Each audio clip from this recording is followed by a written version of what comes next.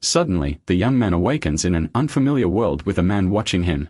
Confused and dazed, his gaze reveals all his astonishment. Crouched on the ground, he still doesn't move, showing all his mental confusion. The quiet and peaceful village reveals a different environment from what he was used to. The man beside him wonders where he could start the conversation. First, he asks the boy to listen carefully. Ignoring him, the boy simply begins to remove his clothes, feeling something strange in his body. That world was area, filled with swords, magic, and all kinds of monsters and demons. Due to the existence of such creatures, the world turned into a war zone where everyone fights for survival. The greedy place summons various people from other worlds across all dimensions. Moreover, that was the first place reached by the summoned Senovas, the city of beginning. It was there that he opened his eyes without having learned any magic or martial arts. To the warrior, the boy was a true classless. The protagonist introduces himself as Lee's son Man, while his new companion offers him some food. Hungry, the young man thanks the stranger for his kindness. As they walk, he receives a bit of drink. Quickly, the boy gulps down the canteen showing gratitude for the help. The young man fills his mouth with the drink, but notices something unusual in the taste. Suddenly, he empties his cheeks, spitting out all the liquid. Summon realized it was goblin paralytic poison and spat it all into the man's eyes. The poison changed taste when diluted in water, but still had a very distinctive fishy smell. Summon understood that the man intended to deceive the newcomer and sell him as a slave. Revealing his powers, the old warrior realized he wasn't a summoned. But behind the fragile appearance, hid an experienced soul even without any class. Suanmin strikes his opponent right in the stomach. While fighting, the young man revealed he had 13 long years of experience. Suddenly, he grabs a dagger with his hands and lunges at his opponent, striking his throat. The main rule of area was not to trust others easily as that world was nothing but trash. With little money, Summon considers his next steps. Despite everything, 100,000 ore in a simple dagger were better than nothing, but his body wasn't good enough. His body returned to its original state without muscles or scars. The boy went back 13 years in the past when he was first summoned to area.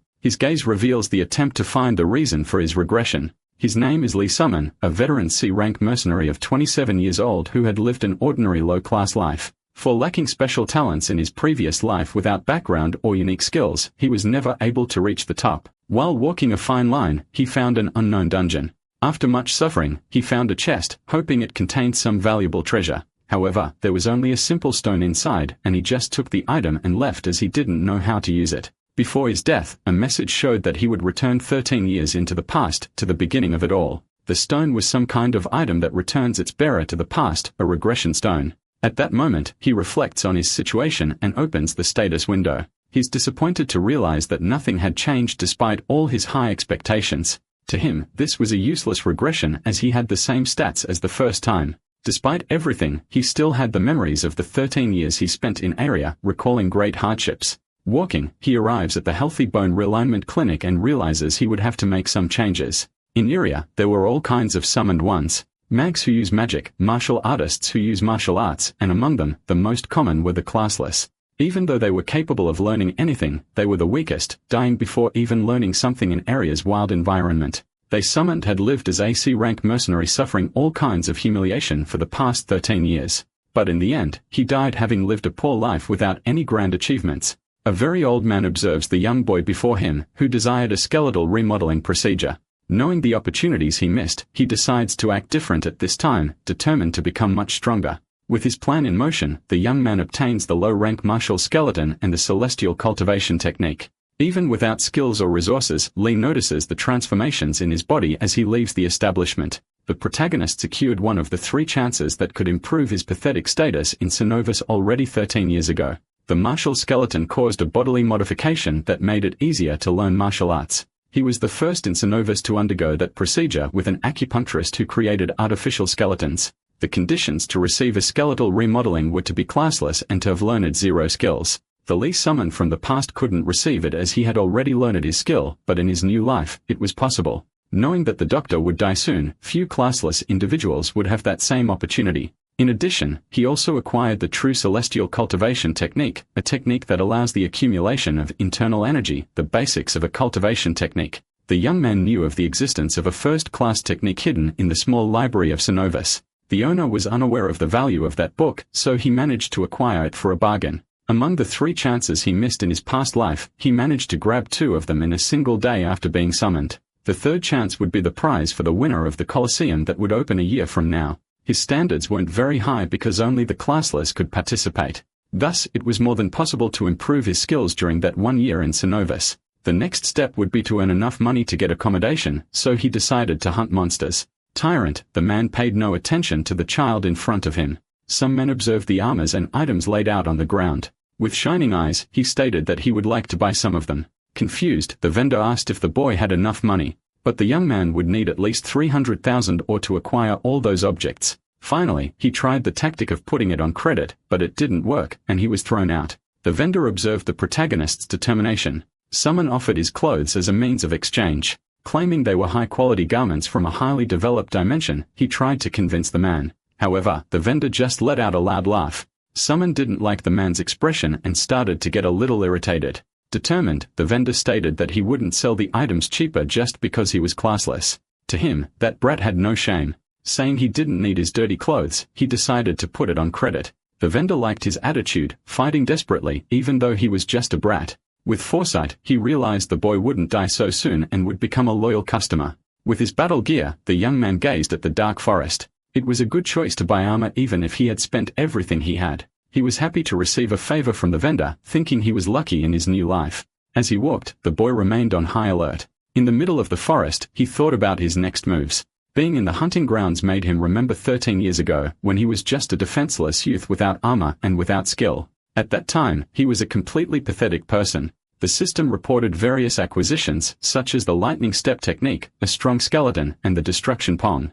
In the distance, the sun began to set, changing the colors of the sky. Suddenly, something started moving quickly. Within the forest, a goblin tried to hide from the boy, but Lee Salmon was already using the soul-chasing sword technique against the monster. With a single strike, the spear pierced the goblin's face with the movement one shot, one kill, which the goblin couldn't defend against. After hitting the target, the protagonist tried to rest a little. However, he felt the strong pain in his body. Looking at his hand, he noticed something strange. One shot, one kill throws the spear using the left hand for support, but his untrained hand could suffer burns. Smiling, he decided he would need to build up some calluses on his hands through training. Even if this was a useless regression, it was still a new beginning. In a dark place, a red smoke could be seen. Sitting on the ground, a mysterious young man used his powers. The magic enveloped his body completely as he sensed something strange in the environment. Some men returned to the simple lodging where he had been staying since being summoned to the world of Aria. Upon entering, he was greeted with a smile. Jack Atruse, the middle-aged innkeeper, awaited him eagerly. Carrying with him a newly acquired dimensional pouch, he handed over today's lodging fee. Jack found it strange to see such a rare item in the hands of a classless, but some men simply replied that he got it for a good price. The old man already used eccentricities, didn't question much, and inspected the goblin teeth and bodily fluids. Jack allowed him to stay for 2 more days accepting the materials as payment. Still, he was impressed by the protagonist's persistence and considered him an incredible talent for being a young man with no apparent talents who can arrive in Senovas with no skills or class. Even after 2 weeks, he survived by hunting daily, always returning with something valuable to cover his stay. Jack says that a normal classless person wouldn't be as good as him. The innkeeper claimed that with that talent, he could become someone like Xian. Tired of the conversation, the young man turns his back and goes up the stairs, saying he needed to rest after a long day of work. Upon entering his room, he reflects on the man's words. He was just a determined boy, a survivor with no talent whatsoever. Opening the status window, he notices his newly acquired techniques. Even having started over from scratch, he carried with him the knowledge and techniques he had learned in his past life. He knew that although it was possible to reuse techniques just by remembering them, the ones he had mastered were second-rate. No matter how hard he trained with those martial arts, he still wouldn't be able to surpass anyone. Among them, only the celestial cultivation technique represented a glimmer of hope. It wasn't perfect, but it could take him further if combined with truly powerful martial arts. At that moment, he decided to focus his attention on improving the technique. The next morning, he was preparing to go out again when he was stopped by Lula, the innkeeper's daughter. Worried, she asked why he always returned to the forest, risking his life day after day. Lula said the boy could simply accept the safe job right there. But some men already made his choice, and since he was from another world, he needed to hunt to make money. Still, the girl thought he was very stupid and said he should find a job. Concerned, she offered a job at the inn, saying her father liked the boy a lot. But tasks like cooking and cleaning weren't his thing. Lula still didn't understand how he preferred to risk his life rather than have a secure job. Some men remained silent thinking about that new life. Turning his back, he said he would be back for dinner. In his previous life, he lived making compromises and knew he could do it again. However, he would not accept living the same way. He promised himself at this time he would achieve what he deserved. For that, he was willing to do anything, wanting to live better than in his past life. As he left for another hunt, the afternoon bell rang in Senovas. That sound signaled the arrival of a new summon. Watching from a distance, he recognized the energy forming. It was a child apparently the same age as summoned. Just like in his case, the child looked vulnerable, an easy target for scammers. Men were already trying to persuade the summon with the same bottle used on the protagonist. For a moment, he wondered if he should help children, but he preferred not to get involved in those matters. As he turned his back, he bumped into someone standing beside him. Looking up, he saw how huge the man was. Before he could act, he was caught in a trap and accused of breaking up Bandit's collarbone. Angry, the giant punched him in the face. The young man fell to the ground, not having time to react to the blow. The commotion drew curious glances from people nearby. Trying to divert the citizens' attention, the attacker claimed the boy had broken his bone. Therefore, you should pay in the same way. Even confused, the townspeople turned their backs on the situation and walked away. Determined, Hyungnim decided he would break the boy's collarbone in revenge. Furious, Summon realized that all those men were part of the same group, and the bandit in front of him was a third-rate martial artist who couldn't tell the difference between a rib and a collarbone. Martial artists can be distinguished by levels of martial arts, and the third was a level reached with minor mastery. Some men had just progressed and hadn't even reached the third category yet. The boy would need help to win that fight, but he knew the people of Senovas were heartless and wouldn't help. Realizing the child would be sold as a slave, he intervened, asking the boy not to drink the poison. The child was confused, but no longer brought the canteen to his mouth. Confident, he wanted the help of the boy who seemed to know some combat techniques appearing to be from Mirin. At that moment, the drink was completely spilled on the ground. Standing in front of him, Hyungnim said the protagonist would be perfect for nobles with strange tastes. Bending his knee, he tried to strike the boy with a blow. But the young man knew he couldn't let things end that way. Determined, he used the lightning step technique to confront his enemy. His second move was the strong exoskeleton steel break skill, which left the opponent confused. With one strike, he hit the attacker's rib. From a distance, his companions observed the battle. His destruction palm and other techniques were effective, but the opponent seemed to have an absurdly resistant body. The two paused for a second, regaining their strength. Despite his experience, he was still far from being a match for higher-level martial artists. Kyung Naim did not feel intimidated by the young man's abilities. Considering the protagonist's weight and strength, he wouldn't be able to endure the fight for long. Meanwhile, the other henchman commented that the commotion would attract the guards. Determined, Lee Summon moved in for his next strike. From afar, the child watched the battle attentively. The fight forced him to use his spear as he wouldn't win with his bare hands. Without wasting time, he grabbed his spear with determination. Suddenly, the child was by his side, asking him to repeat a phrase he had said earlier. Confused, the protagonist didn't understand the situation. Asking the child to wait 1 second, he tried to defend himself from the imminent danger. However, the boy stopped the giant's hand with a single touch. Using his powers, he launched Kyungnam as far as he could. I can't believe those insects of mine challenged you in such a rude way. The bandit fell on top of the pile of wounded bodies on the ground. The palm strike infused with internal energy was not a second or first-class technique. Lee Summon realized that standing beside him was a peak martial artist despite being his age. After the fight, Summon was surprised as the boy might be Wiji Hoyen, the little celestial demon. The demon cult has representatives from unorthodox sects who worship power itself. The strongest in the sect becomes the leader and is called the celestial demon, and his son is referred to as the sect's young master. That summoned one was the little celestial demon, Wiji Hoyen. Coming from an ancient era, he was the same age as Summon, but there was a huge gap between them. At that moment, the protagonist recognized the person who had made a name for himself in area. Although he knew who it was, Wiji Hoyen introduced himself to the protagonist. The two talked in the room and Lee Summon said his name. The boy had shared extremely interesting things such as the fact that area was a completely different world. In that place, there was no demon cult. Laughing at the situation, the boy seemed to be enjoying himself. Deep down, his gaze revealed a certain concern. Remembering the fight in the square, Wiji Hoyen asked what the boy had been yelling at him. Not understanding the reason for the question, he replied that he had warned him not to drink the water containing goblin paralytic poison. However, the little celestial demon did not accept being spoken to so informally by the young man. Lowering his body, he asked for forgiveness, saying he didn't know that he was the young master. Inside, Lee Summon couldn't believe he was bowing to a 13-year-old. Smiling, Wiji Hoyen showed all his satisfaction. Pointing at him, he said the boy had been using martial arts earlier and he called his techniques trash, saying the way someone fought was ridiculous and he didn't understand where he had learned that. Days, the protagonist didn't understand Wiji Hoyen's words or what his goals were with that conversation, but surprisingly, instead of scorning him, he offered help saying he would teach him martial arts. Standing in his room, the young man remained silent. Confident, the little demon claimed that with his techniques, he would improve very quickly. However, there was a single condition for Lee Sun-minute. Stunned, the young man feared that condition. The little celestial demon wanted the protagonist to be his friend.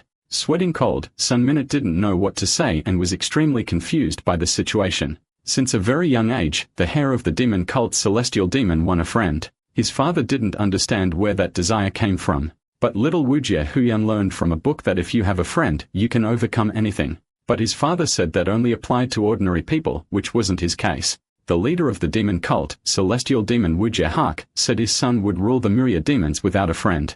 Wujie Fuyen was always surrounded by intense training and rigorous preparation. His father, an authoritarian and inflexible figure, saw any desire for human connection as weakness, something unacceptable. For practical training, those 50 people were annihilated by a 10-year-old child. Being the son of Wiggy Hack, those feats were not surprising at all. Even so, his expression did not show much dissatisfaction. Unexpectedly, this desire to have a friend came true when he saw Lee Summon, a man return from time. Born as the sex heir, high expectations had always been placed upon the boy who began training early. Deprived of friendships during his childhood due to strict and relentless training, he never had time to meet people. Despite the unusual circumstances, the two made a friendship pact. Wujie Hoyen showed all of his happiness upon realizing he had a new friend, Lee Sunman. Even at nearly 28 years old, the regressor became friends with a 13-year-old child. Hoyen would teach Sunman the mystic arts of the Violet Dawn, a special technique of the demon sect that had a unique characteristic. Its internal energy appeared in a violet hue. Confused, the boy thought he was going to learn demon arts from Wujie Hoyen. Now that they were friends, the little celestial demon said the young man could speak to him informally. As he changed his tone of voice, the boy's expression revealed his complete satisfaction. The demon arts could only be practiced by the cult leader in hair, so he would learn the other techniques. While walking through the forest, the young man realized that some time had already passed. Wujie Hoyen himself had taught him the mystic arts of the Violet Dawn for an entire month. Even though he had defeated several monsters at once, his goal was still to become stronger. His current level was between the third and second category, which was progress compared to his previous life. Although his progress was evident, Huen's critical gaze never failed to emphasize his flaws, which pushed him even further. In the middle of the forest, the boy thought about collecting the spoils of his victories. Suddenly, a huge creature appeared among the trees. A terrifying monster was ready to end the boy's life. If he hadn't dodged in time, he would already be dead. Looking more closely, he realized it was a terrifying orc. Looking to his right than to his left, he realized he was completely alone in that forest. He would have to fight that orc on his own. Using his spear, he delivered an attack to the creature's chest. Shortly after, he managed to open a hole in its body. With a jump, he moved in and realized he had won the fight. Confident, he stated that killing that creature was quite easy, but he remembered Hoyen's irritating comparisons. Even so, he began analyzing the strange appearance of the orc since those monsters didn't usually live in that area. A voice said that despite his young age, he was already a strong warrior. Suddenly, a man approached the boy cautiously. That was Hoyen, a renowned warrior once known as the orchid-destroying sword in the central district. Confused, the protagonist didn't understand what the man wanted. Pointing to the fallen beast on the ground, he said he had been in the region searching for an orc causing trouble. In the city, clouds covered the blue sky. A small monkey, Dusangrian, asked if the boy in front of him wasn't too young. But Moon Hyeyong said he had seen that warrior fighting with his own eyes and that he had interesting abilities. Wang Pei, Dagger of the Black Rain, believed Moon's words and introduced himself. Another girl introduced herself as Reina and said she had come from the Vila's magic school. Curious, she asked if the young man had any idea what kind of job was ahead. Recently in that area, an orc faction had established a new village, invading nearby villages and killing adventurers.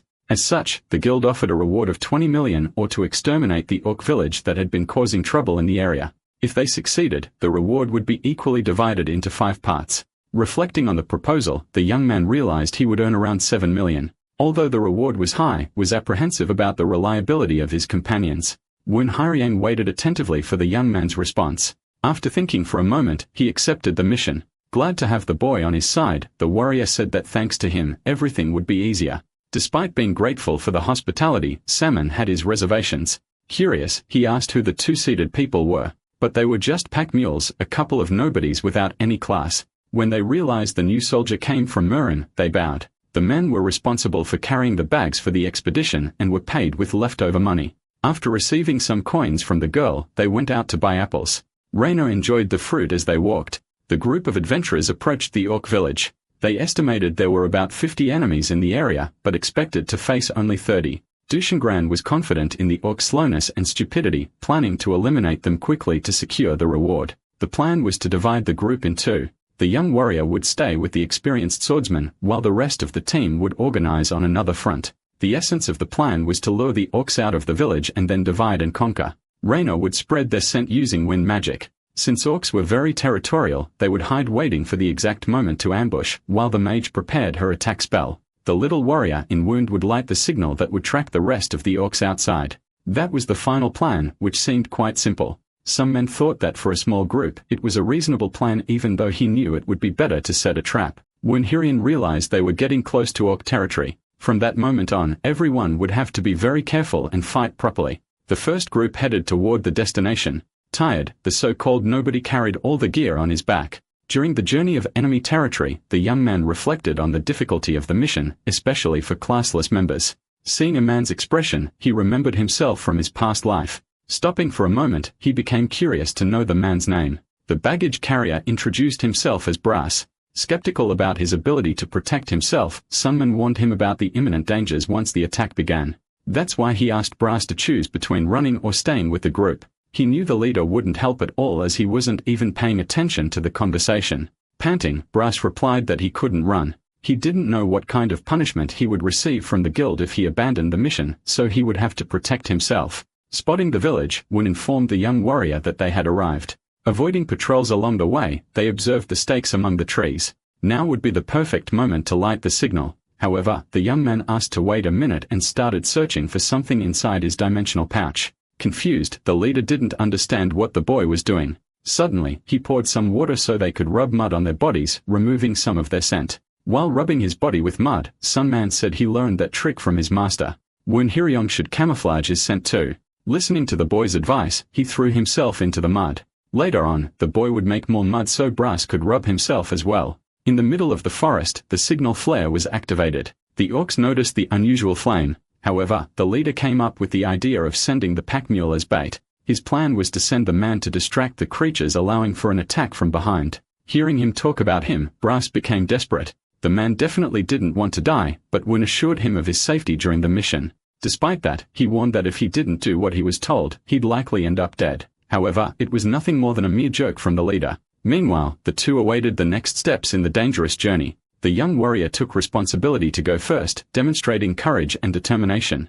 Understanding the boy's objective, the commander accepted the suggestion. The plan began to work, and 13 orcs were lured out of the village, being eliminated one by one without further problems. In the middle of the forest, the protagonist displayed all his skills with the spear, delivering precise blows and attacks while more creatures came out of the forest. As he fought, some men reflected on why he was doing all this. But regaining his focus, he realized he needed to help the classless comrade. Even without understanding if it was just sympathy, he decided to protect the man from the imminent danger. There was no true friendship between them. They weren't even friends. There was only mutual identification due to the marginal position they both occupied. The creatures waited for the boy's next attack. Reflecting on something he had learned, he attacked with his weapon in hand. Even with his master's harsh words echoing in his mind, the warrior stayed firm in his mission. His thoughts took him back to when Hoyen taught him his techniques. His master taught him the only proper way to wield his spear. The young man mentally repeated the lesson about stabbing from a distance. With determination, he executed the soul-chasing spear technique, the third form called lightning split strike. With that, he defeated a large number of orcs that had been lured out. Alongside him, Hoyen fought relentlessly against those monsters. On the other side, a massive creature threatened to end Brass' life. Not knowing how to defend himself, the man simply awaited his end. Suddenly, the young man stabbed the orc with his spear, saving his comrade. With a smile on his face, he was grateful to have saved the classless man. The scene was one of war with countless orcs dead on the ground. The leader cut off the orcs' ears while counting the total number of creatures that had been defeated. The ears would be used as proof of the hunt, assuming the other group had taken care of the rest. Throwing a sack to the pack mule, Woon ordered the classless man to collect everything. Now they were to rejoin the rest of the group. With an expression of admiration on his face, Brass thanked someone for the help. Entering the forest, he went to fetch the luggage. The protagonist observed the gratitude poured onto his back. Meanwhile, the group eagerly awaited the arrival of the three. Despite the mud covering their bodies, the humor and relief were visible. The first part of the plan had worked. The leader said that thanks to the little warrior, they had managed to finish everything earlier. But the real problems were only just beginning. Suddenly, something was thrown toward the group. A dagger hit Rena precisely in the chest. Confused, the girl didn't understand when it just happened. The mage was using her powers to attack her friends. Noticing the danger, the warriors grabbed their weapons, ready for a new fight. The young man used his spear to prevent the enemy from advancing. Suddenly, he had a memory from his past life. Carrying a huge sack, the boy approached to receive a few coins. Looking to the side, he saw many people gathered in one place. It was an execution, but it wasn't something the boy was familiar with. The accused was a truly bold person, a mercenary from Urim. He had gone on a mission and killed all of his companions to keep the reward, but ended up getting caught.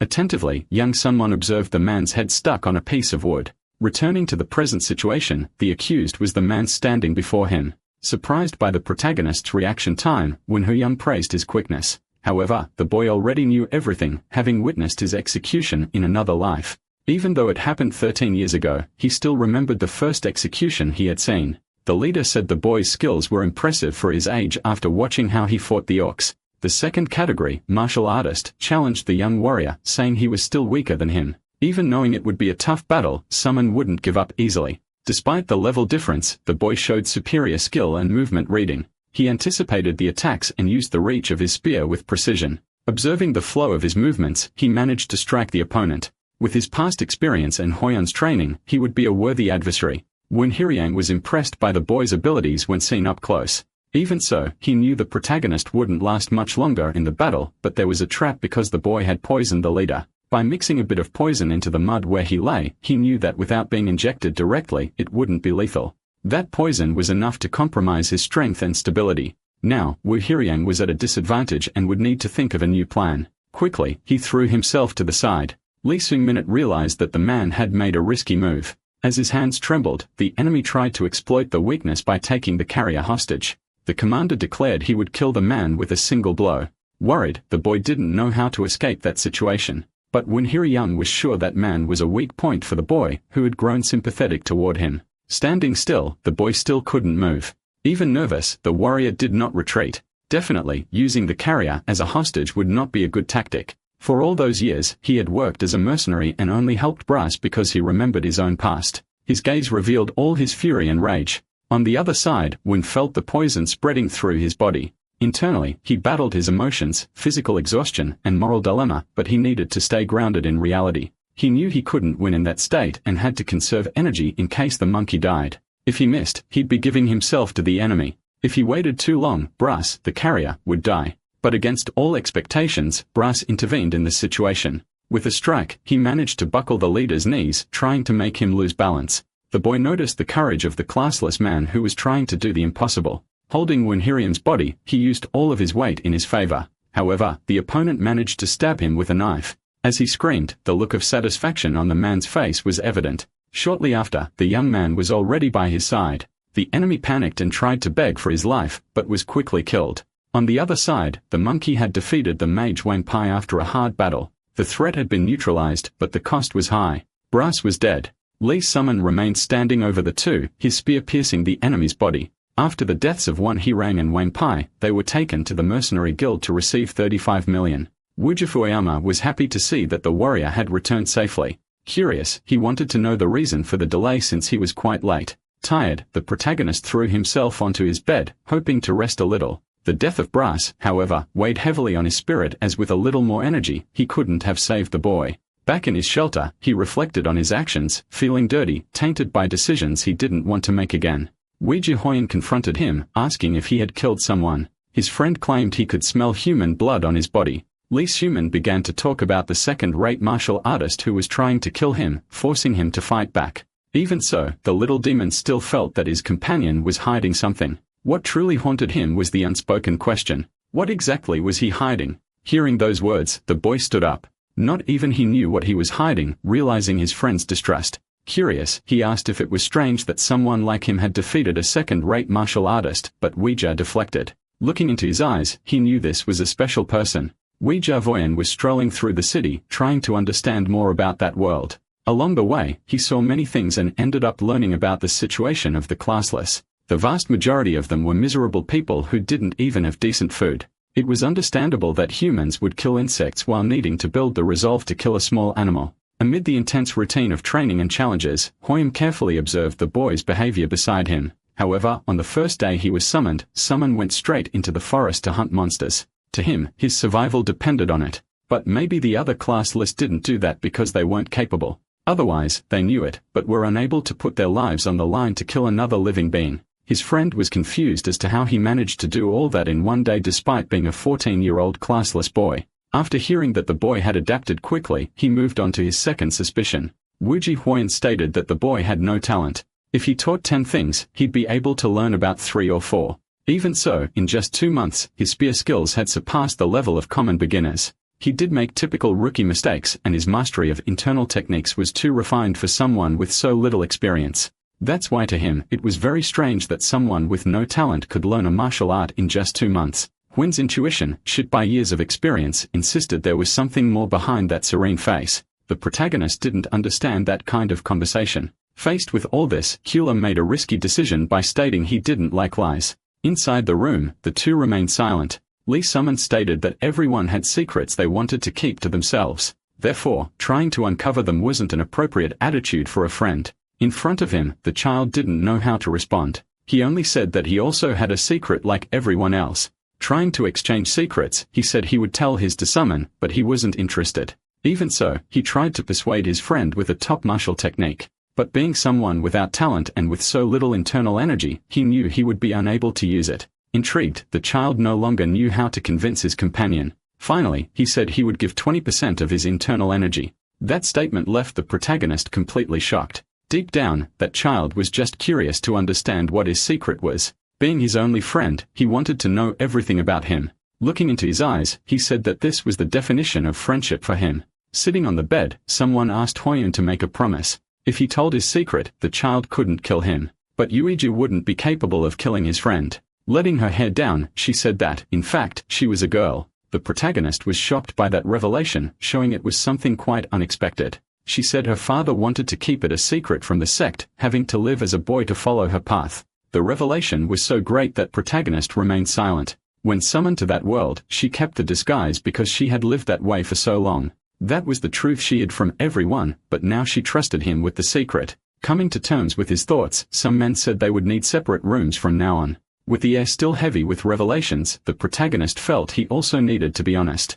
Gathering a bit of courage, he decided it was time to tell his secret. The young man took a deep breath before saying he was a regressor. Wiggy's eyes widened at that information. But the girl didn't believe in that nonsense, not even knowing what it meant. He was a regressor, had died, gone back in time, and now carry with him the knowledge and memories of a previous life. Now his abilities made a lot of sense, even if it was hard to believe. Since that world was so different, anything was possible. Curious, the girl asked why she would have any reason to kill him after hearing that. Although he was trapped in the body of a 14-year-old boy, his mind belonged to someone who was 27. Despite everything, he felt bad for lying about his age, his identity, his story. But to Hoyen, that didn't matter at all. She was the one who chose to get close, the one who told him to learn martial arts, and the one who decided to offer friendship. None of it had been a deception since he merely agreed with what she herself wanted. Therefore, she had no reason to kill her friend or end their friendship. During the 2 months they spent together, she had seen him as a friend, and that wouldn't change because of a revealed secret. In the end, that was the meaning of friendship for her. Emotion took over her shocked face as she sincerely thanked him for the connection. Their bond had become something real, solid, built on trust and mutual respect. Life art at least, she teased some men about the fact that even with an extra life, his current level was still low. Besides, the girl had countless questions to ask, but they would leave that for later. From now on, she was ready to transfer her internal energy to him. Shocked, the protagonist didn't expect that promise to be real. Internal energy was something accumulated inside the bodies of martial artists. It was with it that they performed superhuman feats. There were no shortcuts. Only with cultivation techniques could one increase this energy. That's why many dedicated their entire lives to sharpening and strengthening this inner force. When Hoyen began to transfer part of her internal energy, she noticed his blood vessels weren't clean. In fact, they were filled with a lot of accumulated impurities. Even so, she would start the transfer confident that he could at least absorb part of the power. He would have to use the Violet Dawn arts to try to retain about 20%. Placing the palm of her hand on the boy's back, she began the transfer while he resisted bravely. Looking at his body, he felt the energy flowing inside him. Even tired after the process, Hoyen only smiled and was curious to know her friend's first impressions. The strength, heat, and pressure of the internal energy flowing through his meridians made his body vibrate. That 20% of internal energy was more than he had accumulated in his past life. He retained half of the energy in his body, transforming his entire physique. The rest of the energy would enter through the meridians. If he continued to cultivate the Violet Dawn arts, that power would become a true part of him. Collapsing onto the bed, Hoyen needed to rest a little after the procedure. Beside her, the boy reflected, trying to understand her motivations. Curious, he asked why Ouija Hoyen did so much for him. With a smile on her face, the girl said it was because he was her friend. Everything she did for Summon was out of friendship, by her own choice, for her own satisfaction, not out of obligation. While she rested, she reflected on her own satisfaction. Hoyen also decided to teach one more martial art, the Supreme Spear technique of the 9 heavens used by the Spear King. Although she knew Summon's limitations, she was willing to give her all so that he could master it. Besides, she always emphasized that her actions were for her own satisfaction. After all, he was the first friend she had in 13 years, and she didn't want to see him die in vain as he had in the past life. The protagonist was touched by the girl's sensitivity. Suddenly, she held his face, stating that he shouldn't bow his head to his friends. Touching his bruised face, she couldn't believe he had taken a punch. Suddenly, she grabbed him and pulled him closer to her body. With a smile on her face, she said she wanted something more fun. As they exchanged confidences about the past, the bond between them grew stronger. She was curious to know what she was like in the past life. However, the boy said he only heard rumors that claimed she ruled with tremendous power at the peak of area. After being summoned, she left the city in less than a month. And after that, she remained missing for a long 3 years. Reflecting on that life, she imagined she must have traveled a lot during those 3 years. She had always wanted freedom, and being in the cult meant she only had freedoms within the leader's operations. That's why she was so happy to have been summoned to that world and for having made a friend. Finally, she revealed that she wished to leave that place in a month. Dreamy, she wanted to feel the world and all its freedom.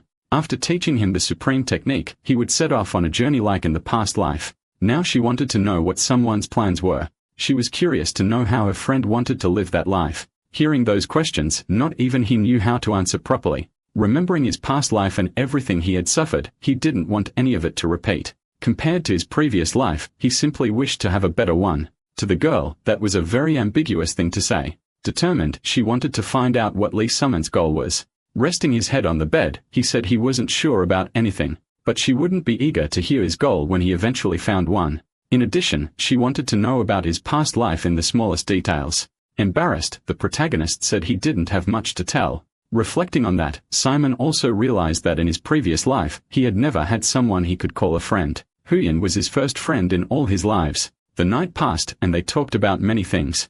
Then a month passed quickly without them noticing. Before her departure, the girl wanted to test how much Summon had learned in a month. It was the final training session before goodbye, and he needed to show everything he had learned. It was the moment to prove his worth with every drop of effort and every trace of the newly acquired energy. Hoyen, on the other hand, kept that confident smile, knowing he wouldn't be able to defeat her easily. Sun was ready with his eyes burning with determination and his spear in hand. As always, she proposed something unexpected, giving him an advantage of 20 strikes.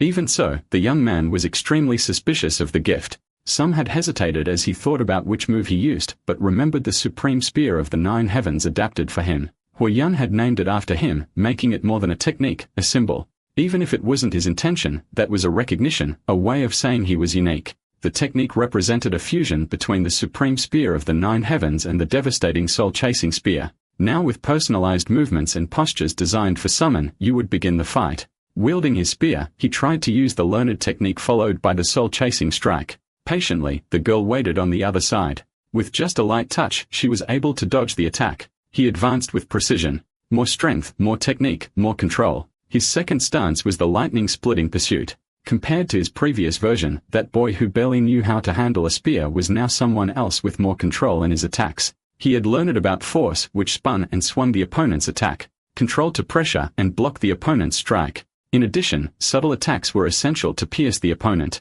That was the basic for his spearman, but the boy had learned it all on his own. Therefore, he would need to practice those movements every day until he could master them. In the fight with Hoyen, he was able to show everything he had just learned. Even with all his evolution, he still wasn't able to use his back. Frustrated, the boy tried to mix each spear strike with explosive energy following her tips. Hoyen was pleased to notice that he had listened to her advice. Tired, he realized there was a vast gap between the two. Even advancing to the second category, thanks to Hoyen's internal energy, she was able to block with just her right hand. In front of him was a peak martial artist, confident she didn't show the slightest bit of fatigue as she ate. Meanwhile, her opponent couldn't do anything. Not giving up the fight, he attacked again with his spear. But quickly, the girl blocked all his strikes one after another. Each blow was stopped with ease by her right hand. And then one by one, the 19 attacks were delivered, and with none landing, he realized he had lost. However, the child didn't expect the final strike, which brought the spear's tip very close to her face. With a smile on his face, the young man thought he had achieved his goal. But quickly, the girl vanished from his sight. Without understanding anything, she appeared behind him, showing he had lost the fight. Even so, Hoyen praised him, recognizing the potential in her friend. With the internal energy he now carried, Summon was born for martial arts. And even without realizing it, he had sense for presence before, something reserved for those with talent. She believed in him so much that she said one day his weapon would become something exceptional. The girl was looking 10 years into the future, prophesying what could happen. That fight had been extremely easy. Even so, she was satisfied with her friend's skills for showing much more than what she had taught. Therefore, they would meet again in 10 years. A month ago, she asked what someone's goal in life was, but he still wasn't sure. In that case, he should make her his final goal. Humans need goals, and his life would be nothing more than drifting aimlessly. As a challenge, she wanted him to come back in 10 years, strong enough to defeat her. But someone hesitated, saying he would never be able to become like her. He couldn't do it because he had no talent, unlike his friend, who was a genius and had taken several elixirs. The two had started from different lines, making comparison impossible. He was being swallowed by that old sense of inferiority from his past life. Hoyen didn't hide her frustration, stating that she hated that. That inferiority complex from his past life was not a good thing.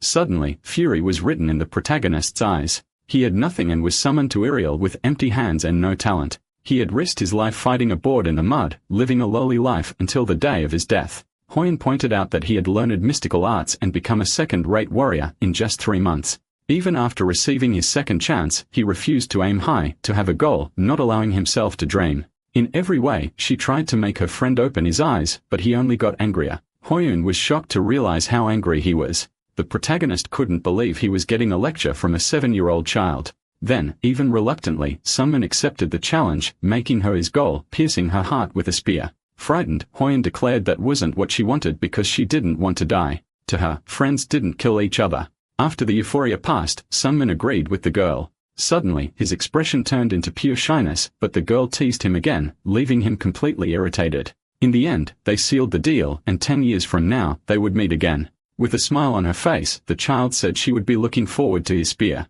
Pausing to think about that phrase, the young man found her words strange. Despite her young age, the girl teased him with her jokes. The two had a large age gap, but she only played with the situation. Getting closer, the girl began to intimidate the warrior.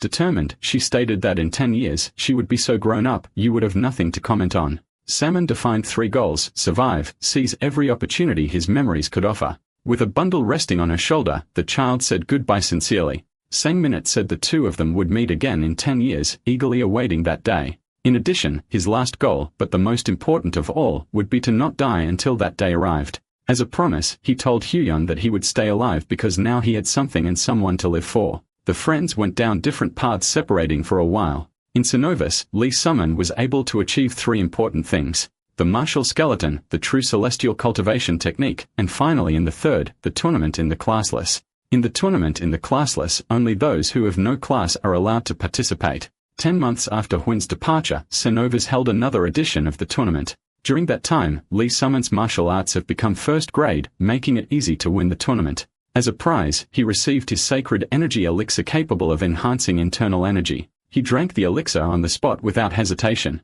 However, compared to the energy he had received from Hoyen, that elixir didn't feel valuable. With that, Lee Summon felt he had achieved everything he could in Senovas. What remained now was to depart, and on the way, he ran into Hans, a street vendor.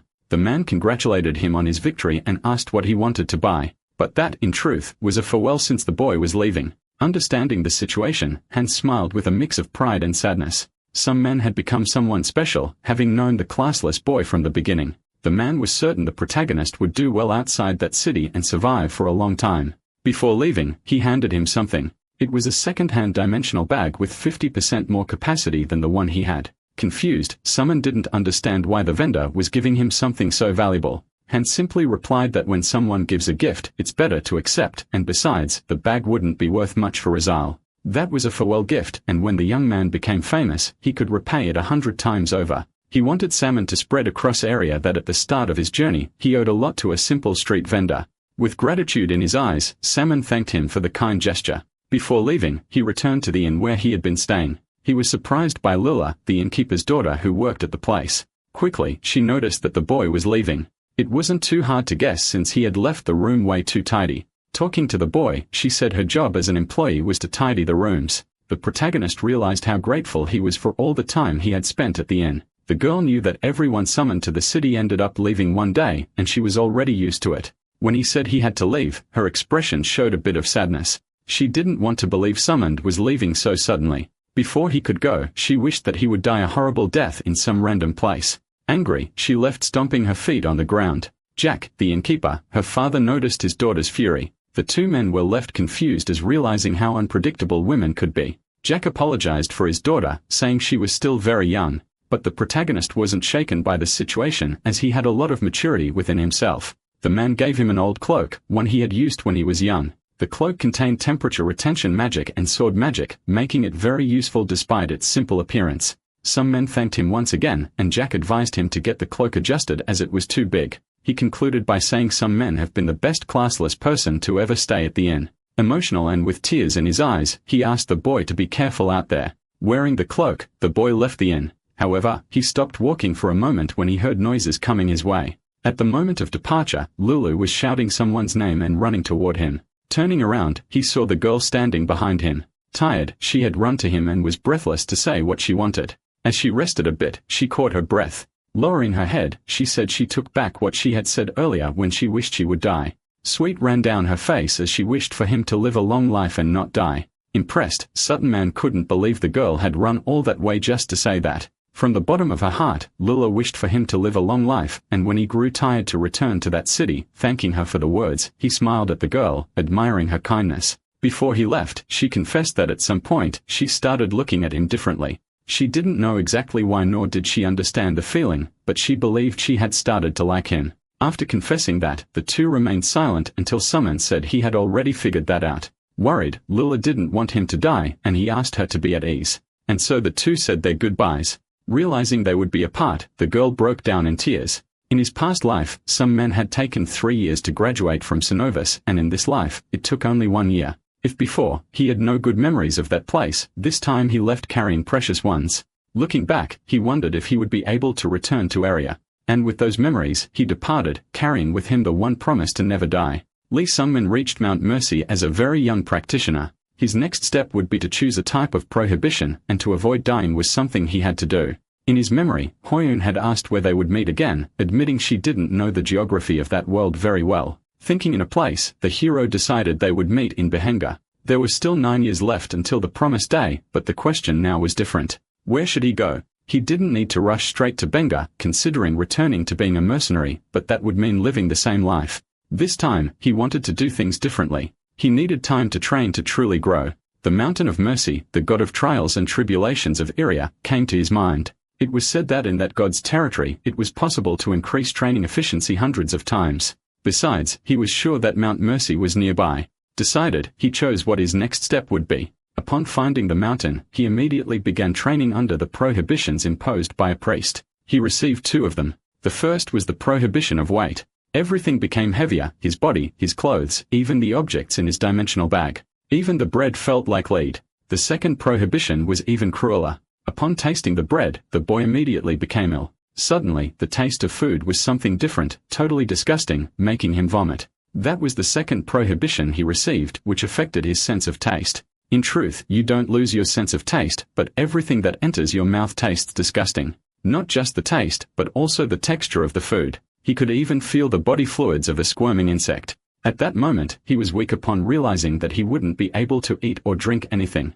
Reflecting, the protagonist thought about giving up, believing he didn't need that mission. If he went straight to Behendra and became a mercenary, he'd probably reach rank B quickly. That would already be better than his past life. However, he still thought a lot about Wuji Hoyen. Remembering the girl, he tried to force himself to eat the piece of bread. He tasted all the worst flavors in his mouth, but he didn't give up halfway. Even while cursing Mersha for that terrible prohibition, he decided he would try. Beside him, the goddess whispered in his ear, considering him an insolent human. Suddenly, the warrior sensed the energy circulating through his body. Turning around, he couldn't see anyone, thinking it might be an illusion.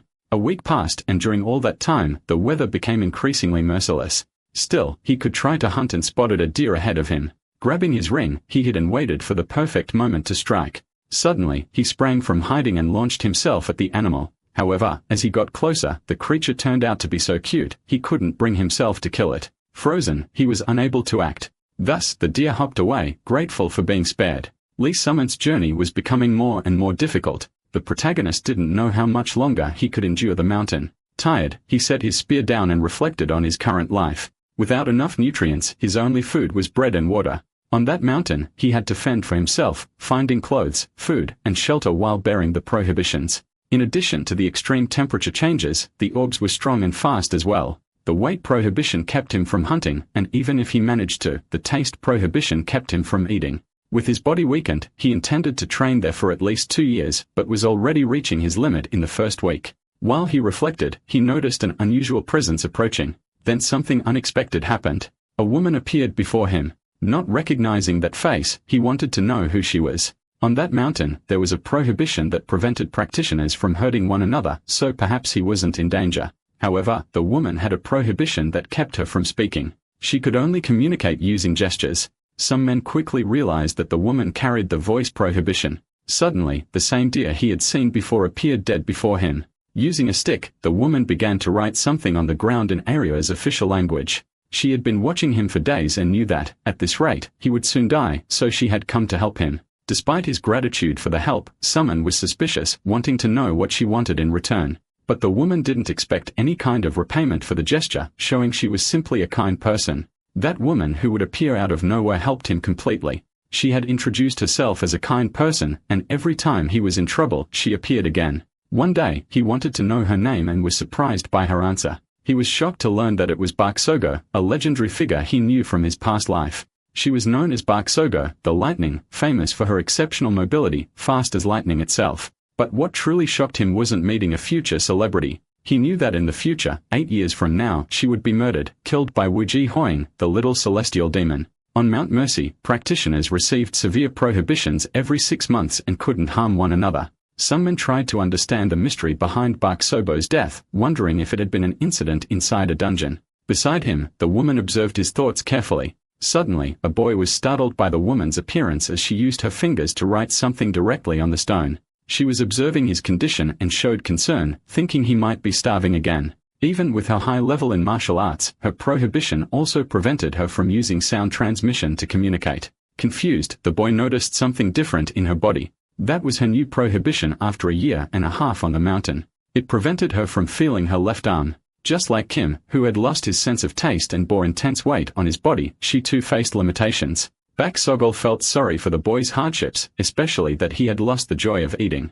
Curious, he asked about the prohibitions of other practitioners. Then she decided to introduce him to the other mountain dwellers who had been training there for over half a year. Without time to think, Bakogo vanished like lightning. Startled, the protagonist wondered how he'd ever be able to keep up with the woman's speed. Even without the weight prohibition, he wouldn't be able to go as fast as her. With his body heavy, he should focus more on movement techniques. Intrigued, the young man tried to ask Bakogo to teach him some techniques, but it wouldn't be possible. With a smile on his face, he said it was just a joke. With her right arm, the woman held the boy's body and carried him. Because he was too slow, she would have to carry him on her back. Nervously, he asked the woman to wait 1 second so he could process everything, but she didn't listen to his requests and began to run. Bakogo, the mute, took someone to meet the other practitioners, but upon arrival, they smelled a terrible odor. Scarlet, a future Grand Mage, had prohibitions that kept her from bathing or changing clothes. Darpajun, the future Phantom Sword, had lost vision in both eyes. Bakogo had restrictions in her left eye, left arm, and was deprived of speech. Lee Summon quickly realized he was surrounded by individuals he knew very well. In the future, they would become powerful figures in area respected by all. However, at that moment, they were still complete unknowns. Scarlet asked what the boy's prohibitions were. She expressed doubt and judgment about him starting with 2 prohibitions, questioning how long he could endure. For entering Mount Mercy in search of power, Adipijun believed that those 2 prohibitions were understandable. The old man said the young man wanted to surpass his limits no matter the cost. Impressed, the boy agreed with everything said, even if it gave the other practitioners chills. Dakbijun explained that all kinds of random people gathered on the mountain, the only 4 remain in the past 6 months, saying he was eager to see the boy's next steps. The old man would keep an eye on him. Besides the protagonist, Bakogo had also started with 2 prohibitions. Now that everyone knew each other, they could return. But the woman had said there were 4 people who had trained for more than a year and a half. Among them, a 5th figure was mentioned, someone named Flam, whose name inspired caution. Dokbijun said that Flam was a very dangerous person who shouldn't be introduced to the protagonist. Confused, he didn't understand all that fear of the last practitioner, but let the story go. Time passed, and 4 intense months of training made him stronger. The prohibitions became more severe, increasing the weight on his body and making food unbearable. Even so, his progress was remarkable, growing stronger each day. After 4 months of training, his mastery of the Violet Dawn mystic art rose to 3 stars. In addition, his strikes became much more precise and powerful. Mount Mercy was harsh and challenging. Despite everything, the trials were rewarding. During the day, he used the Supreme Ring of the 9 Heavens, summon style, and at night, he practiced the Violet Dawn mystic art. He accepted this suffering as part of the path he had chosen, feeling like his bones would break every moment. The protagonist was destined for that fate, for it was the goal he had chosen. His body grew and changed. His clothes no longer fit too tight to contain the new strength emerging within him. Then he met a new face, someone his age, watching him with curiosity. The young man was impressed by the interesting spear-throwing technique he had just witnessed. Standing on a rock, the newcomer said he had never seen someone his age on the mountain. The boy introduced himself as Flam, the very name that had been mentioned with fear. Curious, he wanted to know the name of the stranger who had such enviable skill. Scarlet was sitting, practicing one of her spells reflecting on geniuses. Dokbi explained that Flam surpassed others while laughing at them. That was his kind of talent.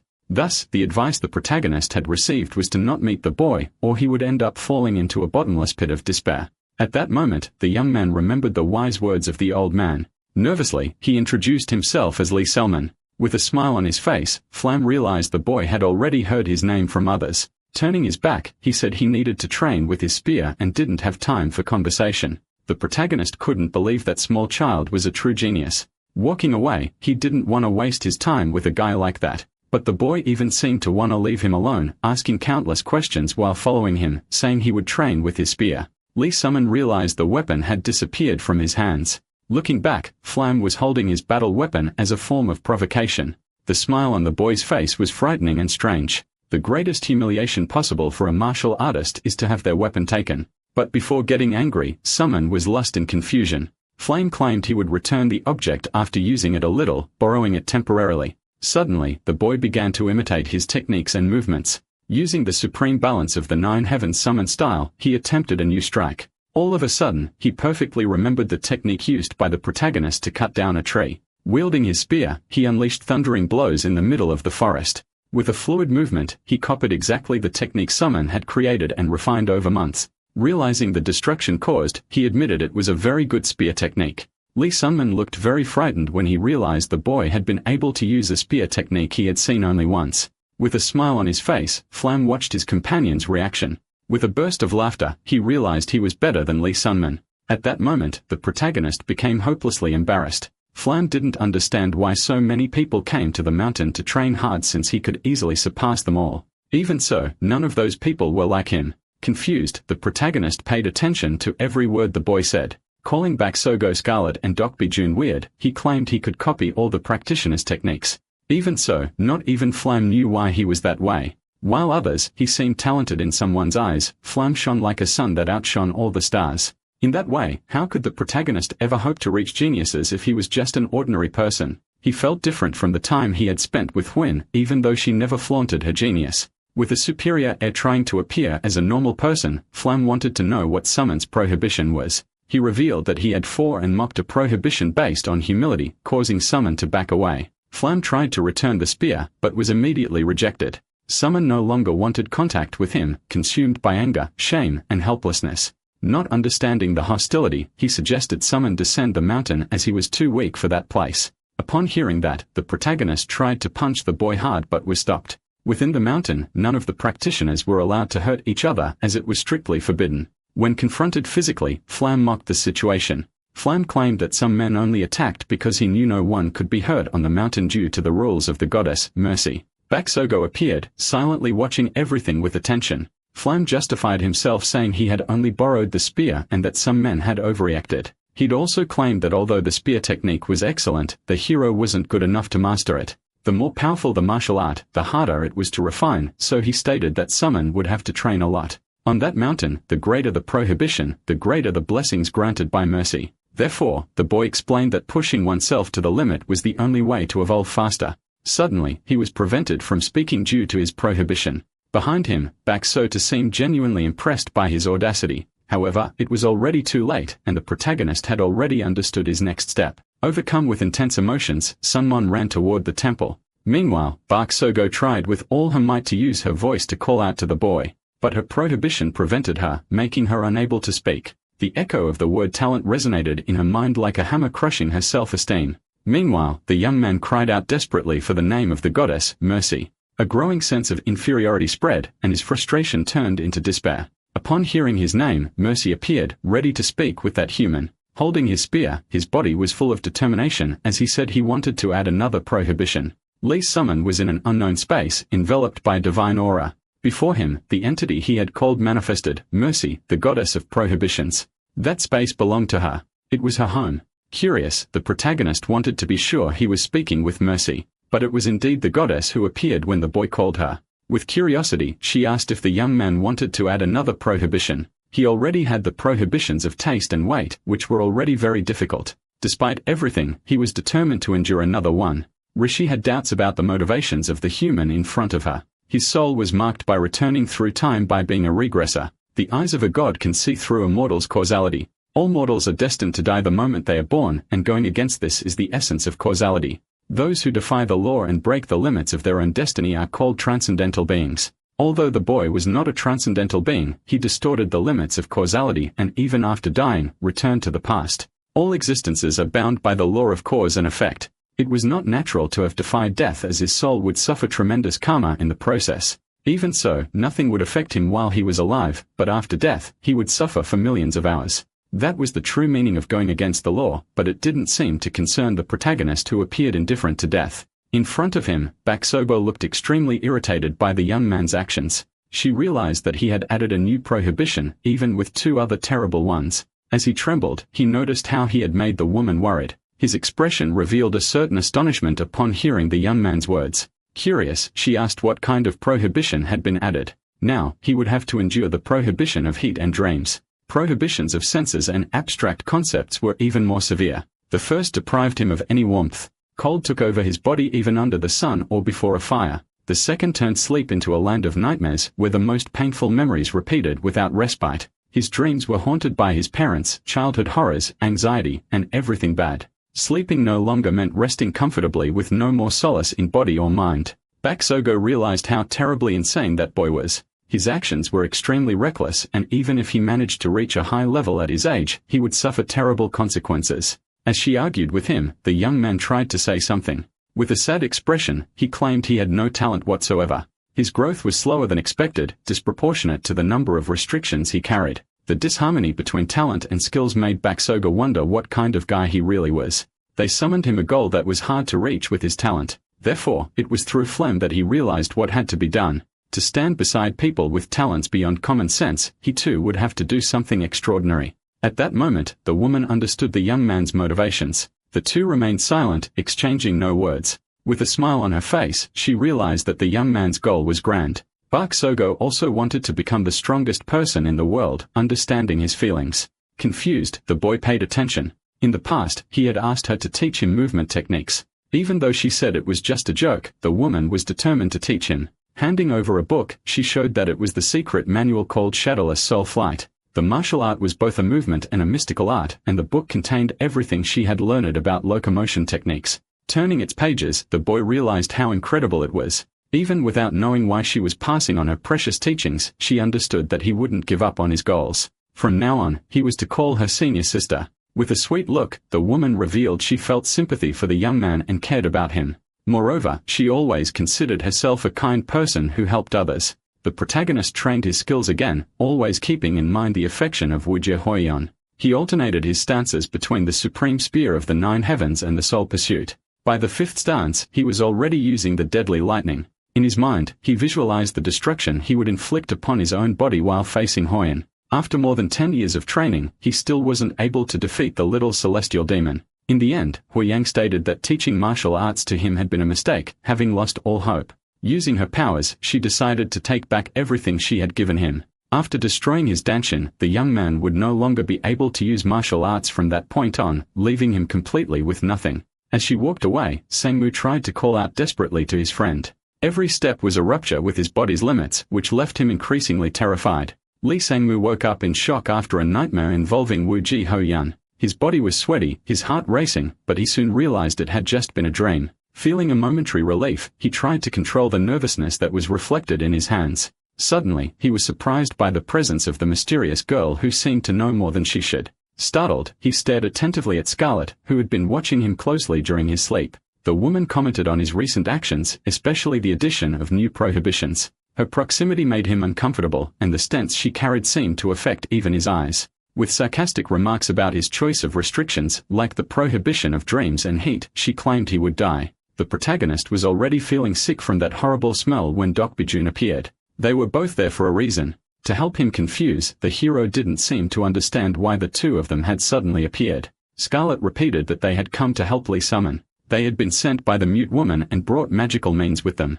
Upon noticing that Bakogo was planning something, the boy understood everything. Scarlet had prepared magical scrolls with which he could learn spells. By possessing the scrolls, everything could become more convenient in the world of magic. The landscape reflected a glowing lilac from the sky. Dakbijun offered more physical and direct help to deal with the suffering caused by the prohibitions. Determined, the young man was willing to do the best he could. At that moment, the two were preparing for battle. Scarlet taught 4 types of magical techniques. The first was mental cleansing. It was used to purify his mind, which was contaminated by nightmares. The second technique was a simple magic that could strengthen him faster. It was extremely useful in maintaining the prohibition of weight. By the end of the day, the sky took on a more orange hue with few clouds. While fighting Dakbijun, he used the third magic to restore fatigue, a magic to recover from fatigue, but excessive use would drain his life force, possibly failing. However, if he wanted to endure that hellish training, he had no other choice. Even with all the preparation, his performance in combat against an old blind man was still weak.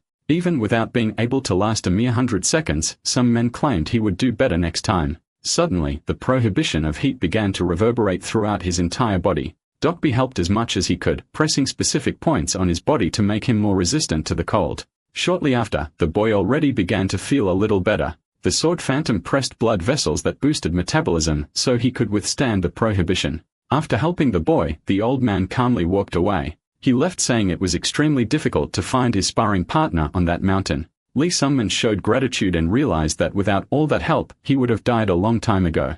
Since his regression, the people around him had become warmer and more helpful. Reflecting on it, he realized that attitude was very strange. To him, it wasn't something natural for human beings.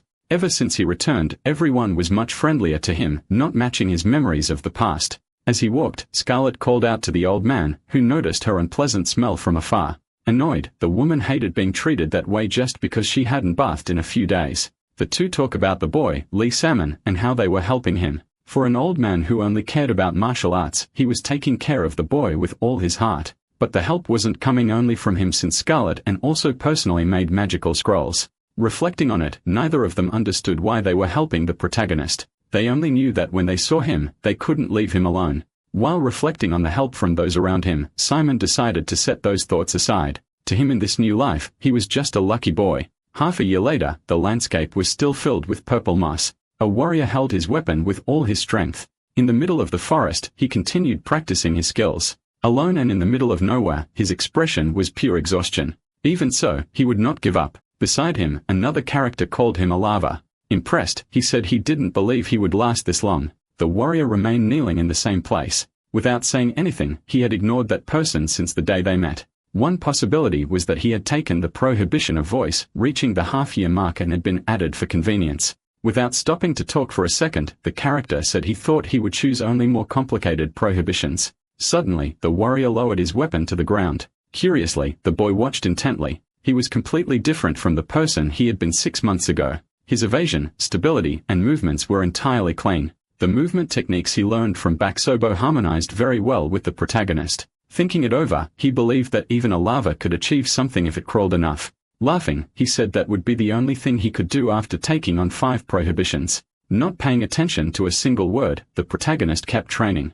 Intrigued, the character watched again with his large eyes. Finally, he grabbed his combat instrument. Determined, he asked again why he was being ignored since he could understand his body language. Tired, the boy wondered if his companion had nothing better to do. Scared, he knew he couldn't be underestimated, but he'll be unable to kill him according to the rule against violence. Despite everything, his companion struck him. Falling to the ground, the warrior didn't even notice the attack. Laughing at the situation, the other realized how pathetic it was since he was crawling on the ground like a lava. He'd been able to cause a kind of damage indirectly. Showing his sword, he stated that the boy wasn't capable of doing things like that. That weapon in his hand was a key sword. He provoked him, saying he would never be able to have such abilities. Therefore, he would have to work hard to get where he wanted, while the other character could get there easily. Even with so many obstacles, the protagonist would continue his mission, which left the other very shocked. To him, there was no end to the despair if he kept insisting he wasn't talented. In the other's view, his hard work was probably useless, but he could fight in different way.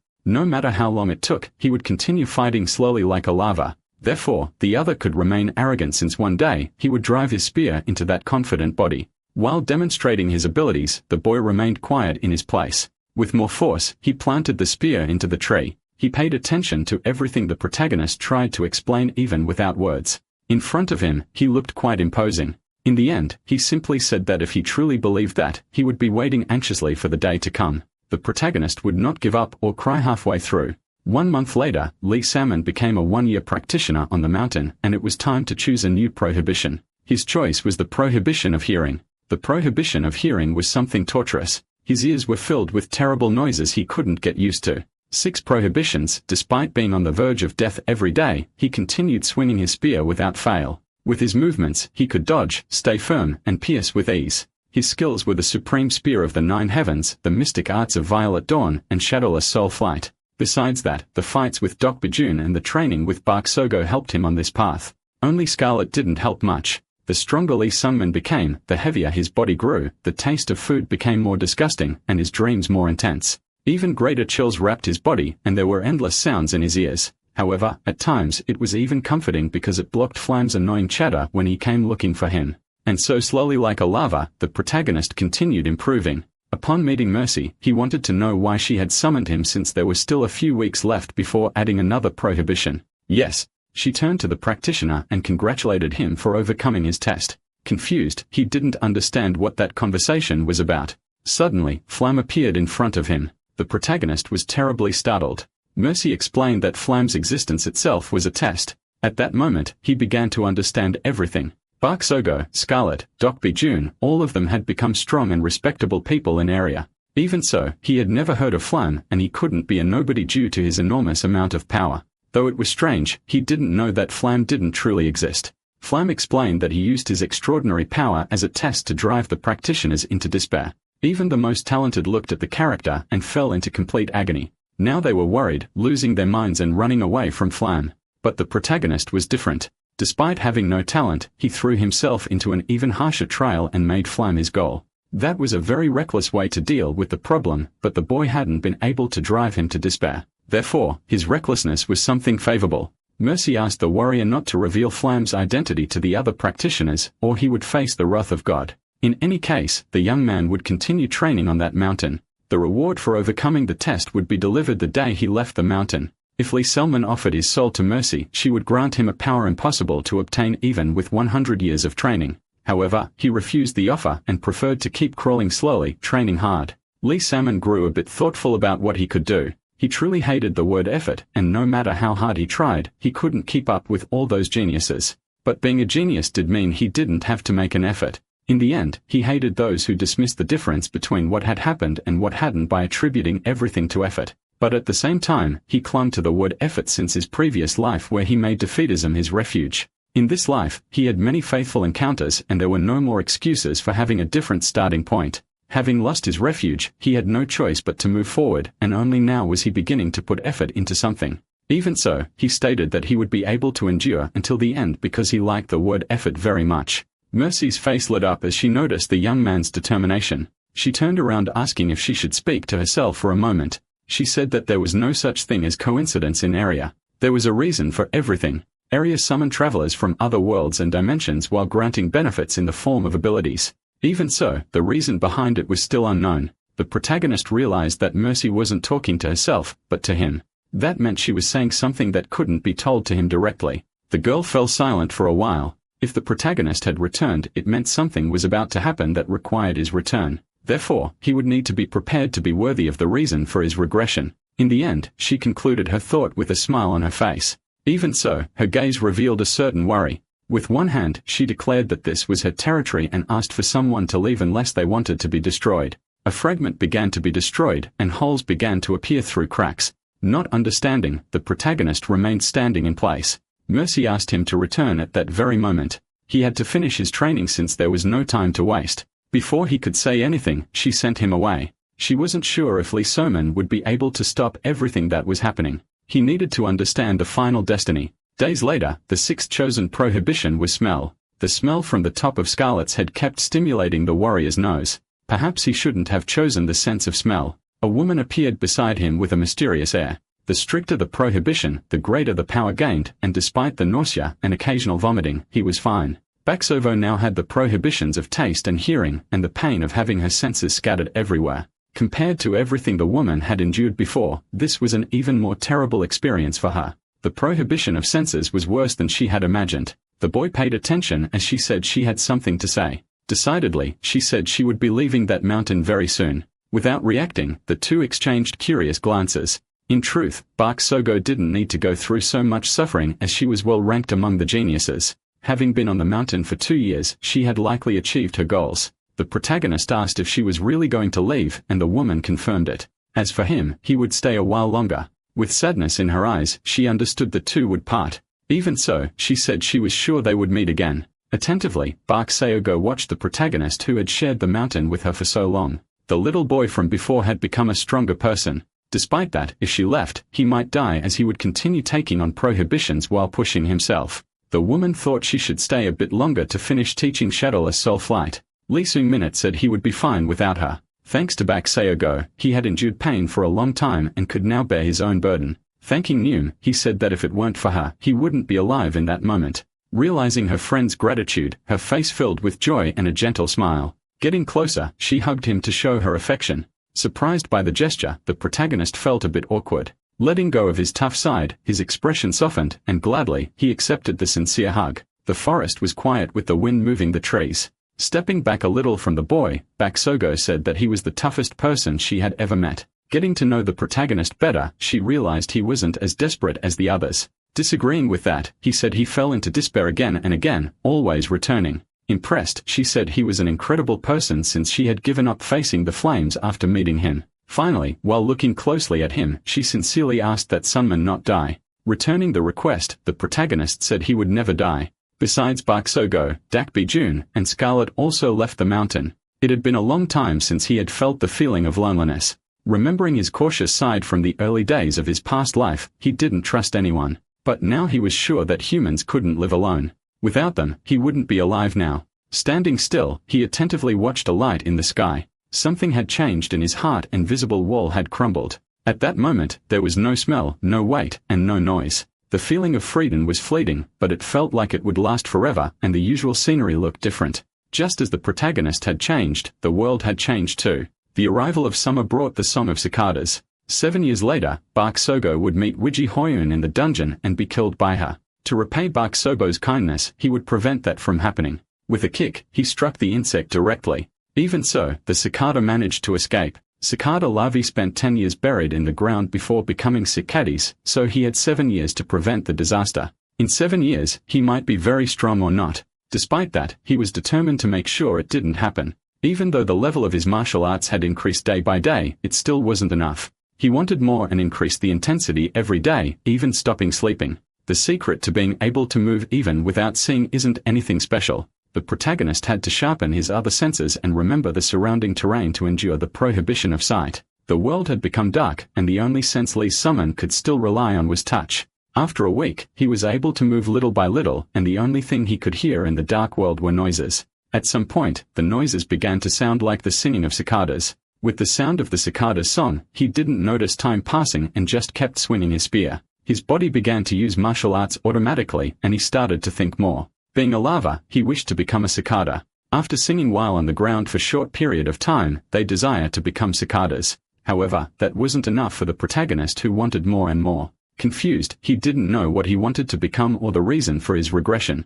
The season changed and the temperature of the wind felt different on his skin. Yet his daily life hadn't changed, and he simply spun his spear around. As the season passed, he grew more accustomed to the dark world. In her home, Mercy was summoned. Lee's summon wished to stop the trial. Dazed, he noticed something different in his body. Mercy had returned his senses after so long. Now he could see, and the awful smells and noises had stopped. His body was light, and the chills had vanished. Still, the girl continued to watch him. She was thinking she didn't know how to reward him. Some men had spent 3 years on the mountain and had done an amazing job enduring all the prohibitions. Many who got too excited ended up dying or giving up.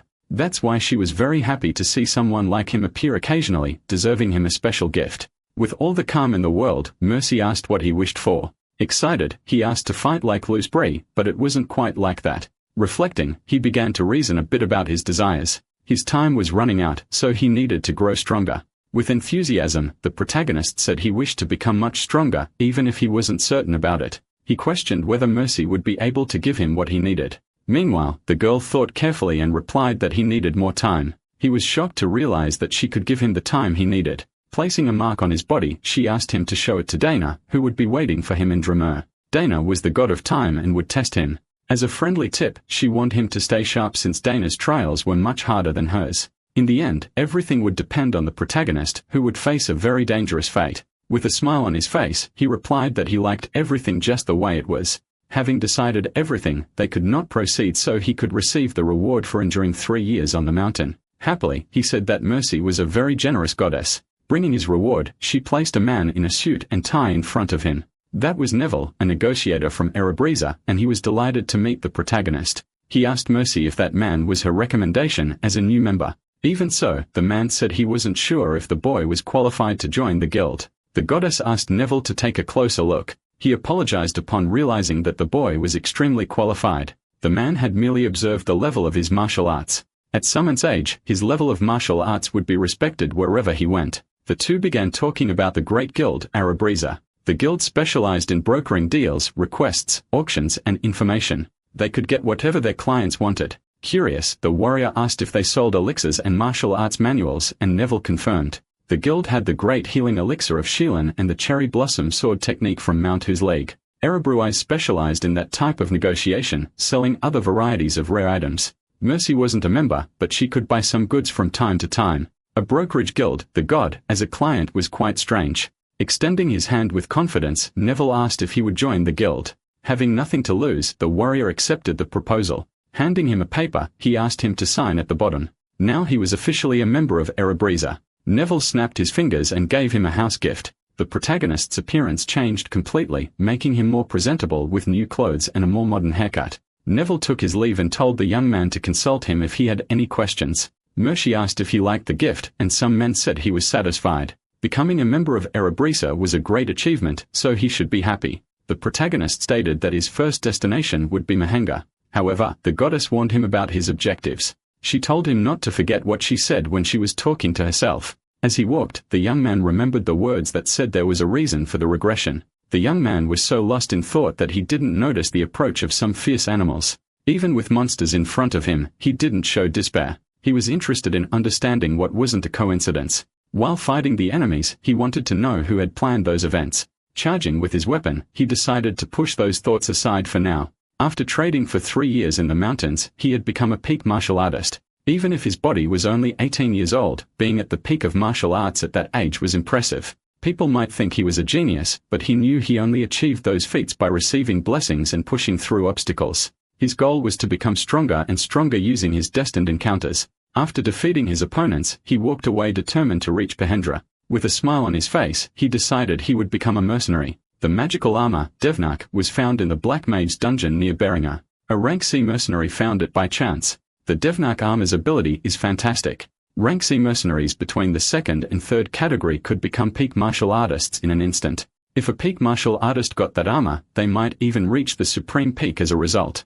Even though the protagonist could still do more on the mountain, he couldn't miss that opportunity. In a year and a half, the Black Mage's dungeon would be clear, and until then, in Beringa, he needed to establish himself as a mercenary. At the mercenary guild in Behendra, the boy made his request. In front of him, the bartender didn't understand why the boy was telling that story. To become a mercenary, he had to go upstairs and speak to the receptionist. A customer who was eating laughed at the boy who wanted to become a mercenary. Not understanding anything, the fork was only in his hands. Suddenly, the boy was holding the object while the customer looked for his fork. By showing his skills, the bartender understood he was a peak martial artist. Apologizing for his manners, he asked someone to take a seat. Around them, the curious began to gather. Meanwhile, the two characters sat down. The bartender introduced himself as Mage, Baron, and head of the Behenga branch of the Mercenary Guild. The protagonist wasn't impressed when he explained that he worked as a bartender on the first floor as a hobby. In his past life, the first place he worked as a mercenary was in Beringa. Looking at the documents, he said a peak martial artist usually received the rank as mercenary position. However, Baron knew he was talking to a young, inexperienced boy who had only trained in the mountains. They needed a warrior, so it would be necessary to test the boy's skills. The bartender decided to assign a suitable mission for the test, which would be accompanied by another rank as mercenary. If you were able to fulfill the request, you would receive the title of rank as mercenary. The next day, the mission had already begun. The mercenary realized that his companion was very annoying as he didn't talk much. The man thought he was dealing with a funny guy for stealing that fool's fork at the guild, but he realized he was wrong. Hearing his words, the boy showed no reaction. Even so, his companion still admitted that he would be popular. The name of that man was Liud, an S-rank mercenary of the guild, and even though he had no contact with him in his previous life, he knew his name. He was the designated teammate to complete this request and was likely monitoring the protagonist's actions. Curious, Liud asked if the young man had ever fought an ogre. With a serious expression on his face, he replied that he had not. Ogres were among the most powerful monsters in Iria, possessing some magical resistance and skin as tough as steel. The mission was to subdue an ogre seen in the forest near the village. While walking, the mercenary claimed that 2 S ranks would be more than enough to kill an ogre. Even so, there was something strange about that forest. It seemed too small for an ogre. Confused, the protagonist asked where the man was going with those conclusions. He explained that an ogre is at least 3 meters tall and the largest can reach 5 meters, so it would need a lot of food. For him, it would be very difficult for an ogre to fill its stomach in a forest that size. At that moment, the young man asked Lu to wait a moment. Nervous, the man wanted to understand what the boy was observing. On the ground, a deer had been completely torn into 1,000 pieces. That kind of destruction could have been caused by an ogre. However, there were no traces that an ogre had eaten the animal. Not smelling anything, Liud stated that the situation was very strange. The two grew nervous upon hearing some unusual noises. Quickly, something approached the two of them. The warriors grabbed their defensive gear.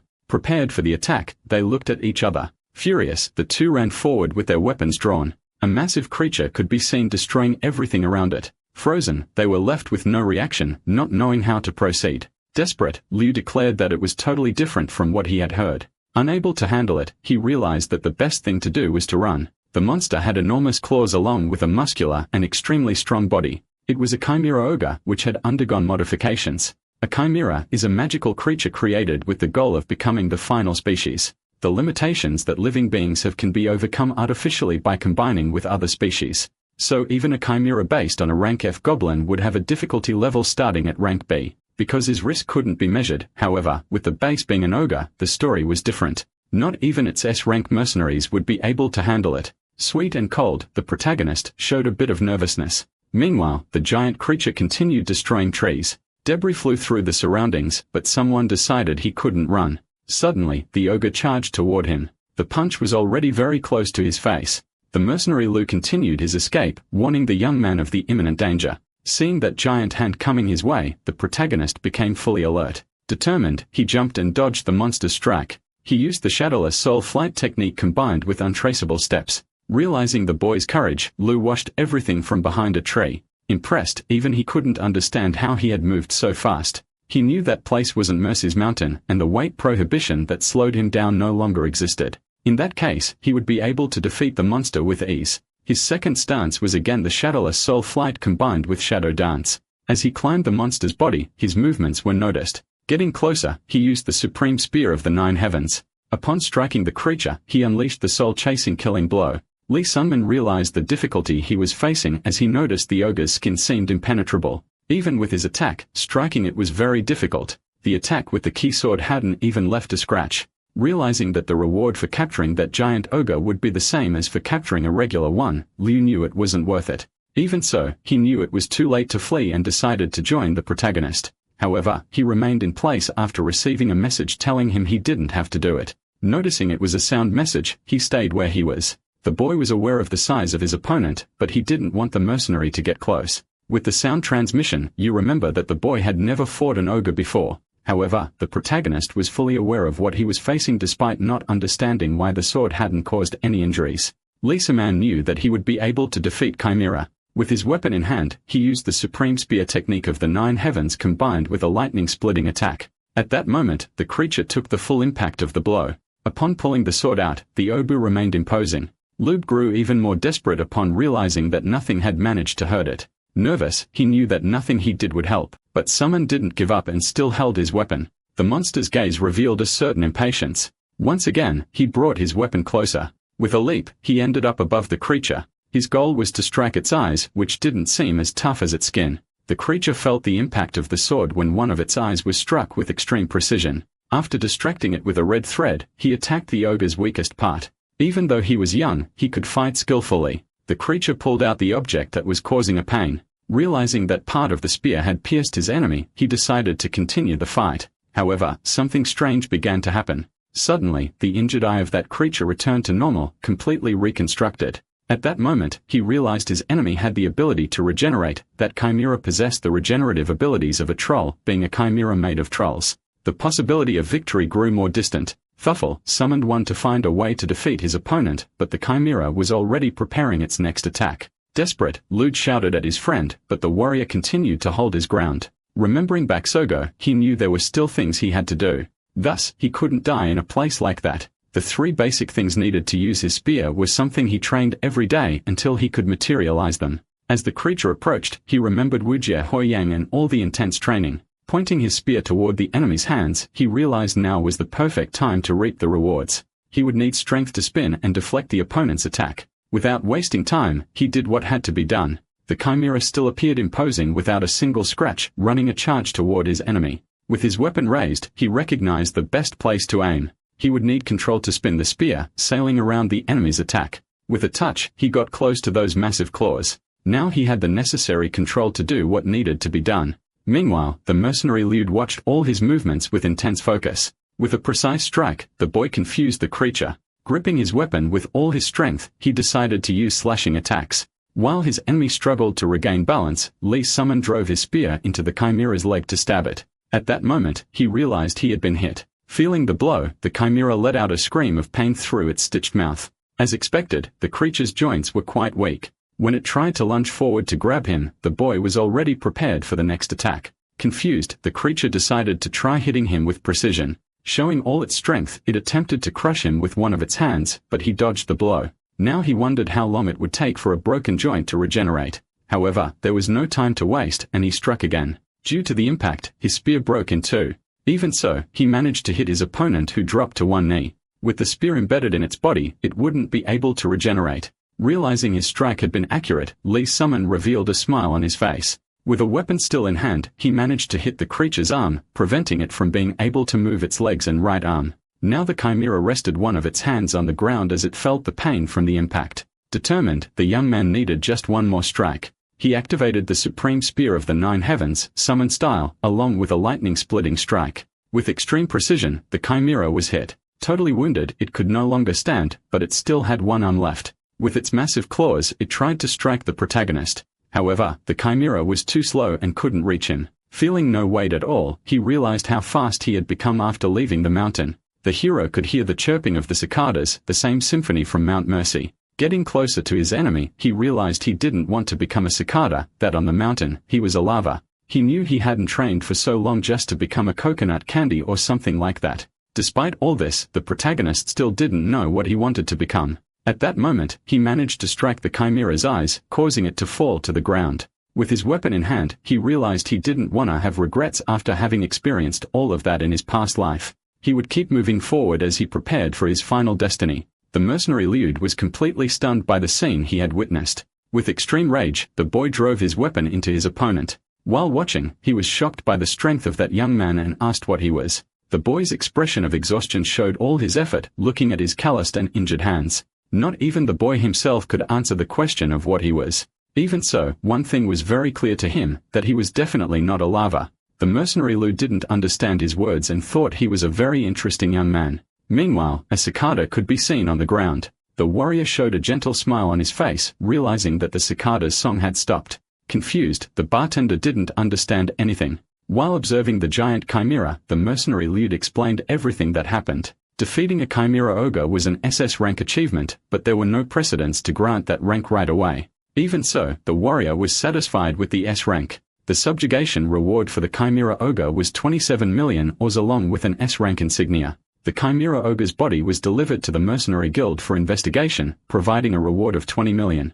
Handing over the reward to his companion, Lud said everything should go to the warrior who received a total of 47 million ors. Walking through the streets, he felt victorious. To him, that was a huge amount. In his past life, he had risked everything to complete missions, but the most he had ever received was 1 million errors. Therefore, he didn't know what to do with so much money in his hands until a thought came to his mind. Looking at his weapon, he had a brilliant idea. In an establishment, the conversation continued. The bartender was curious to hear the details of the mission. Liud said the boy was excellent, but the man went out to see for himself. With his staff, he touched his head. Suddenly, he saw everything that had happened inside the forest during the time they were away. His expression showed a mix of surprise and admiration. The mercenary Liud stated that the young man deserved to receive the SS rank. Decided the man realized he should suggest it since he couldn't make the decision alone. Noticing that the boy had reached the commercial peak even without a class, he was sure Xian would be interested. Meanwhile, the protagonist stood in a slightly dark place. His voice called for Neville. Suddenly, the man appeared in front of him.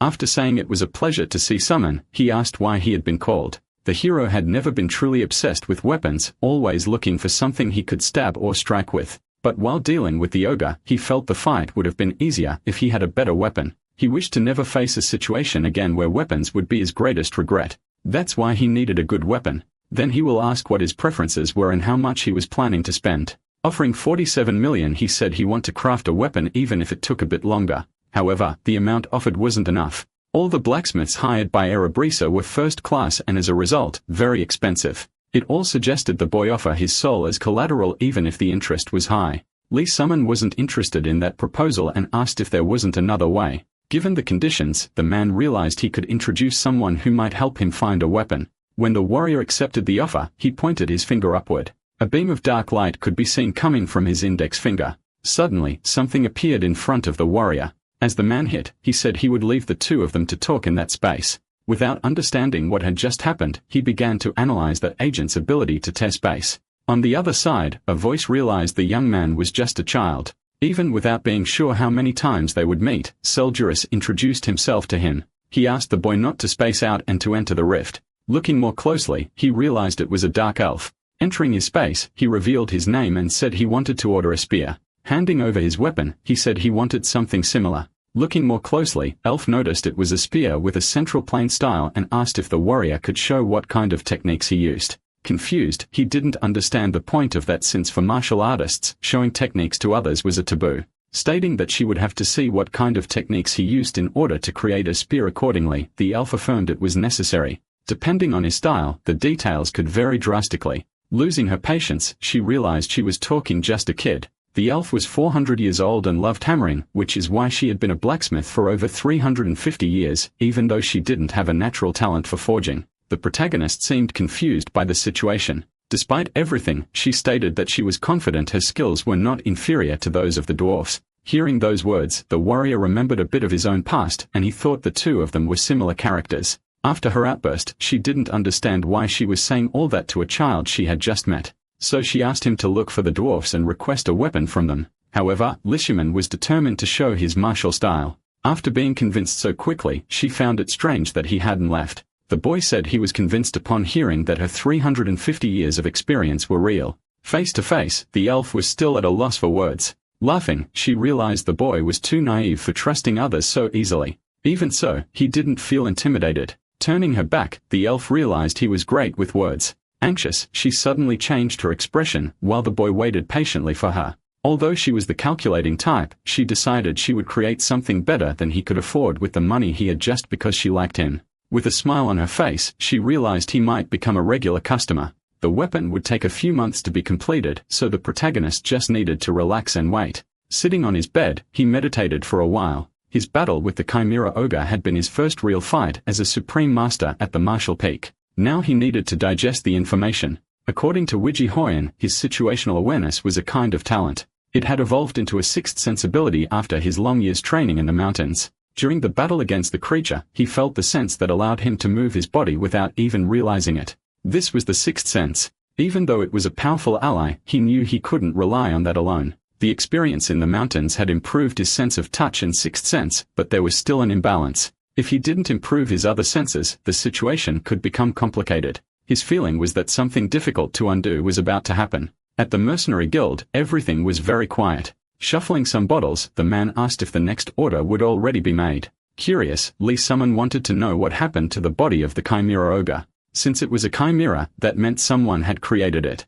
As it was something that needed to be investigated independently, the bartender said he was checking it out with the Mage Guild. No Chimera Ogre had been found in his past life. Either no one accepted the request or the Mercenary Guild had been defeated. Judging by the circumstances, it must have been the Dungeon's master who would have been discovered 6 months after the Chimera was created. Maybe in his past life, he had retrieved the Chimera. But now that the boy had killed it, the future could change. At the Bahanja Mage Guild, a voice said it was a pleasure to meet the young man. A mage cast a few spells while being observed. He introduced himself as the Dark Mage Kim Jong-yen.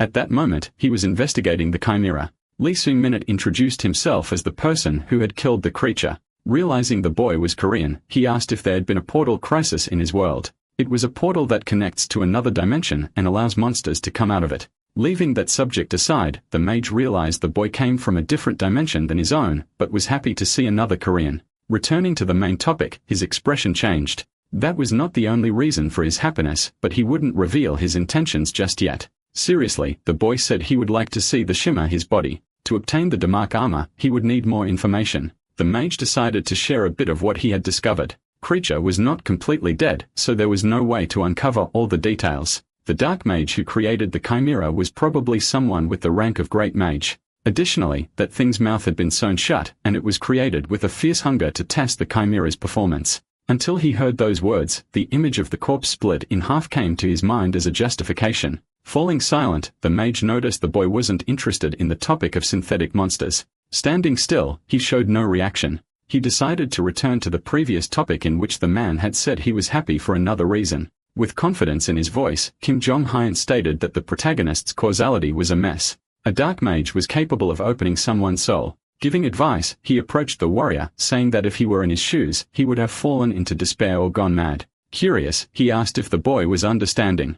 With a simple phrase, Lee Sung-min said that after death, he would suffer forever. Curious, the mage asked why the character's causality was so distorted. However, he seemed very suspicious of the situation and decided not to reveal anything. To earn the boy's trust, the mage decided to make a man oath to never speak about it. While he made the preparations, the young man seemed very confused about the situation. Since the mage was willing to go that far, maybe it was a good opportunity. In the end, he revealed he was a regressor who had returned to the past after dying. By violating fundamental rules and accumulating too much karma, his causality had become heavily distorted. Determined, the mage revealed one more thing to the protagonist. Anxious, he waited for his words. The man began by saying he was very peculiar and that not only was his causality distorted, but he was as well. Without finishing the sentence, the words echoed throughout the place. Lee Sung-minute felt some pain in his ears. The mage realized he couldn't say what he wanted. It would be impossible to tell the boy anything. He seemed extremely confused. If he said anything, he would end up dead.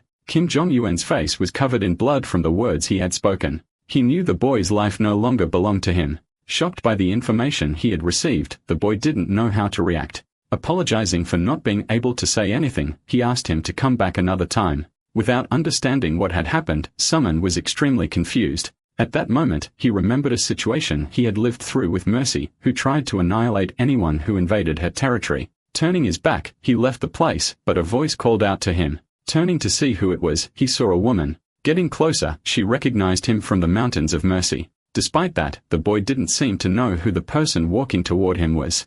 Angry for not being recognized, she said her name was Scarlet Lizard. At that moment, he began to think more carefully since the differences were significant. The two exchanged just a few words. The protagonist asked the woman not to keep nagging him. Furious, she struck him with all her strength. After taking the punch to the face, he recognized Scarlet. Curious, she wanted to know what he was doing at the Mage Guild. The boy said he just had some business to take care of in that place. Upon mentioning the limited Kim Jong-un, she paid closer attention. All dark mags were a bit scary, but he was extremely bizarre and only someone out of their mind would get involved with him. Finally, the girl asked him to be very careful where he went, and said it was nice to see a familiar face after so long. As she walked away, she asked him to visit her lab on the 3rd floor when got bored. She also asked him to tell her if anyone messed with her friend. Waving goodbye to his friend, he found himself alone again. He remembered Mercy's words when she was alone, and the sentence Kim Jong-un didn't finish. As a premonition, he felt that those people favored him in such a strange way, it felt unnatural. He was sure something was happening, but didn't know exactly what.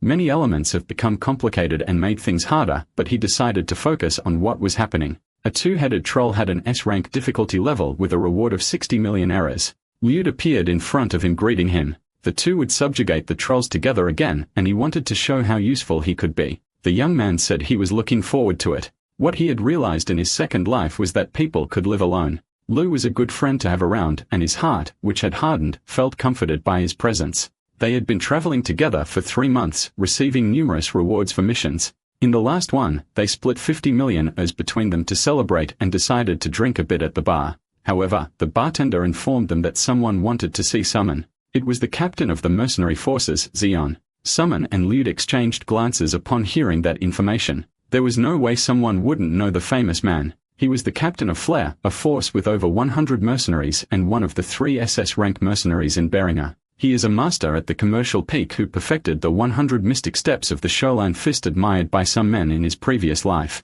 Even with so many other heroes, he admired him for one reason. Upon meeting the man, he introduced himself as the captain of Flare's Ian, and that reason was because that man was classless. Now that the boy was a master of the martial peak, he knew it. That man would soon become a supreme master of the martial peak, stating that they were both classless. Just like the warrior, he said he knew how cruel the world was to people like them. And even at 18 years old, the boy sitting in front of him had become a master of the martial peak. Getting straight to the point, he asked him to join Flare. Hoyen received the position of vice captain, answering only to Zon.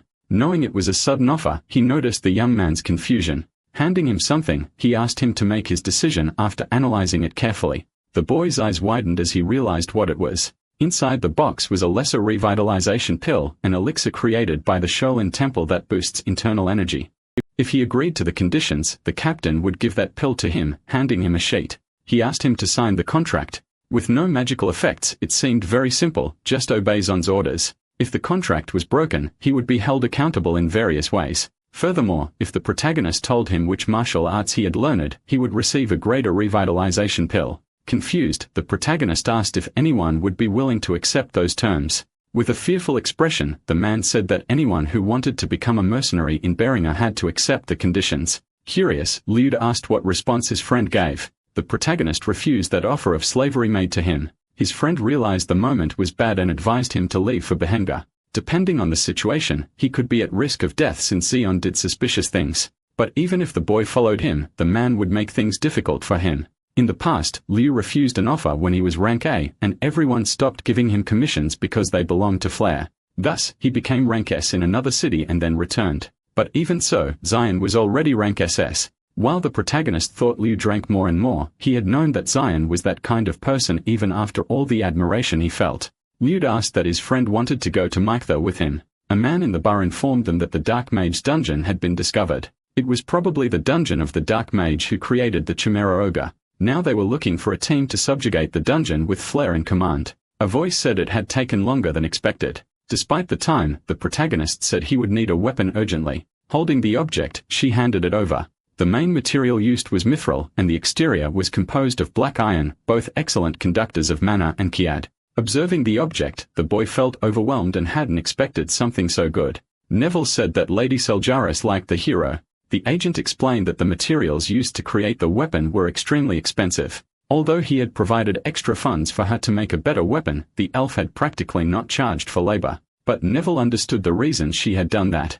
The protagonist had a strange magnetism making people feel a desire to help him. Noticing the boy's expression, he apologized for saying it as if it was something strange. In the end, he said he would be leaving and asked him to get in touch if he needed anything else. Now the young man found himself alone and quite reflective. He wasn't surprised because he thought what was said was strange, but because the words confirmed his suspicions. The first time he felt something unusual was at Mount Mercy, but at the time, he thought it was just luck. However, he began to wonder if there was something within him. And if that was something that made people like him more, then everyone he had met and everything he had experienced could be considered false. While his thoughts soared, Liud approached his friend. He noticed the strange expression on Sunman's face. If his suspicions were true, then even his friendship would be false. Hugging his companion, he asked if he was worried about the dungeon raid. At that moment, he remembered. In the end, his concerns were confirmed when the future changed because he had killed the Chimera Ogre. Thus, the guild began searching for the Dark Mage, and the dungeon was discovered 3 months earlier than in his past life. Furthermore, something else had completely changed. Xian is happy to see the rising star who was joining them on the raid. Upon noticing the boy's presence, he stated that it would be a very easy raid. The mercenary corps of Flare had not participated in the expedition because they were on another mission during his past life. Now he could participate since it was moved forward by 3 months. ZM noticed that Lud was accompanying him. Smiling, he asked the two of them to be very careful. That dungeon was a very dangerous place and there was no way to know when or how they might die in the end. After receiving the orders, everyone walked in a line. Lud noticed the threat made by the captain when he said he could kill them amidst the chaos of the expedition. For a moment, the hero considered joining the expedition because of the situation, and in the end, he joined due to the terrifying skills involved. It had been 3 months since he returned from the mountain, but he hadn't made any progress since then. To break the status quo, he would need the magical armor Devnak, which could turn a third-rate warrior into a master. Returning to the previous conversation, Liud stated that Zion wouldn't be able to act rashly with so many people around. The raid had a total of 27 people, including 1 S rank, 4 S ranks, and 12 A ranks who would join the Flare Mercenary Corps. Even the leader of the guild, Baron, wanted to join. With his spiritual sword technique, Liud said he would cut off the head of anyone who tried to pull any tricks. Since there was no reason for Liud to join the raid, he probably came because he was worried about a friend. Lee Salmon was extremely grateful for that, as it meant he was in trouble with Xian too. At that moment, he remembered something extremely crucial. He decided to stop thinking and start acting. The leader announced that the Beringer Mercenary Guild would enter the Black Sea dungeon. Without knowing what they would find, they only have the certainty that they were the best in Beringer. They should stand firm to be able to handle anything that crossed the path ready to do their job. With an order, he told everyone to enter the dungeon. The beginning of it all happened quietly with people walking side by side. At the vanguard was the A-ranked mercenary, Yungshul, the master of external arts that made his body as hard as stone. However, despite having lasted a long time, his body was sliced in half like tofu, causing the companions just behind him to stop moving. Unable to do anything, Zhong Chul was caught off guard by the attack. In the end, his body was split into 2 pieces and his friend only held the upper half. The leader became extremely furious with what had happened. Looking around, he realized that several monsters were approaching and understood it would be a very long night. Upon realizing they were chimeras, the men fell into despair. Zio noticed that everyone was going to have a rough start. The monsters were larger and had extreme alterations in their bodies, which made them stronger. One of the creatures was cut in half by an attack from the captain. The protagonist noticed that he had used the mystic steps and fist technique. From behind, he observed all of his movements. Realizing Xian's strength, he was certain he wasn't strong enough to fight him. Lost in thought, he didn't notice when a chimera came toward him. That dungeon had been empty in his previous life, so there had been nothing there. Therefore, the master of the dungeon might be in that place. Tired and bleeding, the hero realized something was wrong. The fight was relentless and many bodies were scattered across the ground. Zion realized they had suffered many casualties and might not be able to continue the raid that way. Provoking the leader, he claimed his squad was much stronger. Liud noticed that Zion had only protected his own men amidst all that chaos. An hour after entering the dungeon, the raid team had lost 2 A-rank mercenaries. Among the survivors, there remain only a solo A-rank hunter who didn't belong to Flare, Tang Masuk. Lude introduced himself to frightened girl, saying she no longer needed to worry. His friend returned to Sungmin's side after noticing the hunter had become even more scared upon seeing him. Meanwhile, a voice was calling for the guild leader. The hunter reported that the raid team was badly wounded. Hearing the information, the leader prepared to respond. Apologizing, he said it would not be possible to stop that moment. There should be no major issues in continuing forward since the main forces, the S-rank and S-rank hunters, were still alive. Noticing the girl's fear, he told her to turn back if she didn't feel comfortable staying. Even so, there would be no one to protect her on the way back. Noticing the bodies on the ground, she became much more nervous. Calculating the possibilities, she decided to continue with them. Slowly, everyone began walking, observing their surroundings. Everything seemed extremely quiet, silent, and they began to think that the appearance of the monsters was a distraction so the dungeon master could escape. Using so many Kinrus to buy time would make sense, but even so, they shouldn't let their guard down due to unconfirmed information. One of the men noticed something ahead. It was a large closed door. It didn't seem to be any kind of trap, just a door. Even so, the protagonist was suspicious. Behind that piece of wood, there was a room filled with books. Carrying a candle, the man reported that there was nothing special in the place. It was just a library. The leader decided they should split up to look for more clues since it was a large area. However, someone had a strange feeling upon entering that place. He knew it was the location where the man had found the magical armor that had changed his life for the better. While Sutton listened from the corner, the man said that after walking through the cave for hours, he saw a door. When he entered, he saw an enormous library, the same library that he now stood in. Now he would need to figure out which book he had touched while in that place. After searching the shelves a bit more, a door opened in front of him. Revealing his staircase, he realized the magical armor Devnak was hidden down below. Zeon noticed that the boy had found the secret passage. Saying that he had done a good job, the boy grew desperate. Turning around, the protagonist said he had found the passage by coincidence. With a strange expression on his face, the captain said he liked people like him. At that moment, Lee Summon became increasingly shocked by his reaction. Suddenly, the man punched him in the stomach. The protagonist rolled down the stairs. Zhu knew that if he couldn't have the boy on his side, he had to get rid of him as he would be a threat due to his talent. Baron was in another room with the captain's subordinates, so no one would interfere. However, Lude appeared at the top of the staircase, showing he was still there. He had used the spiritual sword technique to get rid of the subordinate guarding the entrance. The man was sure Zion had been waiting for the perfect opportunity to reveal his true self. Besides, Liu knew he would be the next to die after Summon. Suddenly, his friend was thrown down the stairs. Zion couldn't believe those two thought they could defeat him. The hero knew his chances were slim, especially if the other members of Flare helped. Even so, his gaze showed he wouldn't give up so easily. With urgency, he grabbed his companion and started running. Without understanding anything, he simply said they had to reach the lower level as quickly as possible. The magical armor Devnak, which boosts the user's abilities, would give them a chance at victory. Quickly, the two reached their destination. The protagonist's eyes scanned everything around him. Suddenly, he saw the armor in front of him. While Lude guarded the entrance to the lower level, he walked toward the rare item. Quickly, his friend noticed Zion approaching rapidly, who delivered a punch to his chest. His hand passed completely through Lu's body. Totally shocked, the protagonist watched the scene. In the end, Zion pulled his hand out and let the body fall to the ground. Before dying, Lu managed to strike his shoulder. Stunned, the hero was still trying to understand what had happened. He remembered his best moments with his friend, who now lay lifeless in his side. Gathering all of his rage, he showed his anger. But Xian was not concerned with his reaction. Since they were both classless, they knew that strength was everything. Therefore, they couldn't trust anyone as even scattered trash could betray you.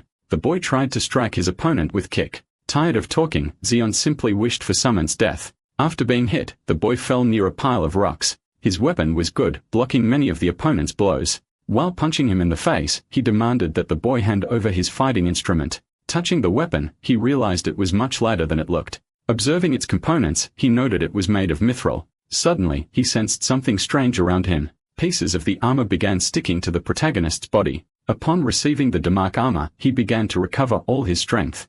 Zion realized that it was magical armor. Now the protagonist seems stronger than ever. Afraid, Zion notices a dark energy surrounding his body, unable to tell if it was dangerous within his aura. Sunman waits for the perfect moment to begin his attack. At that moment, the magical armor was already fully on his body. Standing still, the two stare at each other for a while until an explosion occurs. Not knowing what that dark energy was, the man doesn't understand why it suddenly disappeared. With a punch, he hits his enemy, asking to fight again. Confused, the protagonist realizes there was no change in his physical or internal energy. Regardless, Zion declares that the boy had done a good job so far in dodging his attacks. Even so, he would be the next to die. Upon seeing his fallen companion, he realizes the situation is complicated. A hand approaches his body, deciding to finish him off. The mystical creature defends him from the attack. For obtaining the Debmark armor, he would have to pay a huge price. Even so, the contract with Debmark had not been established. When trying to strike the creature, Zion seemed very weak and powerless.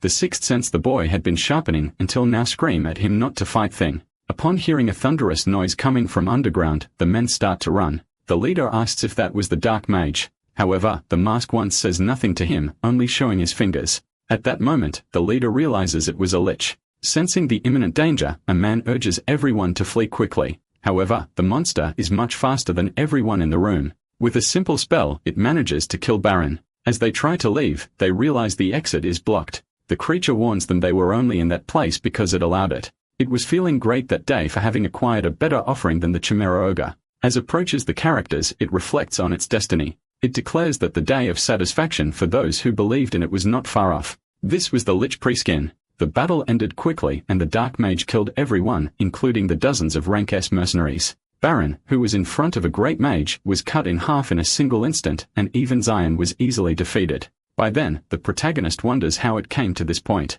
He thought things would be different for him compared to his past life, that he would no longer be a lava or a cicada because he had become something else. With sad eyes, he watches the body of his friend in front of him. The protagonist realizes he was mistaken and was still just a lava. The creature was extremely terrifying.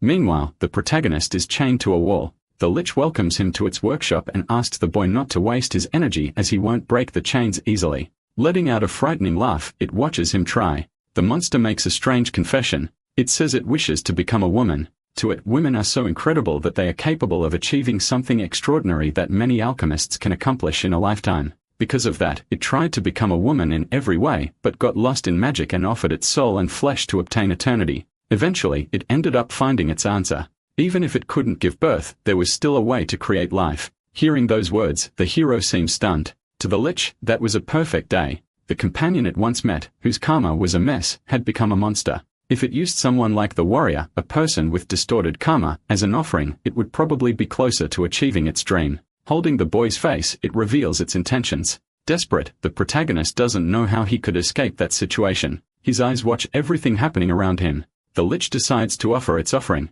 At that moment, the boy's breathing becomes erratic. Displaying all its powers, the lich senses something strange. Not understanding what was happening, it becomes confused. All of that was something extremely impossible to it. Turning its back on the boy, it becomes very reflective. Meanwhile, the boy's breathing grows more and more labored. It realizes its offering had been rejected. Grabbing the boy's neck, it comes closer. Curious, it questions who the boy was and why the demon king of fear had rejected him. That soul with distorted karma held great value as an offering. Desperate, the lich decides to search through his memories to discover who he was. Amidst the confusion in its mind, the creature demands that he show everything. When the boy woke up, the lich was already gone. Lee Summon was relieved to be alive, and in the next moment he realized he was completely alone in the darkness. But the noises and sounds continued in his head. He remembered everything that had happened before and couldn't relax. He recalled the expression on his friend, Lude's face as he fell dead. The sound of the cicada, which had disappeared after he defeated the chimera, had returned. However, he was soon able to move, not because of his experience in this life, but due to his willpower as a third-class mercenary in his previous life.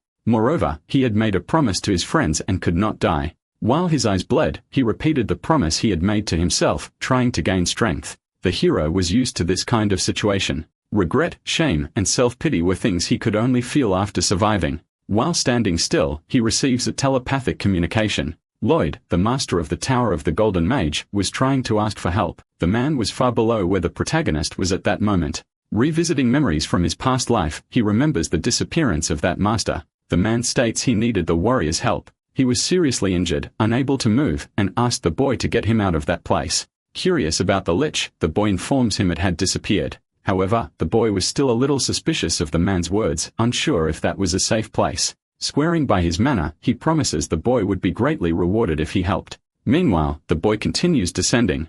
After some time, he at last arrives at the location where his presence was requested. Claiming to be lucky for managing to contact the hero, Lloyd awaited him anxiously. Those ruins indicated that a great battle had taken place. At that moment, the boy notices something strange. Looking down, he sees Xion dead with a hole in his chest. He asks Lloyd what had happened. Saying he would explain the trivial details later, he asks for the protagonist's help.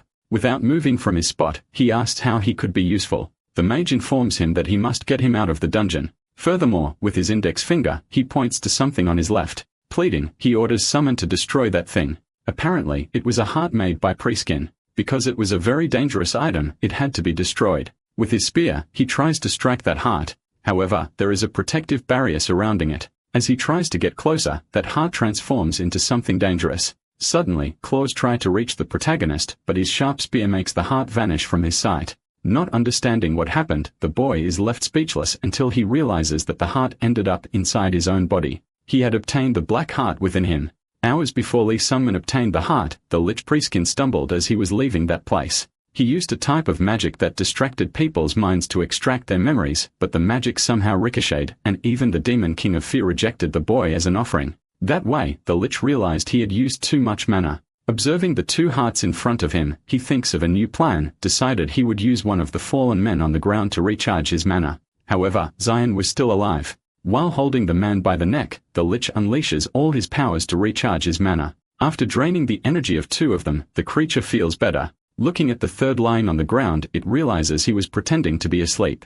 Desperate, Xion was sweating cold, trembling because of his cruel fate. He was able to break free from the chain magic, revealing himself to be an extremely strong person, decided the Lich would dare use him in a much more valuable way due to the level of his soul. Lloyd asks what Preskin was going to do this time. The mage realizes he was still conducting disgusting and disrespectful research. After 10 years, the mage had found the Lich. Because of his persistence, one mage kept hunting him. Realizing he was weak, he decides to destroy his body and then find his life force core. Xion recognizes Lloyd as the master of the Tower of the Golden Mage, the Archmage. Determined, Xion reveals that he would help in the mission to defeat the Lich. But the best thing for him would be to just watch as he wasn't strong enough. Desperate, the Lich realizes that was a very bad day for him due to the rejected offering and Lloyd's appearance. At that moment, he remembers his two hearts. Although incomplete, he had no other choice. At that very moment, he begins to cast his spell. Desperate about when it had been created, the mage doesn't understand that mana flow. However, that was the result of his research.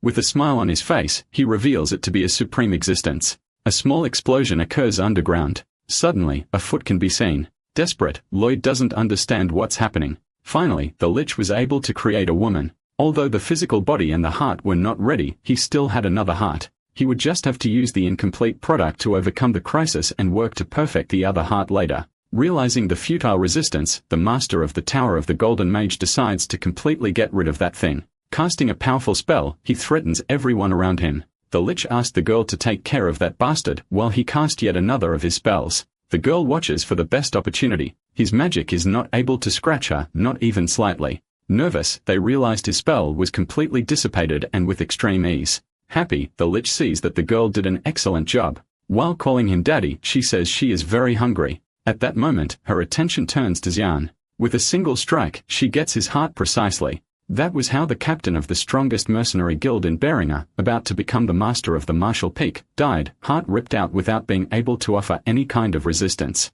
What happened next was pure insanity. Realizing the girl's powers, the master panics. Meanwhile, the Lich laughs at the situation he created. That monster would be capable of anything. The battle continued, and the master used all his magic and all of his mana on the girl, and after being gravely wounded, the two fled. That was the full account of what had happened in the cave. Lloyd expresses only gratitude for the boy who saved his life. Furthermore, he was grateful for destroying that heart. Having fainted after calling for help, the master didn't see anything that happened. Despite everything, the boy was confused about that thing inside his body. Lloyd thanked him and promised to reward his heroic act. It was like a blank check given by a great mage. But since he needed nothing, he simply kept that reward. Besides, Lloyd couldn't know about the heart. Preskin was the master of the Black Magic Tower, but another execution order had been placed on him because he acted against the rules. The person who accepted the mission was the master of the Golden Magic Tower, Lloyd. At the end of a 10-year pursuit, there happened to be a chance during a raid. However, in his previous life, he died in the cave. Since the raid was originally going to occur a few months later, that's how he disappeared. Someone who was supposed to be dead was now alive due to the boy's regression. And furthermore, someone who should be alive is now dead. The boy feels extremely guilty for the death of his Liud. He was like a frog in a well, where the hero of his world was Yan.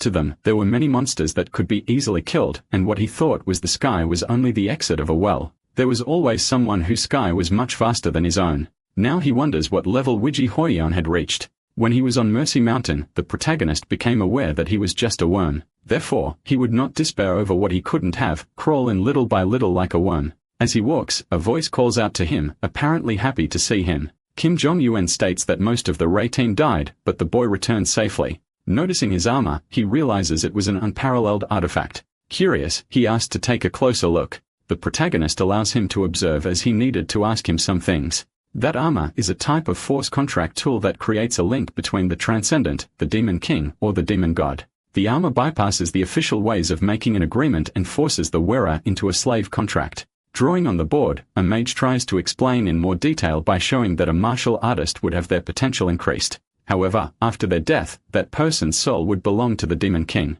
Since nothing had happened to a character after using the armor in that situation, it was quite interesting. The mage explains that there were two possibilities. One was that he no longer had the potential to be. The second explanation was that he made a contract with the master even stronger than the master of the demonic armor. The mage's opinion pointed to the second option as the most likely. In his mind, the question that came was why the demon king Fear had rejected him. If the contract wasn't active, it would be fine to use the armor that way. With a snap, he removes the armor from the boy's body. By transforming the object into a bracelet, he declares that could be used that way, returning to its previous form with mana. Continuing the conversation, the protagonist states that he was offered as a sacrifice to the demon king by the lich. It was extremely remarkable that the boy was able to maintain his sanity even after facing him. With a smile on his face, he asks if he understood where he was going with that. The boy questions whether his soul was at a higher level than the demon king of Fear, but he couldn't answer his question. At that moment, everything starts to become extremely clear. Moreover, he mentions that his body absorbed something strange, and the mage already knows it is a dark heart. Even so, he states that he didn't feel any different energy inside him. Prescott researched the ultimate form of life, and his heart was the product of that desire. Therefore, that bracelet could result in something that is on a different level compared to the demonic armor. Apologizing for not being able to give a good answer, the mage says that if it's a god, maybe they could give a more suitable response. At that moment, he remembers Mercy's words who told him to go to Drimmer in search of Denier, the king of time. Perhaps Denier, the god of time, would be able to answer his questions. Thanking Kim Jong-un for his help, he says goodbye. As a warning, the mage says that he likes him very much and could be sought out anytime. Feeling a certain pressure, the protagonist believes he understood. As he leaves the room, he closes the door. He discovered many things during that conversation, but now had many other questions. His next step would be to go to Drimmer. A voice calls for Lee Sung-minute as it runs quickly through the corridors. Kicking him in the neck, Scarlet reminds him of the warning not to get involved with that mage. Rubbing his noob injury, the boy doesn't understand why he always got beaten whenever he met her. With an angry expression, Scarlet warns that nothing good would come to him if he got involved with that guy. But he replies that he has a few questions for the mage. Telling him to direct the questions to her instead, she starts by asking what kind of question he has. He begins by asking how old the girl is. Extremely irritated, she immediately changes her expression. That wasn't the kind of question to ask a lady. As they walk, she says he survived the raid alone. Even after everything he had faced, she stated that he was fine, but his expression revealed a deep sadness. He reveals that his next step would be to go to Drimor since he had some pending matters. Upon hearing that, the girl offers to accompany him on his journey. She says that she also had business in Drimor, and since they were both going to the same place, it would be great to have someone to talk to. Noticing his nervous expression, she asks if he doesn't want her company. In truth, the protagonist just didn't know how to respond because he was caught off guard. He didn't dislike the idea since she was a genius with magic that belonged only to her and would soon become the master of the Crimson Magic Tower. To him, it would be a great idea to become friends with someone like that. However, he didn't understand why people were so friendly around him, thinking it might be something inside him. All the connections he had made until that moment were nothing but lies. He thinks that Liu's death might have been in vain. Even so, he had no concrete proof. It was only a suspicion, but Scarlet might be going on this trip for the same reason. Moreover, if something goes wrong and she meets the same fate as his friend, the protagonist would never forgive himself, and that's why he didn't want to travel with her. When he saved Lloyd and gained the Black Heart, he searched Zion's corpse. Someone like him who distrusted everyone would definitely keep precious items with him. He had a lesser revitalization pill, a greater revitalization pill, and the secret Shaolin manual of ultimate martial arts. All those items were priceless. Regardless of what the protagonist was worried about, he needed to become stronger first. Decided, he swallows one of the pills. Anxious, he waits for the changes in his body. On top of his bed, he begins to meditate calmly. However, when he stands up, he feels no change at all. Normally, when someone takes an elixir at the level of a lesser revitalization pill, internal energy emerges within the body. Since no major change occurred, he realizes it might be a fake item. At that moment, something begins to shine in his stomach. To sum it up, his internal energy increased exponentially and the pill was not fake. When taking an elixir, the internal energy that is acquired explodes and the person must circulate the energy in order for it to become theirs. Without doing anything, the protagonist managed to absorb all the internal energy from the lesser revitalization pill. It wasn't difficult at all, and he made all the internal energy his own. Therefore, what happened might be related to the heart inside his body. At that moment, he turns to a small box. He takes the greater revitalization pill in his hands. He was able to perfectly absorb both the internal energies of the lesser and greater revitalization pills. He was nearly on par with the martial arts master at the supreme peak in terms of internal energy. The only plausible explanation for the absorption of all that energy would be the effect of the dark heart. Without being certain of anything, he realizes he was able to solve the internal energy deficiency he had always struggled with. However, he would need to do something about it. His eyes become more focused as he has an incredible idea. In front of him, Scarlet questions why he's going to Britain instead of Drimmer. The protagonist says the trip with her would no longer be possible and apologizes. After obtaining a secret martial arts manual from the Shaolin Temple, he decides to return the item to Braden. Realizing he was just a kid, Scarlet says there are tons of people selling martial arts in the market. That's why the protagonist states he intends to return it to the Shaolin Temple and receive a reward for it. Since the girl only had business in Drimmer, she couldn't accompany him on his trip. However, her expression completely changes as she claims she also had business in that place. They weren't really business. She just wanted to see the world. She didn't think she fit in the cities and preferred training in places like mountains. She confesses that she would settle in a nice place after traveling for a while. Annoyed, she says she'll take a bath to join him on the trip. Some houses are seen while the two talk. Now the two could travel together again. Moving Sunman's head back and forth, she says the boy was agreeing and giving his word.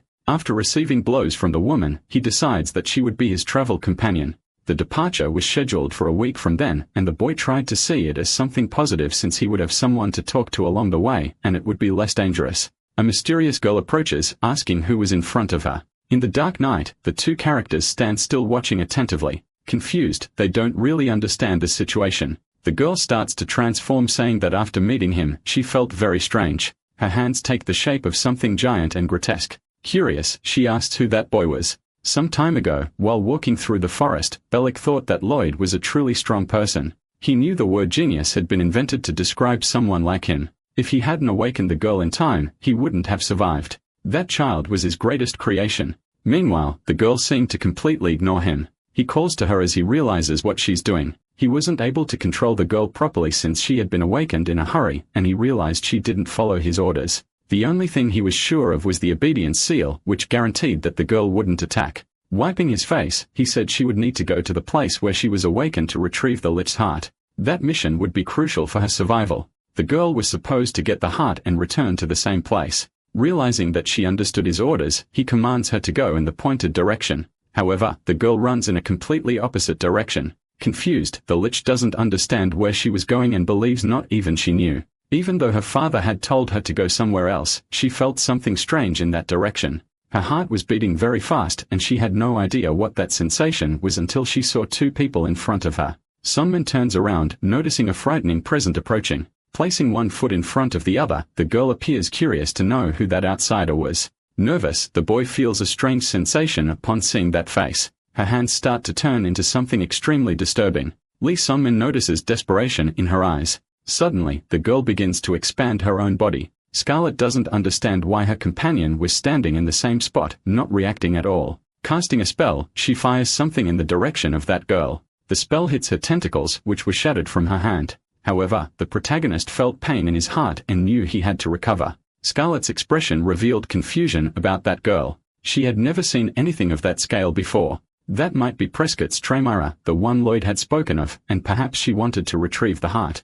That girl killed Zion in an instant, and the great mage, Lloyd, barely survived after facing the two of them. Determined, he tries to use his bracelet. For his survival and Scarlet's, he would have to manage to use the armor. Suddenly, energy is released and the suit forms on his body. Meanwhile, the girl is already preparing her next attack. With her dark tentacles, she tries to get closer to the protagonist. Wielding his weapon, he notices the strike and turns in the right direction. With the leap, he needs to get closer to that child. In every possible way, he tries to inflict injuries on his enemy. Her attacks were not conventional and her fists were much stronger than the ogre chimeras. If he hadn't increased his internal energy with the elixir, the situation would be in serious trouble. Meanwhile, Scarlet asked Summon to get out of her way so she can cast a spell. Her body is thrown back with force as she casts a fire spell. The girl had already noticed her movement and tries to escape, but she is hit and feels extreme pain. Scarlet says she felt a great magical resistance coming from the child. Even if she could neutralize most magic, hers was still somewhat special.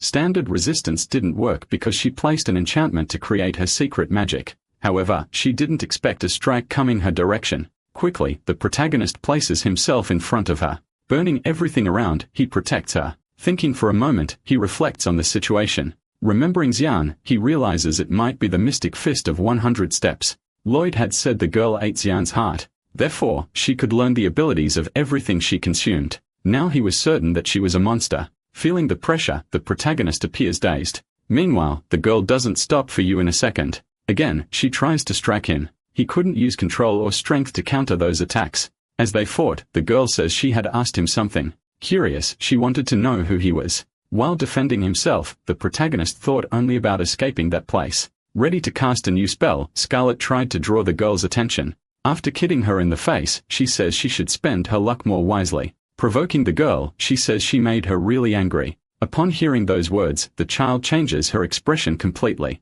Her gaze notices something unusual. Suddenly, hands grab her feet, preventing her from moving.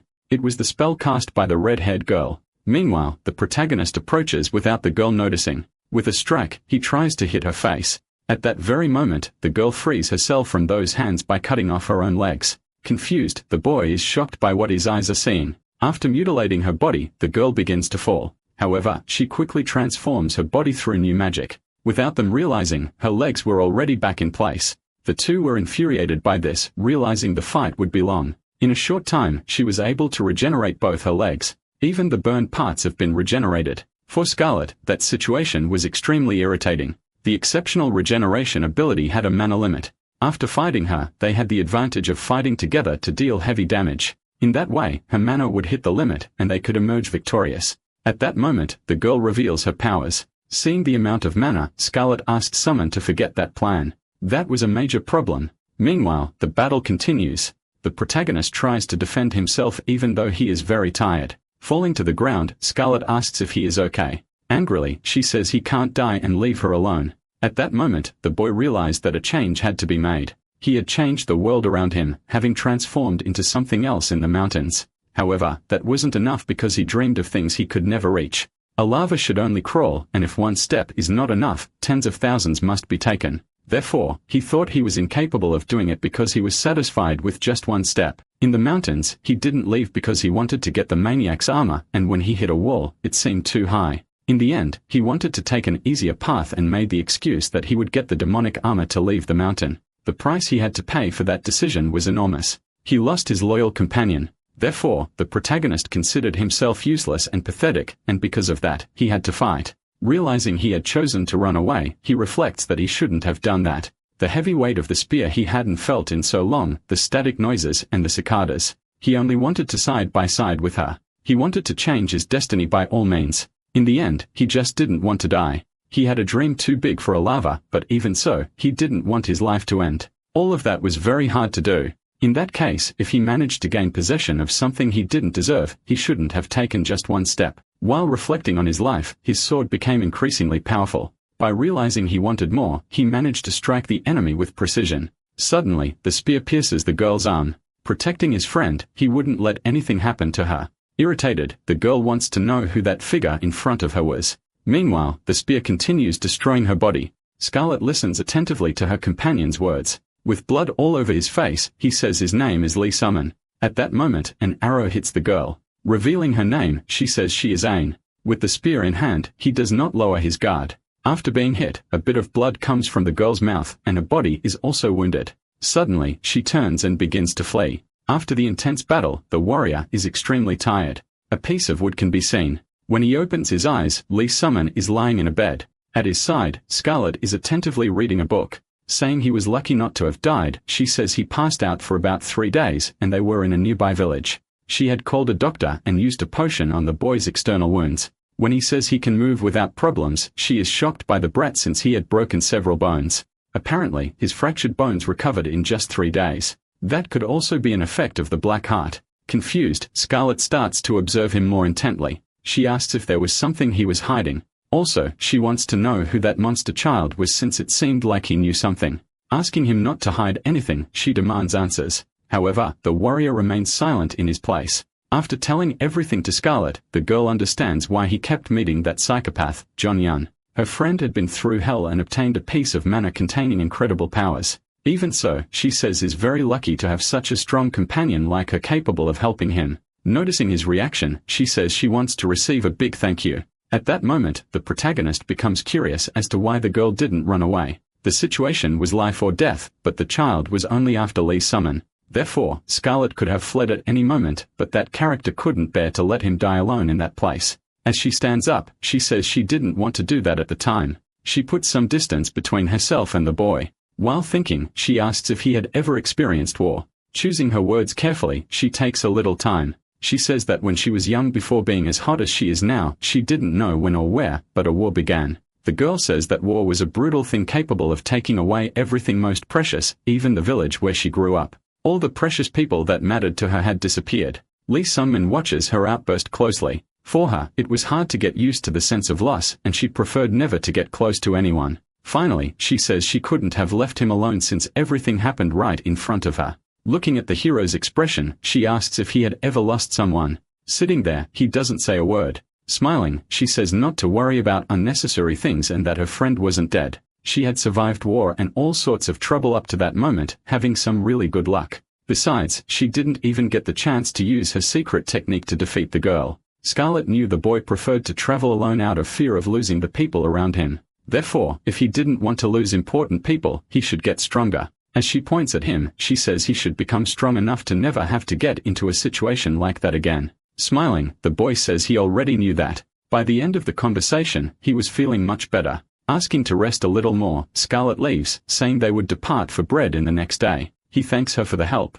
He thinks about that situation as his friend walks away. Holding his weapon, he decides that he will become stronger. Suddenly, his memories take him back to the previous night. At that final moment, what came from his spear was a reinforced energy. Therefore, the protagonist didn't need to think about trivial things. As energy bursts from his sword again, he is determined to keep getting stronger. The red-haired girl says that she finally and celebrates that they arrived in the city of Brendan. Excited that she says it's her first time in the central district city and celebrates that they weren't attacked like last time. Without stopping talking, the young woman asks Lee what they are going to do first, and the boy says he hasn't decided yet. Then she suggests they rest a bit and take the opportunity to eat something. Upon arriving in a building, the two are welcomed. Sitting at the table, the dude discusses what they should eat, but the protagonist isn't sure. Thoughtfully, the red-haired girl says she's never eaten anything from the central district before, and that's why she's unsure. Besides that, she says she doesn't know how to deal with flies in the place. There are two men watching, and Lee notices asking Scarlet if she noticed too.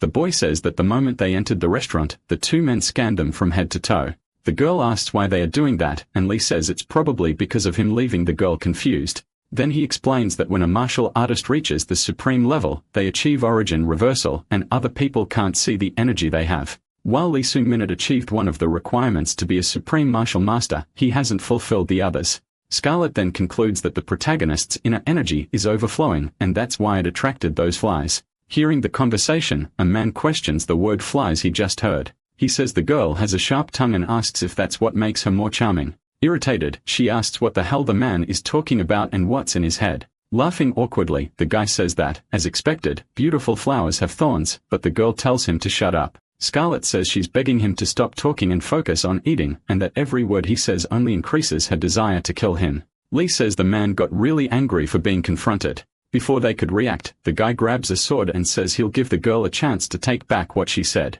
But she says she won't take it back and asks what he's going to do, calling him an idiot. Furious, the guy jumps toward the duo wielding the sword, and the young woman asks her friend, Summon, to save her. Analyzing the opponent, the protagonist says he seems to be a first-class martial artist. The opponent attacks while the young man tries to figure out exactly how to get out of that situation. Suddenly, another person appears and questions how someone can be so rude in an inn and also had such poor judgment besides attacking head-on an opponent who is much stronger. While he talks, the man who tried to attack falls to the ground and is knocked out. Observing the scene, someone realizes that the knockout happened using a coin. The guy who just arrived apologizes for interfering and introduces himself as Namun-1. Scarlet asks if he's part of the clan that has many strong martial artists. Lee said he had no intention of killing the opponent. Then He-1 says he'd like to join the duo at their table and asked if it's okay. They all look at each other. Confused, some men ask why they are looking at him, and the newcomer asks how old the young man is. He replies that he's 18 years old, surprising Namgong as he's already close to being a peak supreme martial artist.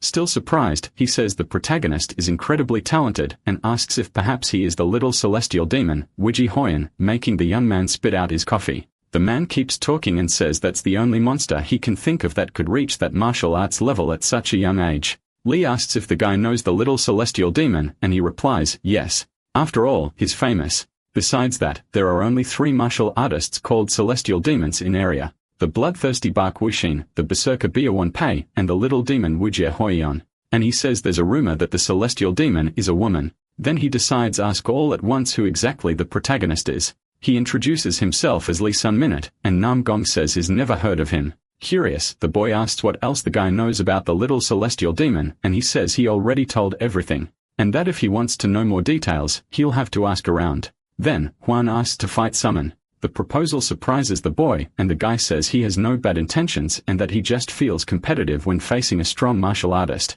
Lee says that if it's a friendly fight, he accepts, and the answer makes the martial artist happy. However, he makes another proposal and says that just fighting is boring, suggesting they bet something. Thoughtfully, the protagonist asks if he wants to bet something, and the guy says something not too serious. And he suggests that the loser becomes the winner's brother. After accepting the fight, the 2 men go to a battle center and decide to begin the duel. Summon says he doesn't know if he'll be able to meet the expectations of his new friend, but he laughs and says the young man is too humble. Analyzing the opponent, the protagonist notices that the energy around him has completely changed. Then he concludes that his opponent is quite strong and is at least at the level of a peak martial artist, or maybe he's a peak supreme martial artist. Both prepare for the battle between them, and Namgong makes a few movements. Lee notices that there are some strange moves being made, but decides not to be dazzled so as not to lose his rhythm. He performs the shadowless soul flight strike first form, but is surprised as the opponent destroys the illusory movements with great speed. The battle between them continues and He-1 tries to land another blow, claiming he's enjoying the situation.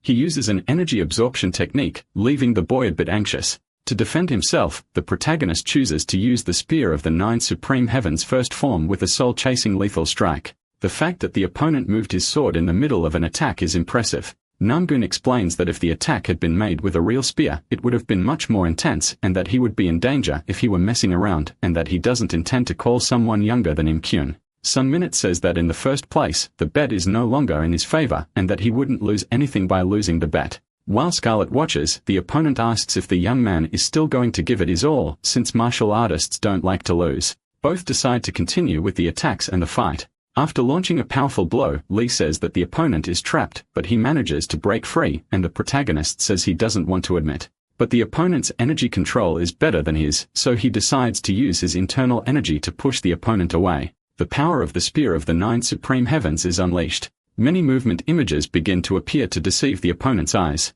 Lee knows that even though many images appear, there is only one real one, and he needs to find and face it. However, Namboom overpowers the boy and declares that he won the duel. With a sword to his neck, Summon says that he lost, but he knows he still has a long journey ahead. Laughing, Huan says the boy was very skilled in their fight, and that the difference in skill between them isn't that big, and that the boy's spear technique is incredible. But that the advanced techniques weren't very effective and that he believes the young man hasn't had many chances to use them against martial masters. He goes on to say that the boy still isn't used to controlling internal energy and that because of this, he's taking more damage from smaller attacks. In conclusion, the guy says he's saying this from experience and that the young man can quickly fix these problems by fighting more. Namgong says that now that they are brothers, he hopes the young man can go with him to a place, the Shuan Temple. Surprised, Lee says he was actually heading there. Near the location, Scarlet hears the conversation between the two, says they are noisy, and asks if the fight is over. Seeing the two laughing, she asks what's wrong with them and says she doesn't like it. Far from there, an old man sitting and meditating says he can feel it and that something is coming. He claims it's the omnipotent god of chaos approaching. They say that's why Nambun Huan is going to visit the Shaolin temple. Lee says he always visits the temple at this time of year to see Master Abbot Bolyan. His friend says he also does that together with the other generations of the other 3 great clans, and that he does it because of a promise from a long time ago, but that he'll explain it another time. Thus, the trio went together to the Shaolin temple. They talk about the 4 great clans, Namgong, Jabal, Moyang, and Tang, and that the heirs are more or less the same age, while the patriarchs of those clans already tried to unify all of them into one great clan. However, when they finally tried to make it work, they began to question who should be the leader. Due to arguments, they decided to leave the decision for the next generation. In the Sheldon Abbot, Master Bullion would be the judge, also being responsible for deciding who would be the leader among the heirs chosen by each clan. Arriving at the place, he greets those at the temple and says he was late because he had to take care of some things first. Observing, Lee realizes that everyone there is famous and well known from his past life. Meanwhile, Tang asks if the protagonist was the reason for Mamboom's delay. He scolds the girl and asks who she thinks she is to call him that guy. Then he introduces Lee as his little brother and a martial master close to reaching the supreme martial peak before the age of 20. The girl asks how such a skilled martial artist is the guy's brother, but then she understands that this is a plan to raise his status among the rising stars of each clan. Then Lee realizes what happened and asks if that's why he won a brother. The man agrees. Besides, for the protagonist to say he's the guy's brother is no problem at all. Jiggle interrupts and asks how long the two are going to keep stalling. Turning to the group, P1 says he's going to visit Master Bulyan and that his friend can rest a bit in the meantime. As they leave the place, Scarlet says she wishes she were the friend, since even after losing the fight, he still came out on top. A man approaches, calls the two over, and says he prepared meals for them, and both hope the temple food is still delicious. Sitting and eating, Scarlet says there's no meat in the food, and the protagonist says, of course, after all, they don't eat that here. Immersed in his thoughts, Lee thinks that all he needs to do is get the secret scroll and return it to Drimmer. He is interrupted by a man who enters the room and receives the information that the abbot would like to speak with him. Following the man, the protagonist is confused about what is happening and doesn't understand why the master wants to speak with him. Some men thinks that he doesn't know much about Master Bulyan even in his past life, but he knows the nickname very well and its eccentric Buddha. Upon arriving at the place, the man asks if the boy is adored by the omnipotent god of chaos. Lee doesn't understand and asks if that's Master Bulyan and what he means by the omnipotent god of chaos and asks the man to explain better what that means. But the old man says it's impossible because if he explained, he would either die or be purged from the physical plane and become a god in the heavens. Driven by curiosity, Salmon asks where he needs to go to get the answer he seeks. Something happens and the young man doesn't understand what it is. Then, he's ordered to go north. Within 5 years to the place where the eternal snow never melts, and there, he will find someone extremely important. After the old man returns to normal, Lee asks what that was that he did, but the master dodges the question. He says it wasn't him who did it, but the spirit that resides in his body. Some men ask if he's a servant of Buddha, but carries his spirit within him, and the old man laughs, saying that's exactly why they call him the eccentric Buddha. But he says he doesn't know why the spirit spoke to the boy through his body, only that some questions were answered. Continuing the conversation, the man asks if the young man came to return his secret scroll, and he agrees. Laughing, the old man says the boy must have thought he gets something in return, and that's why he came to return it. And then he gives him a superior circulation elixir.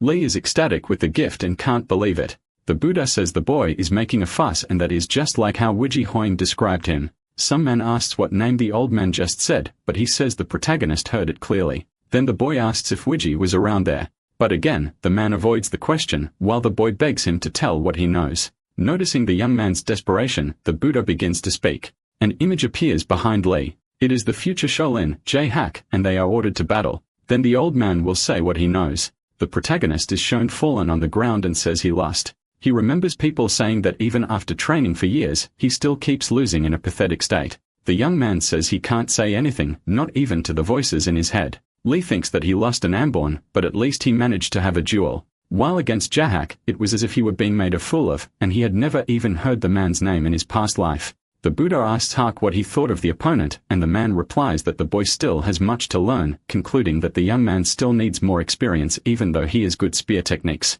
Adding that he also doesn't seem to know how to control his internal energy properly, and because of that, he can't manage large amounts of internal energy. Touching the boy, the Buddha says that's why his internal energy will be unbalanced.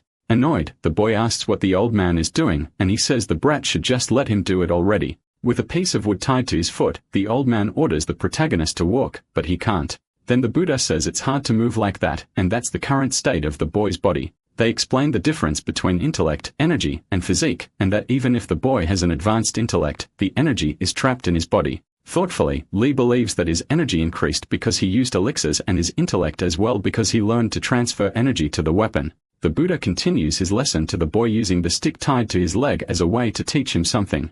Eager to learn, someone asks how he can fix this imbalance between intellect and energy in his body and understands that he'll need to undergo a body restructuring and that this will probably be the easiest way. Beside it, the old man says that Yuha hack will help the protagonist with martial arts. Thinking the Buddha says that if he left the boy like that, he would suffer, and that goes against Buddhist practices. And that besides that, a child he likes asked him to help when he arrived there referring to Wuji Hoyen. Later, Sun Minute and Hake are walking. The Golden Man asks what the boy was thinking about after the fight. The protagonist says he believes he's become a little stronger and that he managed to reach the martial peak after years of training and hard work, and also recently learned to do something incredible. But even so, he lost to him into Nambun Kaiwan. Hak asks if a newcomer isn't being a bit too hasty and says it's rare for people to reach that level at 18 years old.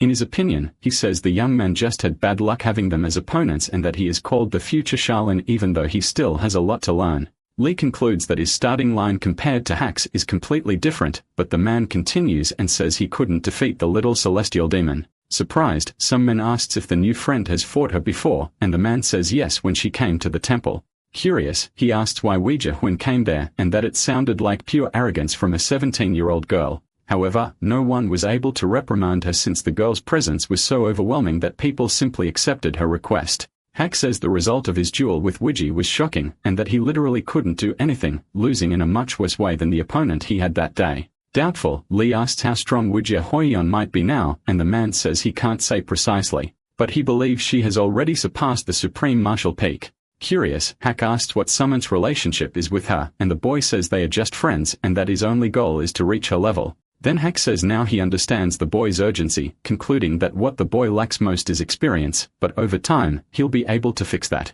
Advising him, the man says that the young one will still face many defeats and despair before he reaches her, but he'll be ready. Lee says he's already used to despair, especially feeling desperate, but even so, it's not easy to get back up. That he thought he was finally catching up to the girl, but is still far from getting there. And while he was still crawling, Ouija Hoyen had already flown far ahead. Determined, he begs to be allowed to fight Hack again. Later, the protagonist appears with a swollen face and says he plans to stay a little longer at the Shaolin Temple. Upon meeting Scarlet and E1, the two don't recognize the boy and ask who he is. Then, upon finding out their friend fought Jae-hak, Namgong is stunned. He says that Master Buliang has gone senile and didn't let him fight the man when he asked.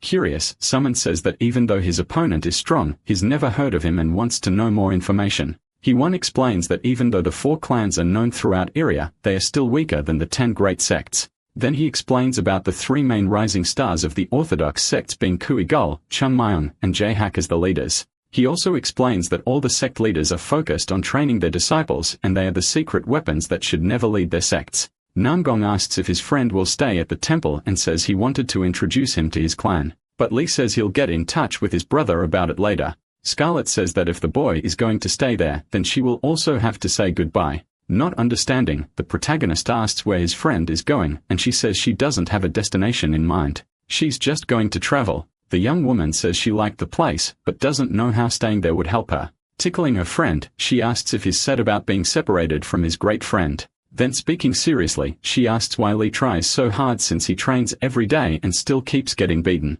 She asks if the boy will survive without her. Then she puts a bracelet on the boy's arm and says the object is connected to her soul and that no matter where he is, whenever she wants to see him, the bracelet will send a signal and that she also gave the item to Bak Seo-go. Before leaving, the girl says her friend should train a lot so that next time, he'll be the one to save her. Watching the scene, Nambun wonders why things like that never happened to him. The next day, both Scarlet and her one say their goodbyes. But before they leave, Lee calls out to his friend, asking why she's so kind to him. Not understanding much, the young woman gets a bit tired of that topic again.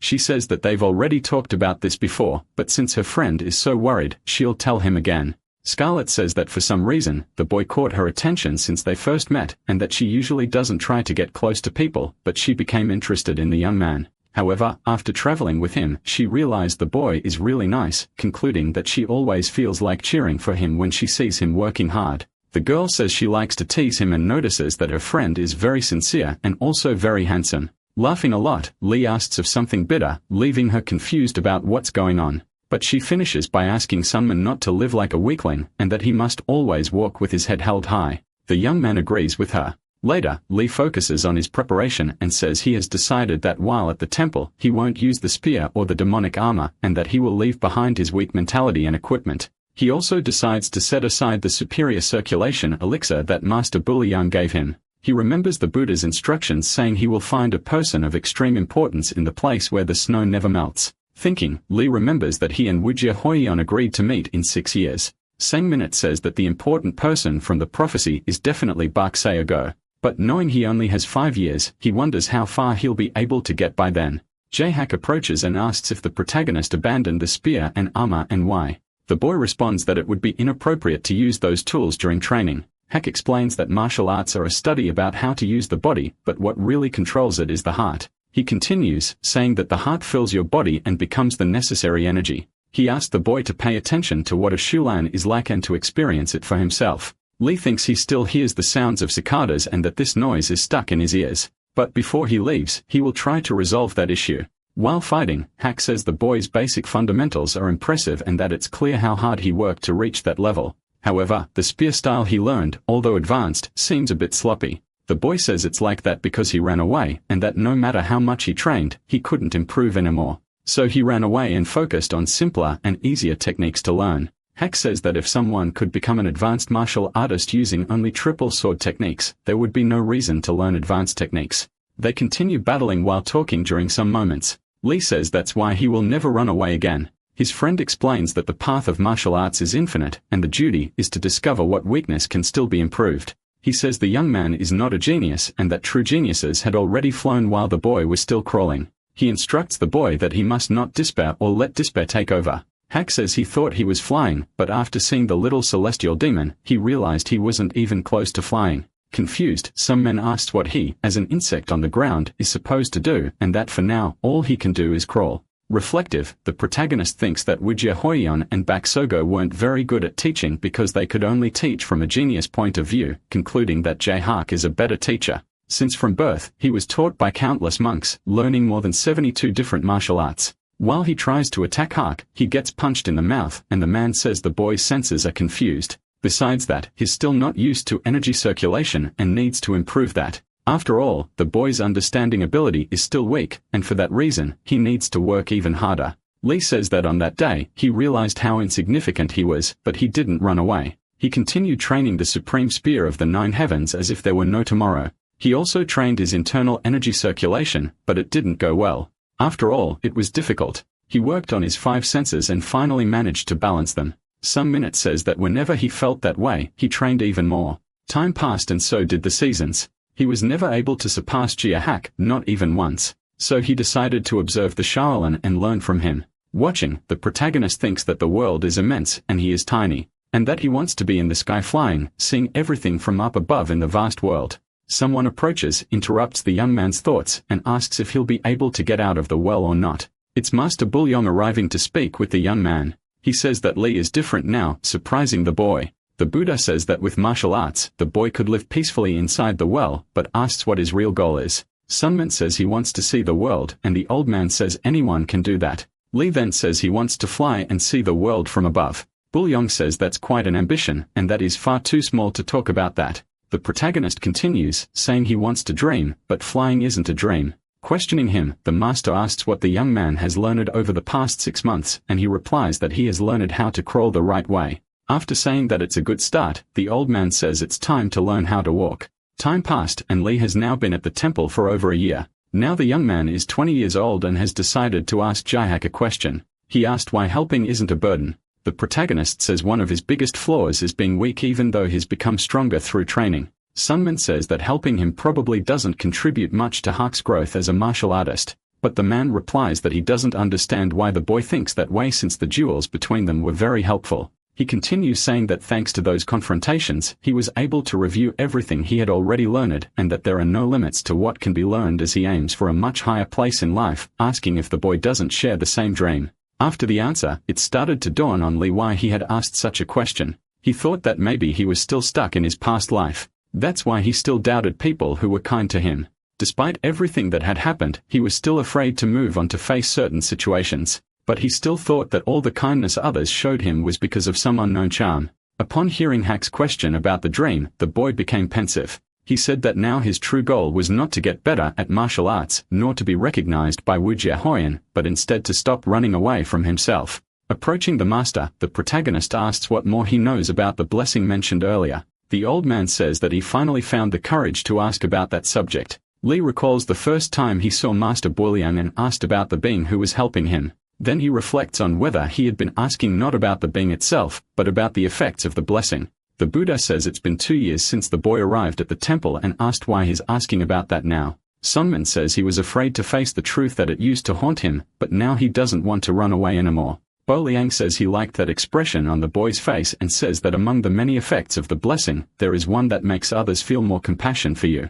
But that this blessing only changes the way others see the boy. The statement confuses him, and then the master explains that basically this blessing only helps with people's first impression of him. If people don't like the boy, they would abandon him. With that, he concludes that all the relationships he's built so far are genuine. Lee thanks him, and the old man says that if he wants, he can remove the effect of the blessing. And from then on, no one will have a good first impression of the boy. That way, you could form honest connections without feeling guilty. Listening carefully, the boy says he accepts that option. Sometime later, Sunman reunites with Huon, and the man asks if he's decided to become a monk. But he makes a little joke saying that so far he still has hair. Since it's been a long time since they last saw each other, Namgong suggests they get together for a drink and then throws an object toward his brother, telling him to think fast. The boy manages to catch the object, but says it was a mean prank. Hoyen says his friend has gotten stronger over time and congratulates him for reaching the supreme peak. Then he says that Lady Moyang married Jagal Tyrium and had also said she didn't like how arrogant and loud Namgong was.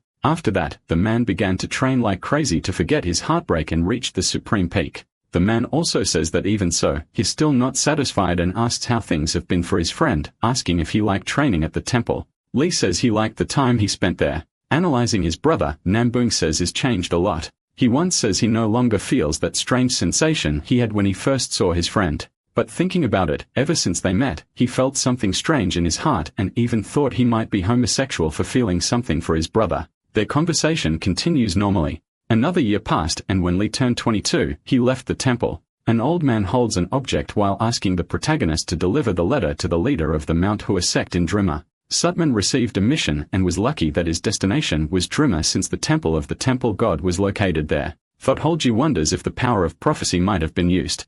In that case, he decides to call for Neville. At that very moment, the agent appears asking what his master needs. The protagonist was looking to buy some information. He wanted to know about the Phantom Sword, Dakbijun, Bakogo, the Lightning. He also wanted information about Wujia Hoyen, a little celestial demon. Regarding Bakogo, she's been doing good deeds and missions to help the needy. Thanks to that, she ended up becoming a bit famous, and it's been a week since she was last in the great city of Rubes. As for the Phantom Sword, Dakbijun, he's been spreading his name through challenges. He's on a journey seeking duels against martial artists from prestigious sects and has even gone to the Manhwa sect. Looking into the crystal ball, the protagonist reflects on what he just heard. Since his destination was also Drimmer, he might meet the man on the way. However, there was still the matter of the information on the little celestial demon. Eagerly awaiting Neville's answers, Summon puts a smile on his face. Wujifoyan has gathered some followers due to her great strength and charisma. In total, there are 20 followers, but all of them are at least at the martial peak or above.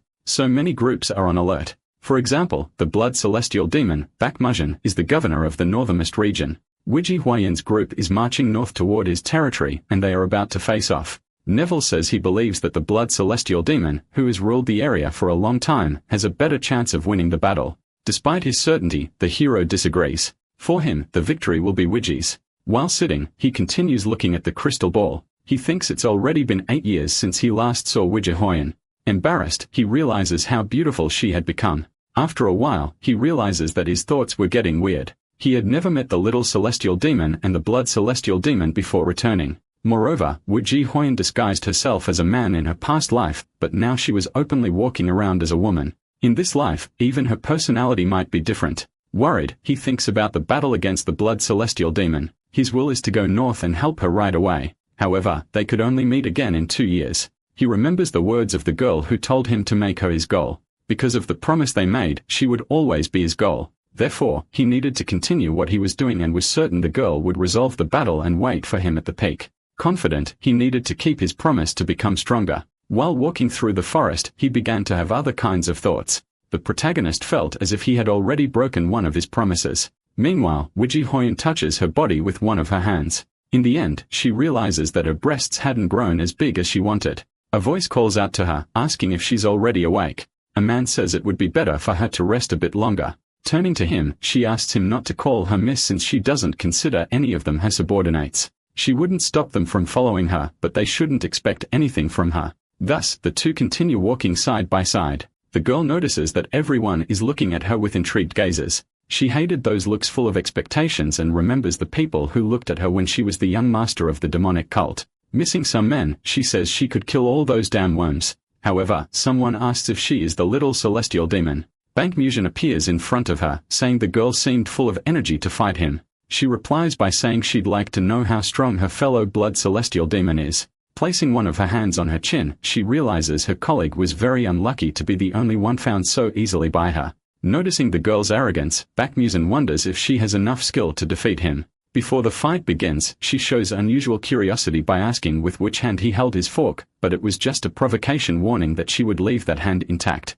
In the Manhwa sect, the low vegetation covers some parts of the place. One of the guards asks what the protagonist's purpose was for entering that place. Holding something in his hands, he says he needed to deliver a letter sent by Master Bouillon. The guard apologizes for his ignorance and accompanies him to the sect leader's quarters. After completing his mission, the protagonist needed to find the god of time, Dana. However, the character calls out asking if he was the boy from the Mercy Mountains. That was Dakbijun, and the protagonist recognized him immediately. Happy to be recognized, he starts talking to the man who says he would never forget the things that happened on that mountain. He explains it was the period in his life when he suffered the most and would remember everything until the day he died. Even so, he doesn't understand how he was recognized so easily since he was under the vision prohibition at the time. The old man explains he remembered the internal energy the boy exuded. Enjoying the conversation, the two continue face to face until Dakbijun asked the young man to go resolve his matters in the sect. That way, they could talk more later. Impatient, the sentinels wait for him with looks of fury on their faces.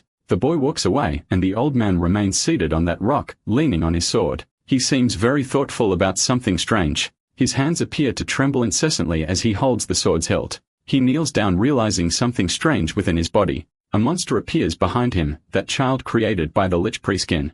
Inside the Manhwa sect, a person says, "It is a pleasure to meet the colleague." The sage Sumhat introduces himself as the sect leader. Lee Summon also introduces himself, saying he came to do a favor for Master Bolian. While handing over the letter, the man says the leader of the Maram Alliance has renounced his position, so Master Bolian would now be a leader. Upon opening the letter, he realizes the elder had declined his proposal. Throwing the piece of paper behind him, he says he already knew the old man would do that. Changing the subject, he says the disciples who brought the protagonist to his room mentioned that the boy knows the ghost sword. Stating they met earlier, he says the boy was sitting right in front of the sect's entrance. Sunha says that the ghost sword wanted to duel him, but the sage had no intention of doing that. Curious, the hero asks why. As a martial artist, he enjoyed fighting strong people and didn't mind accepting duels. However, the ghost sword is very dangerous. Returning to talk with Dakbijun, the young man starts the conversation. He asks if it was true that he used dark magic. Laughing, the old man asks if Sung had told the boy that. After confirming he used dark magic, the boy becomes curious, thinking he only knew sword techniques. The man asks if he had ever reached the limit before, and someone confirms. Although the boy was too young to say he had reached his limit at any point, he realizes he's getting old. He says that even if he used internal energy to slow aging, it would still be possible to feel strength slipping through his fingers. Confused, he realizes the boy has no idea what it feels like to experience that kind of despair. Having to rely on dark magic and throw away all his pride as a martial artist was desperate. Showing his shame, the old man remains silent. In the end, he orders the boy to get out of his sight. He didn't want him to see that side of him at all. Salmon decided to leave silently since he wasn't in a position to say anything and preferred to leave it alone. He might looking for Dana's temple, which Mercy had mentioned, and stopped in front of a shack. Upon entering the house, he saw the god of time, Dana. He was very confused to realize that it was just a simple child. Confused, the boy asks if the protagonist was sent by Mercy after realizing he was quite problematic. Probably, he had crossed the boundaries of time to be in that place. As expected of a god, Denier was able to sense that right away. With a more formal introduction, he says he is the god of time, and that's why certain things were obvious to him. Naturally, Denier would feel uncomfortable near someone who had broken the rules of time, like the hero who disturbed the flow of the world. Not understanding his words, the warrior asks what he meant by that. For not living this life as if it were his last, doing the same things, eating the same food, meeting the same people. The god explains that each small change made could cause an even bigger one, like a snowball effect. Luigi stopped dressing like a man and ended up facing the blood celestial demon, which never happened in the past life. Furious, Danier states that the mere fact of his existence was enough to distort that world. Moreover, there were many differences in events, which would continue increasing more and more with no foreseeable end. His mere existence was distorting the order of the world. The protagonist says he chose to return when he awakened something inside himself. Even when asked, a god of time wouldn't tell them anything. The gods are neither omniscient nor omnipotent. They are simple life forms that cannot avoid the cold embrace of death. That's why they stay quiet or lied, since revealing the truth would put targets on their heads. The protagonist's expression changes completely all of a sudden. Suddenly, the god of time feels the presence of the apostle because of that conversation. It was the same sensation he felt with Mercy and Kim Jong-un. Asking him to leave, Dena says they would not talk about that matter anymore. After his apologies, the apostle disappears completely from the scene. Wanting to know what that was all about, Dena avoids the subject unless the protagonist is willing to visit Judas. He says that neither god nor mortal would be able to answer. Confused, he asks if it was impossible for him to know the truth. Denier replies no and asks him to look for Enverus, the one who fled the mansion of the dead, besides being a special case but different from the protagonist. After giving those hints, Denier asked the protagonist to leave. Before leaving, someone asked for a trial. At that moment, the god's gaze changes completely. Realizing the true motives of the hero, he imagines that he has completed Mercy's trials. However, the boy would not have his wish granted. His trial wasn't for training like Mercy's. Everyone who went through Denier's trial would be capable of ending the protagonist in the blink of an eye. Moreover, they all went insane and died. The protagonist leaves the shack after being expelled by the god of time, who told him to get lost and get his head straight before coming back. He chose to return and rest as he suggested. However, the atmosphere in the village was the worst. Darpijun ambushed the Taoist Sunghi that same night and killed him. Returning to his memories, he realized that the ghost sword and Sunghi never fought in a past life. The following year, Darpijun faced Wuji Hoyen in a dungeon and died there.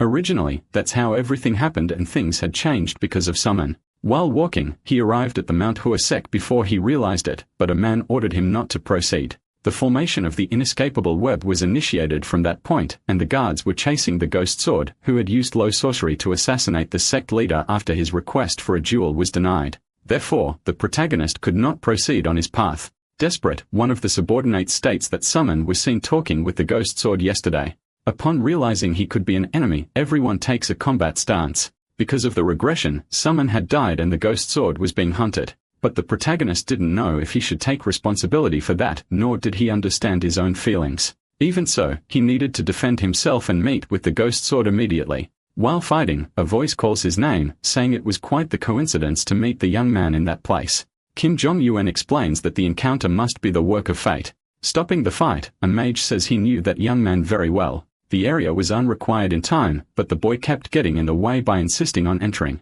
Everyone thought he came to help the ghost sword. Curious, Kim Jong-un asks if that was true, and the protagonist gives no clear answer. Meanwhile, the two remain standing face to face. Decided, the mage says he will accompany Lee Soon-minute on his journey. Shocking everyone, he asks them to let the two pass. Asking them to trust him, he explains that at the slightest sign of threat, he'll be able to cut off his head. The protagonist thanks the mage for his help. Now he asks for an explanation about Dok Bijun. However, the character changes the subject and says he expected something unusual. Lying in front of them, a dead body reveals the use of low sorcery. Vital Drain was the name given to the ability that absorbs a target's energy. Thus, it was no wonder they called him a demonic sword. Dok Bijun was responsible for that, and now it wouldn't be just the Mount Hoa sect that would go after him. The entire era would want his head. Even if the heavens bless him, he wouldn't escape alive. While they talk, a crow landed on the mage's shoulder. That was his familiar, which had been scouting the area. With the bird's return, Kim Jong-hai made a new discovery. Looking at his friend, he shows a terrifying expression. He explained that the Taoist sect of Manhwa would be delayed. Stating he had disrupted their communications, he asked the protagonist to speak with someone privately. Even if he sent martial masters, the vital drain would kill them all and strengthen the enemy. Thus, the mage's goal was to help the boy out of pure curiosity. He wanted to witness the change in the flow of life that he would cause. Upon hearing those words, the hero shows a hint of suspicion in his eyes. Holding an instrument, a voice asks if they had finished. Some men in Dakbi had just fought. Even tired, the boy wouldn't give up so easily. Getting up, he summons the supreme spear of the heavens as his fifth stance. Meanwhile, his opponent waits patiently. His expression changes when he notices something strange. The attack wasn't strong enough to cause any damage to his opponent and ends up slipping. With only his sword, he manages to strike the boy's head. Apparently, that technique was too much of a burden for the young man's shoulders. With the bump on his head, he remains lying on the ground too weak to get up. Now the warrior had encountered Dokbi-jun in the middle of the forest. The old man senses the boy's presence. In the darkness, the two exchange no words for the moment. The boy starts the conversation, saying he had something to ask. Curious, he wants to know what the man would have done if he hadn't met him at the entrance of the sect, and what his attitude would have been if he hadn't told him the reason the leader rejected his requests. After the questions, Dokbi-jun says nothing. Gathering his courage, he states he would have given up on challenging him. He thought he was too weak to face the leader of the greatest sect, but later discovered the reason his requests were rejected. It wasn't because of his strength, but because of his sorcery. In the end, since he couldn't face him, he invaded the sect in the middle of the night. And then he got to enjoy his fight with the Taoist Sun-hee. The boy is shocked to notice the strange expression on his friend's face, with his face covered in blood and his eyes carrying a cursed tone. The old man realized that the world is very vast and the leader was the strongest person he had ever faced. Therefore, it was a wonderful experience with an ending that left him completely satisfied. As he spoke, the young man's face showed how shocked he was by the situation, remembering his friend from the mountains and all his teachings. He closes his eyes upon noticing the strange creature in front of him. He realizes that because of him, the Tai was died, and now everyone wanted Dokbi-jun's head. The old man says that even if that's true, all those choices were still his own. The world is full of things we'll never truly know. So he said the boy couldn't take responsibility. Even so, he felt that part of it was his fault. To him, the situation wasn't as the old man described. Noticing that the young man was quite convinced, the old man believed he was full of himself. The protagonist was sure that Dokbi-jun was much stronger than him. There were millions of people in different lives simply because they got involved with Lee's summon. He was holding his spear purely out of self-satisfaction. However, he was certain that all the deaths he caused would weigh on his shoulders, and he knew that was a burden far too heavy to bear. His goal was to face the demonic sword and kill that man. Realizing it would be a difficult fight, he asks Kim Jong-un to summon the Taoists from the Manhwa sect. In this case, he was much stronger now that he had absorbed the energy of more than 10 people. Wielding his sword, the old man wished to see the growth of that boy he met in the mountains. The hero realizes that the old man had become something far more terrifying. In the darkness, he said the night was still young, he was ready for battle. Looking at his dreadful face, he realized that Dokbi-jun was a vampire. It seems that the vampire, a blood relative of the demonic sword, was either very strong or simply not interested enough. It's possible to overcome aging by becoming a vampire and drinking the blood of superior species. Even so, he was still an old man. While the two fought, their abilities were displayed. Dokbi-jun was very skilled and knew how to defend against high-impact spells. However, just because the demonic sword is weak as a vampire doesn't mean it is truly weak. It's a combination of the power of a transcended vampire master, and one could not lower their guard. In the first place, there was no reason to be careless. The vampire rushes in, aiming to strike his opponent. With the soul-purging assassin's strike, he tries a new type of attack. Losing his balance, the sword wobbles in the old man's hand. Suddenly, he drives the weapon into the ground. Meanwhile, someone leaps forward with a giant jump. He tries to thrust the spear at Dokbi-jun, but with all his agility, the old man dodges the blow. Sensing the boy's intention, he charges toward him. Desperate, the boy realizes how fast the vampire is. He grips his spear with extreme strength and spins it around himself. Quickly, the old man tries to strike the boy, but he evades. Without his opponent noticing, he manages to pierce his chest with the spear, causing him to lose balance. Confused, he can't follow the boy's movements. He had learned very well the new technique of Lee Kyung-won and Park Seo-go. With blood in his eyes, the boy points his weapon at the enemy. Not letting the moment slip by, he grips his sword with one hand. With his power, he tries to strike some minute. With several steps, he prepares the supreme spear of the 9 heavens together with the strike of the hidden serpent. Not understanding those movements, the old warrior waits for the attack. At that moment, his vampire eyes could see many things that normal eyes could not. However, he did not expect the intense blow he received. Suddenly, a supreme force begins to rise from the ground. The old man lets out a long laugh and says he never imagined a spear would come from beneath his feet. If he could delay even a little longer to dodge, his head would have been pierced. The rage grew inside the protagonist, and his fury was shown through his brutal gaze. Darpajun realizes that the ignorant mountain boy had grown quite a bit. As the two fought, the red moon rose in the sky. Unexpectedly, the old warrior says he invite the boy. Hearing his words, the boy was confused. Getting closer, the man says he invite his talent. Sensing his opponent's approach, he prepared his spear. However, he ended up being wounded in the arm. Falling to the ground, Darpajun stood still like a shadow in front of him.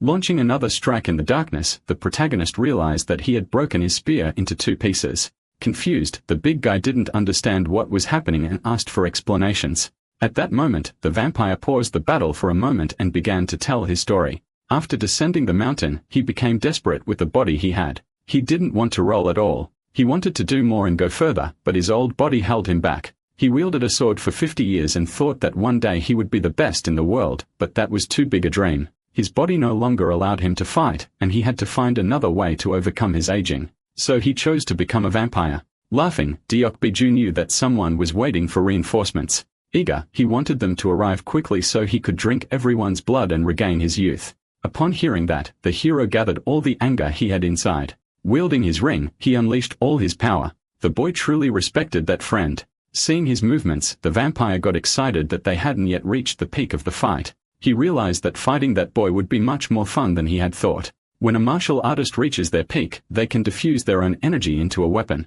This is called energy sword. Such energy exponentially increases destructive power, and someone proficient can cut steel like a hot knife through butter. If one is able to surpass the peak, the energy takes form being called enhanced energy sword. The destructive power of the enhanced energy sword is much greater than the normal energy sword capable of killing with one blow. However, there is a way to defend against it with enhanced protection energy, a technique that uses enhanced energy to cover the entire body, being able to defend against an opponent's energy. But someone is unable to use it as he only possesses enhanced energy in its incomplete form acquired through understanding. A path to victory is out of sight. Despite the difficulties, Lee Summon would not give up on that battle. In every possible way, he tried to strike his opponent. Tired and panting, he didn't stop for even a second. Even when hit and knocked down, he kept standing. However, the vampire was extremely fast and disappeared from his view.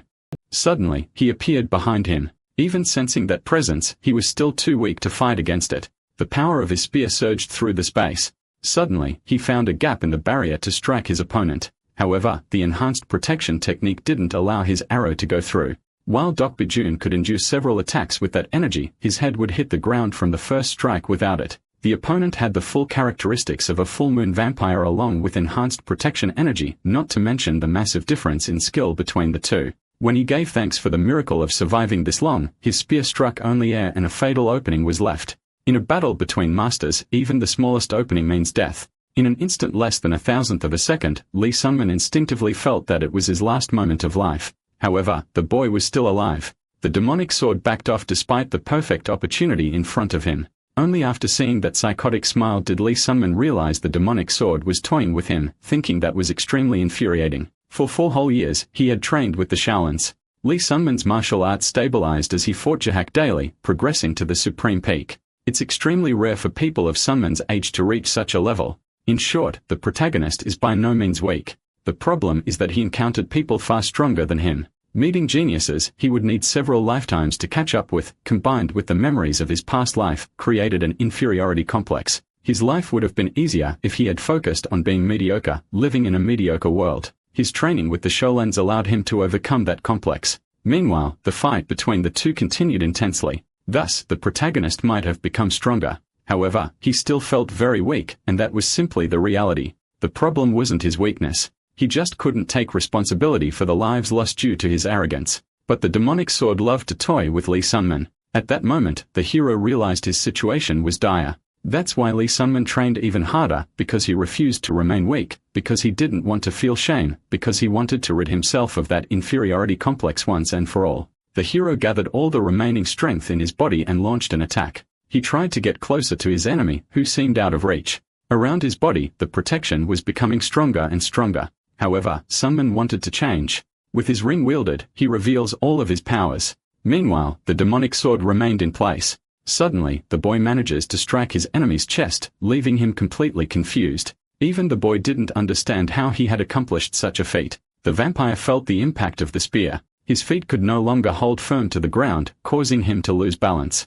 Seeing the spear embedded in his chest, he was startled. He couldn't understand how his opponent had managed to strike him with such precision. Lee Seung-min noticed the tension lingering in the atmosphere. The boy asked himself the same question Dok Bi-jun had. He didn't know how he managed to do that, and the answer that appeared quickly vanished from his mind. The thrust of the spear during that trance-like moment was faster than the blade of the demonic sword and pierced through the protection. However, at least some men had no idea how he had done it. He believed it might have been an epiphany, like the moment he awakened his enhanced energy. Meanwhile, his opponent was feeling intense pain caused by the blow. In every possible way, he tried to free himself from the spear. Desperately, someone didn't know what his next move should be. The old warrior said it felt like he had just stumbled over a stone. That thrust wasn't something someone at the boy's level should have been able to perform. After pulling the spear from his chest, he chased after the unimaginable talent standing in front of him. That spear that just pierced his body was even stronger, faster, and quieter than the blade of Tuost Sunga. Foreseeing his death, he knew his blood wouldn't be enough for regeneration. Therefore, he continued gripping his sword tightly. Changing the color of his sword to a vibrant blue, he asked the boy to show him more. As he walked, his aura turned blue lit the sky. Dok Bi-jun wanted someone to show him the power he had never reached in life. The innate energy core was a type of energy that comes from birth, but if used, one would die or sacrifice nearly all of their life. As he was using that energy, he would die soon, and the protagonist could run and let him die alone. However, his eyes were filled with joy and passion. Seeing those eyes, the hero could no longer run. Dok Bi-jun was not a demon controlled by sorcery, but merely a seeker of truth who longed to surpass his limits. He knew the old man had lied about inviting his youth and talent. He was someone who ran away while pretending to overcome his inferiority complex, and for that, he would wield his spear with full strength. By recreating the miraculous strike he had landed by sheer luck, he would deliver a satisfying death to a great martial artist. At that moment, the old man no longer had any strength and blood flowed from his mouth. Before dying, he stated he was disappointed in the boy. As he weakened, the old man said that the blow that killed him should have been stronger and more impressive than Sunhis. Once again, with a spear embedded in his chest, the old warrior didn't understand why he was in that state. By his side, the protagonist watched his final words. Before he could finish his sentence, his hand dropped to the side. Now, Dok Bi-jun truly dead. The protagonist was filled with expectations he knew he had to fulfill. In that world, the demonic sword died with a smile on his face. By his side, the boy knelt down and asked for forgiveness. Tired of so many losses, he took responsibility for each death. While crying over his fallen friend, he noticed the light coming toward him. Realizing it was Sogo, he ran into her warm embrace. As the woman said, he had grown a lot. The protagonist was in shock to see his friend in the forest. Suspicious, he pulled away from the hug for a moment and asked what the woman was doing in that place. She stood and remained silent at his side. While gathering flowers, she said she had heard rumors about the demonic path.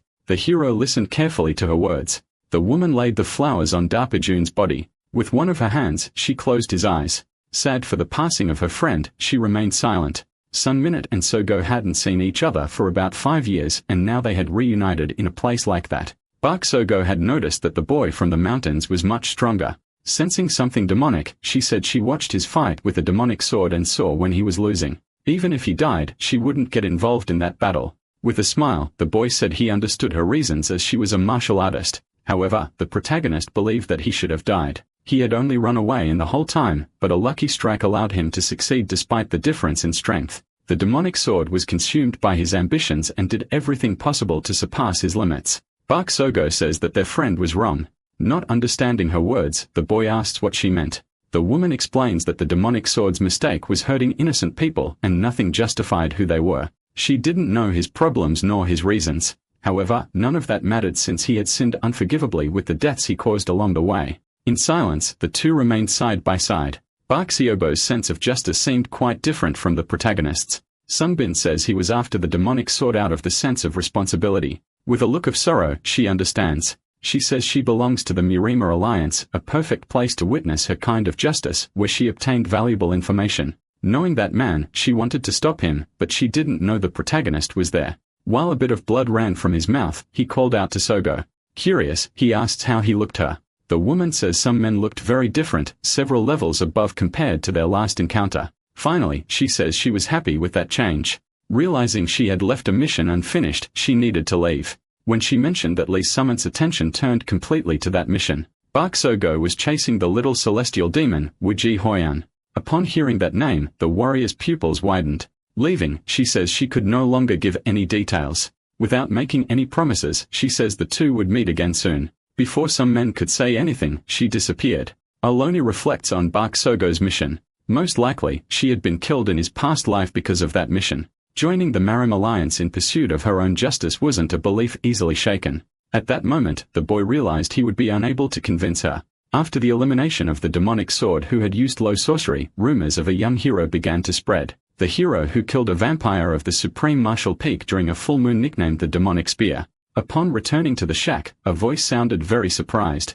Confident, Lee Summan asked the God of Time to grant him the trial even if it means his death. Shocked by the determination of the man before him, Dinner is left speechless. The warrior's only goal is to complete that trial. Observing the character more closely, he seemed well prepared. It looked as if he had arrived like a madman. The pain he was about to experience in the trial was unlike anything he had ever seen or felt before. Determined, the protagonist didn't care about anything else. He orders Danier to begin the trial once and for all. Sensing the young man's anguish, the God of Time gives a small smile, decided he would begin the trial at that very moment. Suddenly, the two are in a very different space. That was the world that resides within the protagonist's consciousness. The training done in that place would not affect someone's brain in any way. In that place, only his mind would be trained and it would be impossible to use benefits like the status window or any abilities. To leave that place, one must train using only memory and talent. Until the Saiyang and the hard last ran out, he would remain in that world. However, that trial would last a century.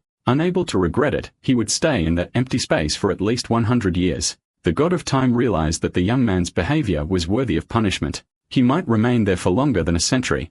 Daenerys explains that he could stay as long as he wished. Once the sand completely fell, he would have two choices. The first, to end the training and return to the real world. And the second, to flip the hard glass upside down, adding another century to the total time each time it was turned. Even so, there would be no turning back after flipping the hard glass, and he would have to stay there until all the sand fell. Out of every 10 people, 3 survived, and all the others went mad or died. Many make it through the first 100 years and become confident and flip the hard glass. But during the second 100 years, it began to go insane. Thus, the God of Time needed to know how long the protagonist could last. Those were Denai's final words before he disappeared and the century began. At first, he felt fine, having a chance to grow stronger with infinite time to do so. No matter how much he moved, he didn't get tired, didn't feel hunger, and didn't sleep, and it didn't take long for that to become suffering. He missed hunger, tiredness, and thirst, and above all, he missed pain. But no matter what he did, he felt nothing. He never imagined that not feeling pain would end up causing more pain. Upon realizing his situation, he was in utter despair. That wasn't just pain. He didn't know if he was doing things right, and there was no one there to correct his mistakes. Wuju Huyen, Bakogo, and Jahak weren't there. Even if he launched his spear in a way that seemed wrong, he wasn't sure of anything. Every time he thought all his suffering was for nothing, he nearly went insane. Lee Sunman needed to be sure he was doing it correctly. In that way, he found himself completely lost. There was no answer for him. And when he thought most of the time had already passed, he looked at the hard glass and realized that not a single grain had fallen. Meanwhile, his body stood before the sun god. Daenerys was already thinking of a way to get rid of his body, knowing he wouldn't pass the trial. However, he felt something strange and peculiar. When he looked ahead, he noticed something very common as his pupils dilated. Sweat and cold, he realized he was dealing with a complete madman. Only 10 people had accepted that trial in the past and all passed the first century easily. The protagonist reflected on having less talent and less willpower than all of them. Consequently, his thoughts led him straight to the past, remembering the reason he hadn't given up. In the end, he was just a lava and couldn't be angry about crawling. When he was on the Mountain of Mercy, the hero accepted to keep crawling until he surpassed the geniuses. Even if he was heading toward a wall, he could destroy it and make his own path. His training with the Shaolins was nothing, needing to recover and move on. Even a massive rock turns to sand with the ocean's beat and the passage of time. Supreme Spear of the Nine Heavens didn't seem to improve even with the training. In the end, he realized that people don't change. That's why everyone wore masks and acted like someone else. No matter how much he thrust or swung, he wouldn't gain handles or feel tired. A spear was made to thrust and neutralize being a powerful monk technique, which wasn't his case. Thus, the protagonist found himself confused amid so many questions. With less than half the time left, he didn't know if he had completed the mission. But he didn't give up and kept trying. Even if he left that place, nothing could change. Now he was certain he needed to kill the weak like him. Kneeling, he asked forgiveness for killing the Lord who shouldn't have been killed by someone as weak as him. Changing was truly hard, and he wanted to kill the weakness inside him even if that was all he was. Putting his head in the right place, he decided to stop lamenting since time was almost up. He trained tirelessly for 2 centuries, but didn't improve at all, being just another classless man. He couldn't even remember how many times he fell into despair and wanted to give up during those 200 years. However, he was determined not to run anymore, aiming for changes in his future. With weariness on his face, he turned the heavy hard glass once more. That was the weight of his hesitation. By turning the object, another 2 centuries began. The protagonist's expression revealed his pain, which ran through his entire body. When he came back to his senses, much more sane had fallen. He had probably gone insane for a good while before pulling himself together. He'd felt that countless times before, but probably felt disgusted by his own weakness. Having all the time in the world, he saw no problem as long as he didn't go permanently mad. The 100 years that passed that time were much better spent, feeling like he was advancing in some direction, even if slowly. This time, he would train the mystical art of the violet dawn and the flight of the shadowless soul. Once he set his goals, he managed to feel good for a few moments amidst those centuries. Thus, another 2 centuries passed and he didn't approve at all just as he had expected. Following his goal, he added another 3 centuries. The first century felt like hell, but it seemed way cooler now. At that moment, he believed he had gone mad for living in that place. In truth, he wanted to aim a bit higher after noticing some improvement, trying to replicate the attack that killed the demonic sword. But, obviously, he couldn't replicate those movements perfectly, adding another 400 years. Suddenly, a millennium had passed. The protagonist's gaze no longer revealed his true feelings. He stared at the wall at the level of the supreme peak. He laughed upon realizing he had found the structure after just 1,000 years and added another 500 years. Since it took 1,000 years to find the wall, the time it crossed, it would be much greater. With that, he began to train day after day, incessantly. And after nearly 1,500 years, he finally replicated the strike that killed the demonic sword. It was just a cheap imitation since he couldn't use the same power and speed in any other spear attack. The young man wondered when he would become a supreme peak martial master. Looking at the object beside him, he added a few more years. The god of time became increasingly shocked by Summon's actions. To him, Summon was a complete madman. Lee Summon had a single goal in mind and wanted to complete the mission he had been given. In the end, his gaze revealed all his will to not fail. Dania kept secret the fact that the realm of consciousness drastically slowed the growth of those who trained in it. Because of that, even geniuses would have difficulty evolving, making it easier to fall into despair. The previous participants were much stronger than the hero. Even so, no one endured more than a millennium. Amazingly, that young man had lasted a very long time. In the entity trained for a long 2,100 years. Upon returning, Reina was curious to know how he had endured for so long. Realizing his weakness, a bit of blood dripped from his nose as a side effect. His brain overloaded. It wasn't easy to receive 2,100 years of memories all at once. Reina was confused to realize that the warrior went insane several times but managed to recover. To the god, an airhead like him should have given up due to lack of talent.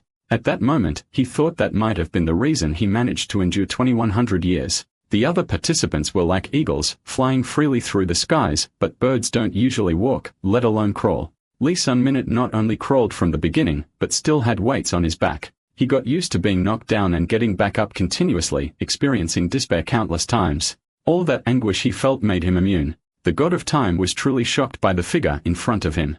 Even so, he knew that wasn't the only reason. The protagonist's body was very heavy since he hadn't had one for 2 millennia. The last one who survived for 1,000 years couldn't even remember how to speak. Dana gave him his memories up until now, which would help fill the void. Suddenly, the protagonist received a full load of memories. His face changed, remembering extremely important facts. He still remembered that pathetic version of himself, but even so, he was grateful. The trial of the god of time only trained Summon's mind and couldn't alter his physical body. But thanks to the memories and personalities he acquired during the trial, becoming stronger would be easy. From now on, the hero wanted Rina to take care of him. He had no roof to keep over his head, so he would like to stay in the house until he got used to his body. Having been isolated for 2,100 years, he needed some help to recover. Irritated, the god of time said he should do whatever he wanted. A year later at the Sheldon Temple, vegetation surrounded the entire region. Meanwhile, a practitioner trained tirelessly without rest. Jahank was stunned to hear a voice he had known a long time ago.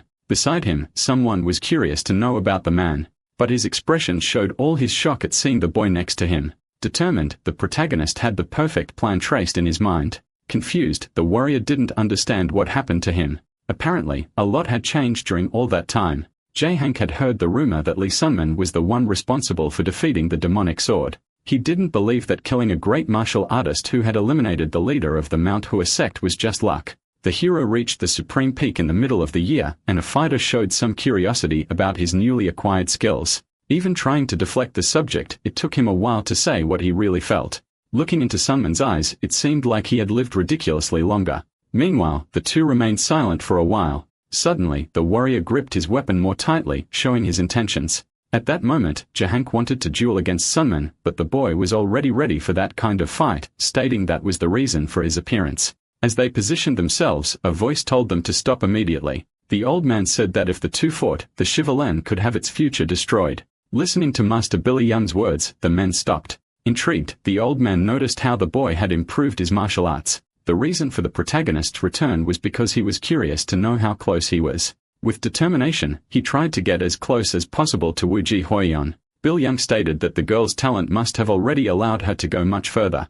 Jahank waits for the old man's thoughts to conclude. He states that Hoyen should be far ahead of Sunman, thinking of her 17-year-old version. However, the protagonist already expected that kind of answer, so it wasn't a surprise. He never imagined that his current power could come close to hers. However, the realm of consciousness allowed him to greatly increase his strength. With that body, he was determined to reach another level, with 2 months remaining until the dungeon opened. Jahank asked him to stay the night, but the boy left after retrieving the demonic armor and his spear. He had to learn more about the Black Heart, prevent Bakogo's death, find Inveris, and recover his martial power. With so many tasks to complete, he needed to be as efficient as possible. His first task would be to find Inveris, an existence with completely messed up causality, but different from his own. The master had escaped the embrace of death, so he should ask him for help. Determined, the protagonist searched for the master who could answer his questions. Based on Erebris's information, the merchant known as Enveris was seen in the Forest of the Sleepers. That place was known for driving everyone insane due to the spectral screams. No one knew what was inside that forest as everyone avoided the monster-filled region. To him, there was no way a simple merchant would come to such a place.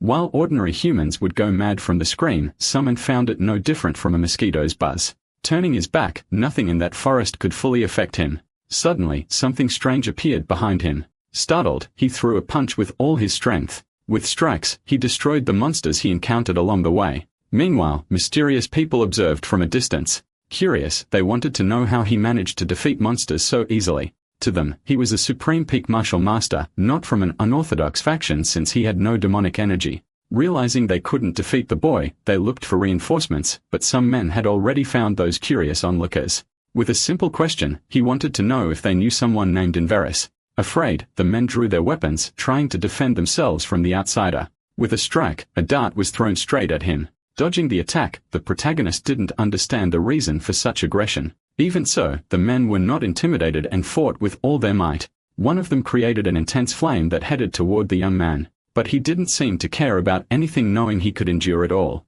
The man was shocked to see Eddie replicated his attack by simply waving his hand. Approaching, the boy tried a new kind of approach. He just wanted to talk, showing that they didn't need to be afraid. His gaze completely intimidated the man. However, he explained that they were deaf and that he had to write something on the ground if he wanted to communicate. At that moment, the protagonist realized the reason for the exaggerated reaction. Thus, they began to converse with writings on the ground. Without anyone noticing, a warrior fell from the sky. With all his strength, he landed his feet on the ground. Shouting, he called the two of them bastards for their actions. They shouldn't share information about the tribe with an incomplete outsider. That man was the tribe's powerful elder. Shortly after, the young man realized they weren't deaf, but his only objective was to know about Inveris. With anger in his eyes, the elder stated he wouldn't tell anything to an outsider. Confused, some men realized he had no choice but to fight. Standing over the man's body, he tried to speak with those men again. Frightened, they still couldn't believe he had managed to defeat the elder. Realizing his quest might be related to the tribe, he asked them to show him the way. That tribe lived in the Forest of the Sleepers and used a drug to deepen themselves, making them immune to their relentless screams. Soon after, they arrived at the tribe filled with wooden structures. To Sunman, that place didn't seem pleasant at all. A man introduced himself, saying he was the tribe's chief named Kazuya. Now the two of them looked at each other, trading barbs and thinking about their next steps. The chief was a very strong man, a master at the supreme martial peak, having gone through origin reversal. Irritated, the old man wanted to know what the boy was seeking so desperately, having killed an elder and threatened two youths. He kept insisting he came in peace with no intention of killing anyone. Even so, it made no sense to stand still against someone who wanted him dead. His statements left the master speechless as he processed everything that had been said. Forgetting the past, he realized that many of his men would die if they tried to stop him. Thus, he would be welcome as a guest in the village. Suspicious, the protagonist accepted that kind of treatment without lowering his guard. The peace agreement between the two is sealed. Thinking about his goals, the boy asked if the old man knew Inverness. He is informed that the man had left the forest 2 months ago. Despite the information, they had no idea of his whereabouts. Before leaving the village, Inverness was certain that someone would come to the tribe seeking information about him. His final request was to guide the visitor to a certain place. Suddenly, after walking for a few minutes, they arrive at another part of the forest. Kazuya said that countless trees had merged to form that wall. Grabbing his spear, the young man would try to destroy it. Determined, he held the weapon with all his power and will to succeed. Suddenly, he launched his body against the wall. The energy was so intense that the tribe chief covered his eyes to protect his vision. Even with such a powerful strike, the boy's expression showed his desperation. It was impossible to break that barrier with strength alone. Not even Inverness had been able to cross it, as only the tribe chief could open it. Thus, the old man decided to open the wall for the boy. Using his powers, he concentrated all of his energy. Soon after, a dark and mysterious passage opened, but the tribe chief wasn't sure what existed inside. He only knew that an unbelievable power resided there and that even a supreme peak martial master would have difficulty passing through. Before he could finish his explanation, the boy went through the passage. Confused, Kazuya stood still as he watched the boy disappear.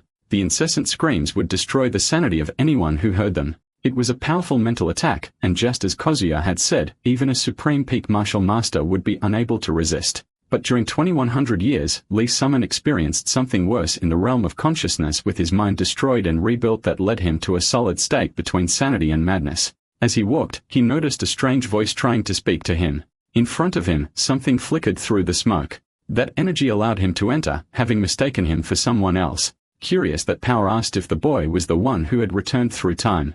Not understanding what it was that was speaking to him, Salmon remained silent. Suddenly, another voice asked the monarch of the void to stop behaving that way. Transforming her body, the girl said the boy was getting scared. Confused, he didn't understand anything that was happening in front of him. At last, he asked who those two enigmatic beings living behind the wall of trees were. Before he could say anything else, the girl began to introduce herself. She was Rubia, and Vera's familiar, and had been waiting for the boy all this time according to her master's instructions. Her appearance was like that because of her master's peculiar taste. Curious, some men asked what the frightening thing behind him was. That was the monarch of the void, a remnant of the great demons. 400 years ago, he was a powerful demon who commanded over 100 demons. Now he was just a spirit without a body. Lee Salmon wanted to know why Rubia had waited for him for so long in such a strange place. But the only person who could answer that question was her master, who also had a distorted causality. Despite being as familiar, she couldn't locate him precisely. Thus, the protagonist became a little impatient with his current situation. The master was able to detect Rubia's location, so it would be better if the hero followed her. Confused, he didn't understand why things were becoming so complicated. Besides, he didn't understand why that weird thing was in front of him. But the monarch of the void only knew one thing, but the one who returned would look for him one day. His goal was to leave that forest with a regressor. Rumors said that the tribe of that forest had a good god, but those legends made the monarch laugh. As long as the blood of the tribe existed in the forest, the final seal of this place would remain, and even he didn't know if there was an end to the path. Even after so many explanations, the protagonist still had doubts in his mind. Rubia repeated that if he accompanied them, he might eventually be able to meet her master and Veres. The only problem was how they could carry a demon without a physical body. Besides that, her master hadn't explained that part. Suddenly, the monarch of the void began to change his form. The protagonist watched those movements carefully. Coming his direction, he launched his powers at the boy. Not even Rubia understood what the monarch was doing. His goal was to steal the boy's body, since he had been trapped for 400 years after losing his physical form. Although that body was trash compared to his prime, he would make good use of it. Meanwhile, Rubia awaited the end of the transformation. The monarch of the void laughed desperately. Shortly after, he realized he had launched his body toward the bracelet on the boy's arm. Confused, he didn't understand what happened. The great monarch of the void had been rejected and imprisoned within that bracelet. The boy's mind was very strong, the result of 2100 years of training in the realm of consciousness. Besides that, it might be some kind of blessing from someone working behind the scenes. The protagonist didn't know, but he believed the only way to get answers was to meet Inveris. His memories took him back to a time when his friend Lou was still alive. He had created many memories with that item, and now he could no longer use it. His desire was to expel the monarch of the void from his bracelet, but the spirit seemed completely desperate. Before the boy could abandon him, he tried to persuade him with a gift. He'd once been a very powerful demon who had acquired some war spoils after ruling for centuries. Rubia confirmed that in the past, he was truly very wealthy, with a vault full of wonderful riches and mysterious treasures. Forcefully, the hero reflected on the offer. In the end, Rubia and the monarch of the void became his companions. Thus, they walked together from the forest. The familiar one to find a quiet place with a beautiful view to wait for Master Enveris. Even though it wasn't a bad idea, some men needed to go somewhere first. Curious, the girl hoped it wasn't a dangerous place. But the protagonist's expression already revealed his intentions. Lee Sunman needed to go to a dungeon. Dungeons are mysterious places that have appeared over time, and countless spells are embedded within them. The laws that govern them are different for each one and area. After killing a monster, people take byproducts as loot. But dungeons are different, and after killing a monster, its body disappears and loot appears in its place. Loot comes in all shapes and sizes. The stronger the monster, the better the loot. And if you defeat the dungeon master, then you receive an incredible reward, and the dungeon will shut down. Rubia asked if he was really going to that place. Without showing any frustration on his face, he replied that he definitely was. Meanwhile, the protagonist stood in front of a giant stone. It had been 2 months since he met Rubia, the monarch of the void, and he had found the dungeon's location through Erebris information. In his past life, he had taken the stone of regression, and the crimson stone should be at the dungeon entrance. If he touched it, he would be immediately teleported to somewhere inside the dungeon, and from there, he could do whatever was needed. Even so, for a moment, his mind faltered at the thought of whether completing the mission was even possible. Despite everything, it would be foolish to give up now after coming so far. Decided, the protagonist brought his hand close to the stone. At that exact moment, he was teleported. Together with Rubia, the two managed to enter the dungeon. Some men noticed something strange, a familiar sound. Turning around, he saw that someone very large was next to him. Apparently, it was an ambush. The man said nothing, remaining silent. Curiously asked who that boy in front of him was. The man realized it was the demon spear who had killed the demon sword. Grismo apologized for the attack and said he thought the boy was a martial master from the demonic faction.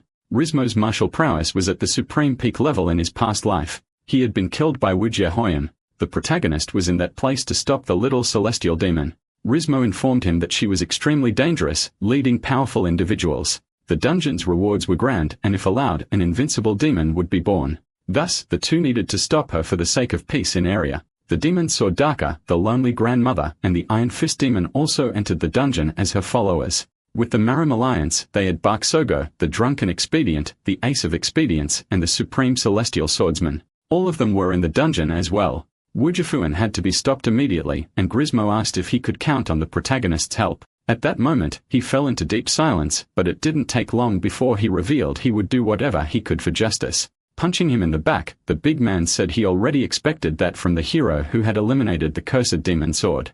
This would be Lee Selman's first dungeon. Each dungeon is different, but nearly all have strong monsters, so they needed to be very careful. As they walked, Grismo noticed something strange ahead. Immediately, the two stopped where they were. Suddenly, the protagonist's eyes were filled with a strange light. Someone had arrived at the location. Suddenly, Wujia Hoyen sensed the presence of the boy she hadn't seen in a long time. Face to face, they remained silent, exchanging only dreadful glances. That in front of them was the little celestial demon. Worried, Grismo noticed something strange about that situation. Slowly, Bakogo revealed herself from within the darkness. Quickly, the big guy became excited upon noticing the presence of the woman. However, the two should have looked more closely. That person in front of them didn't seem normal. Observing more carefully, they noticed something strange on her face. The man became completely desperate, and his gaze turned intense. With a strike, she lunged at the man and kicked him with all her strength. After receiving the attack, a bit of blood could be seen in his lips. Rubia said it was a doppelganger, a monster capable of copying appearance and mimicking the target's movements.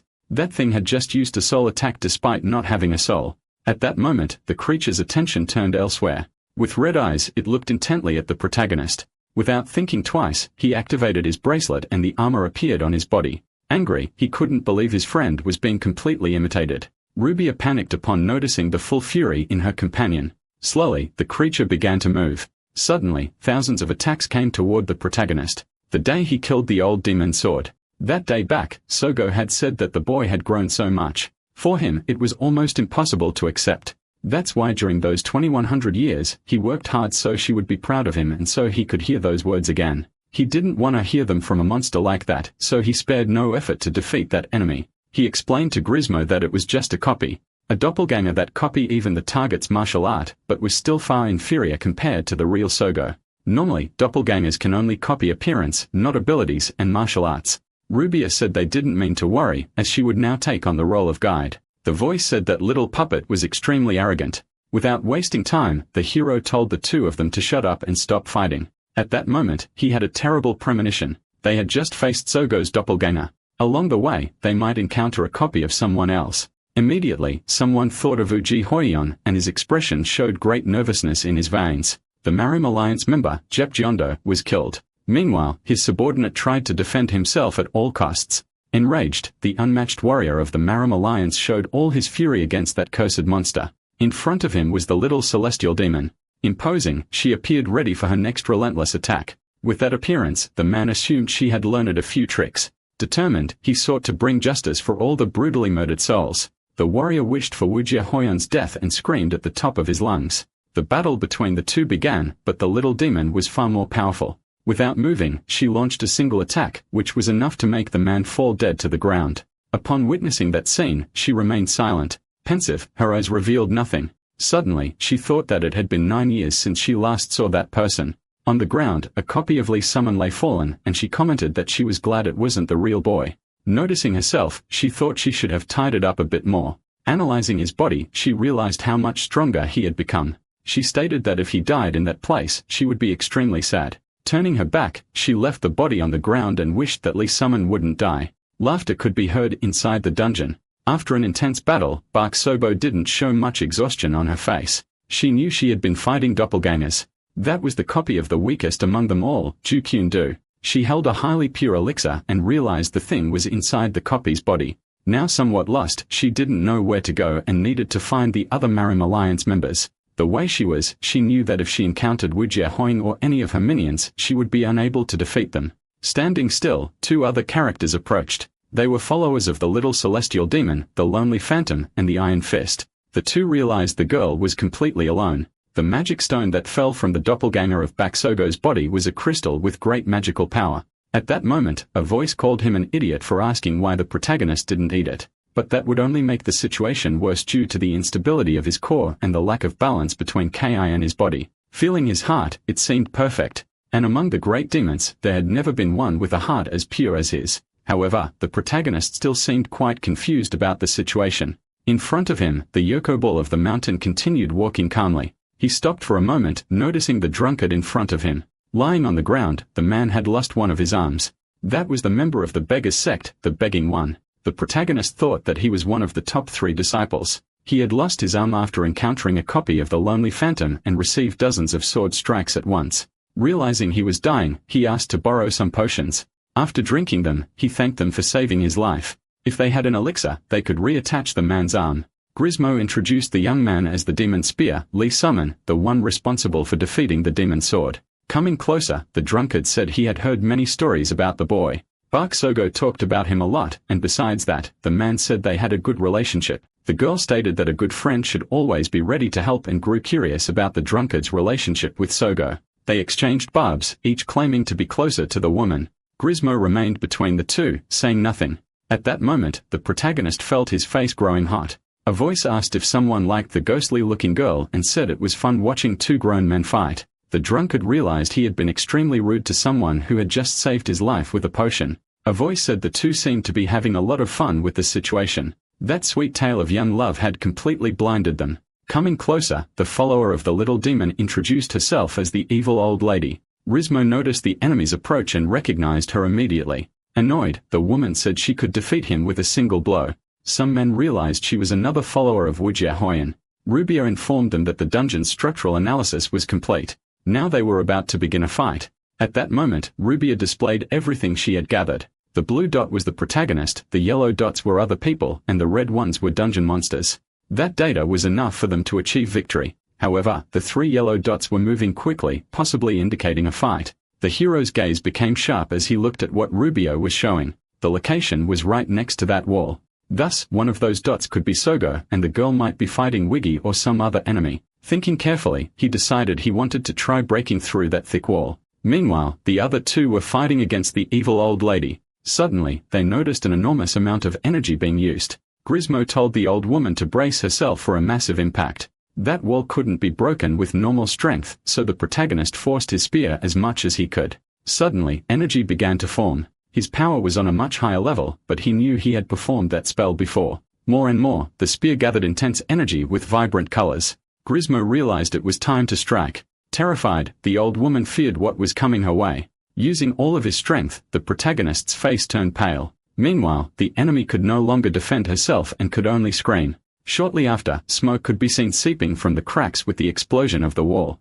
All the characters were left confused about what had just happened.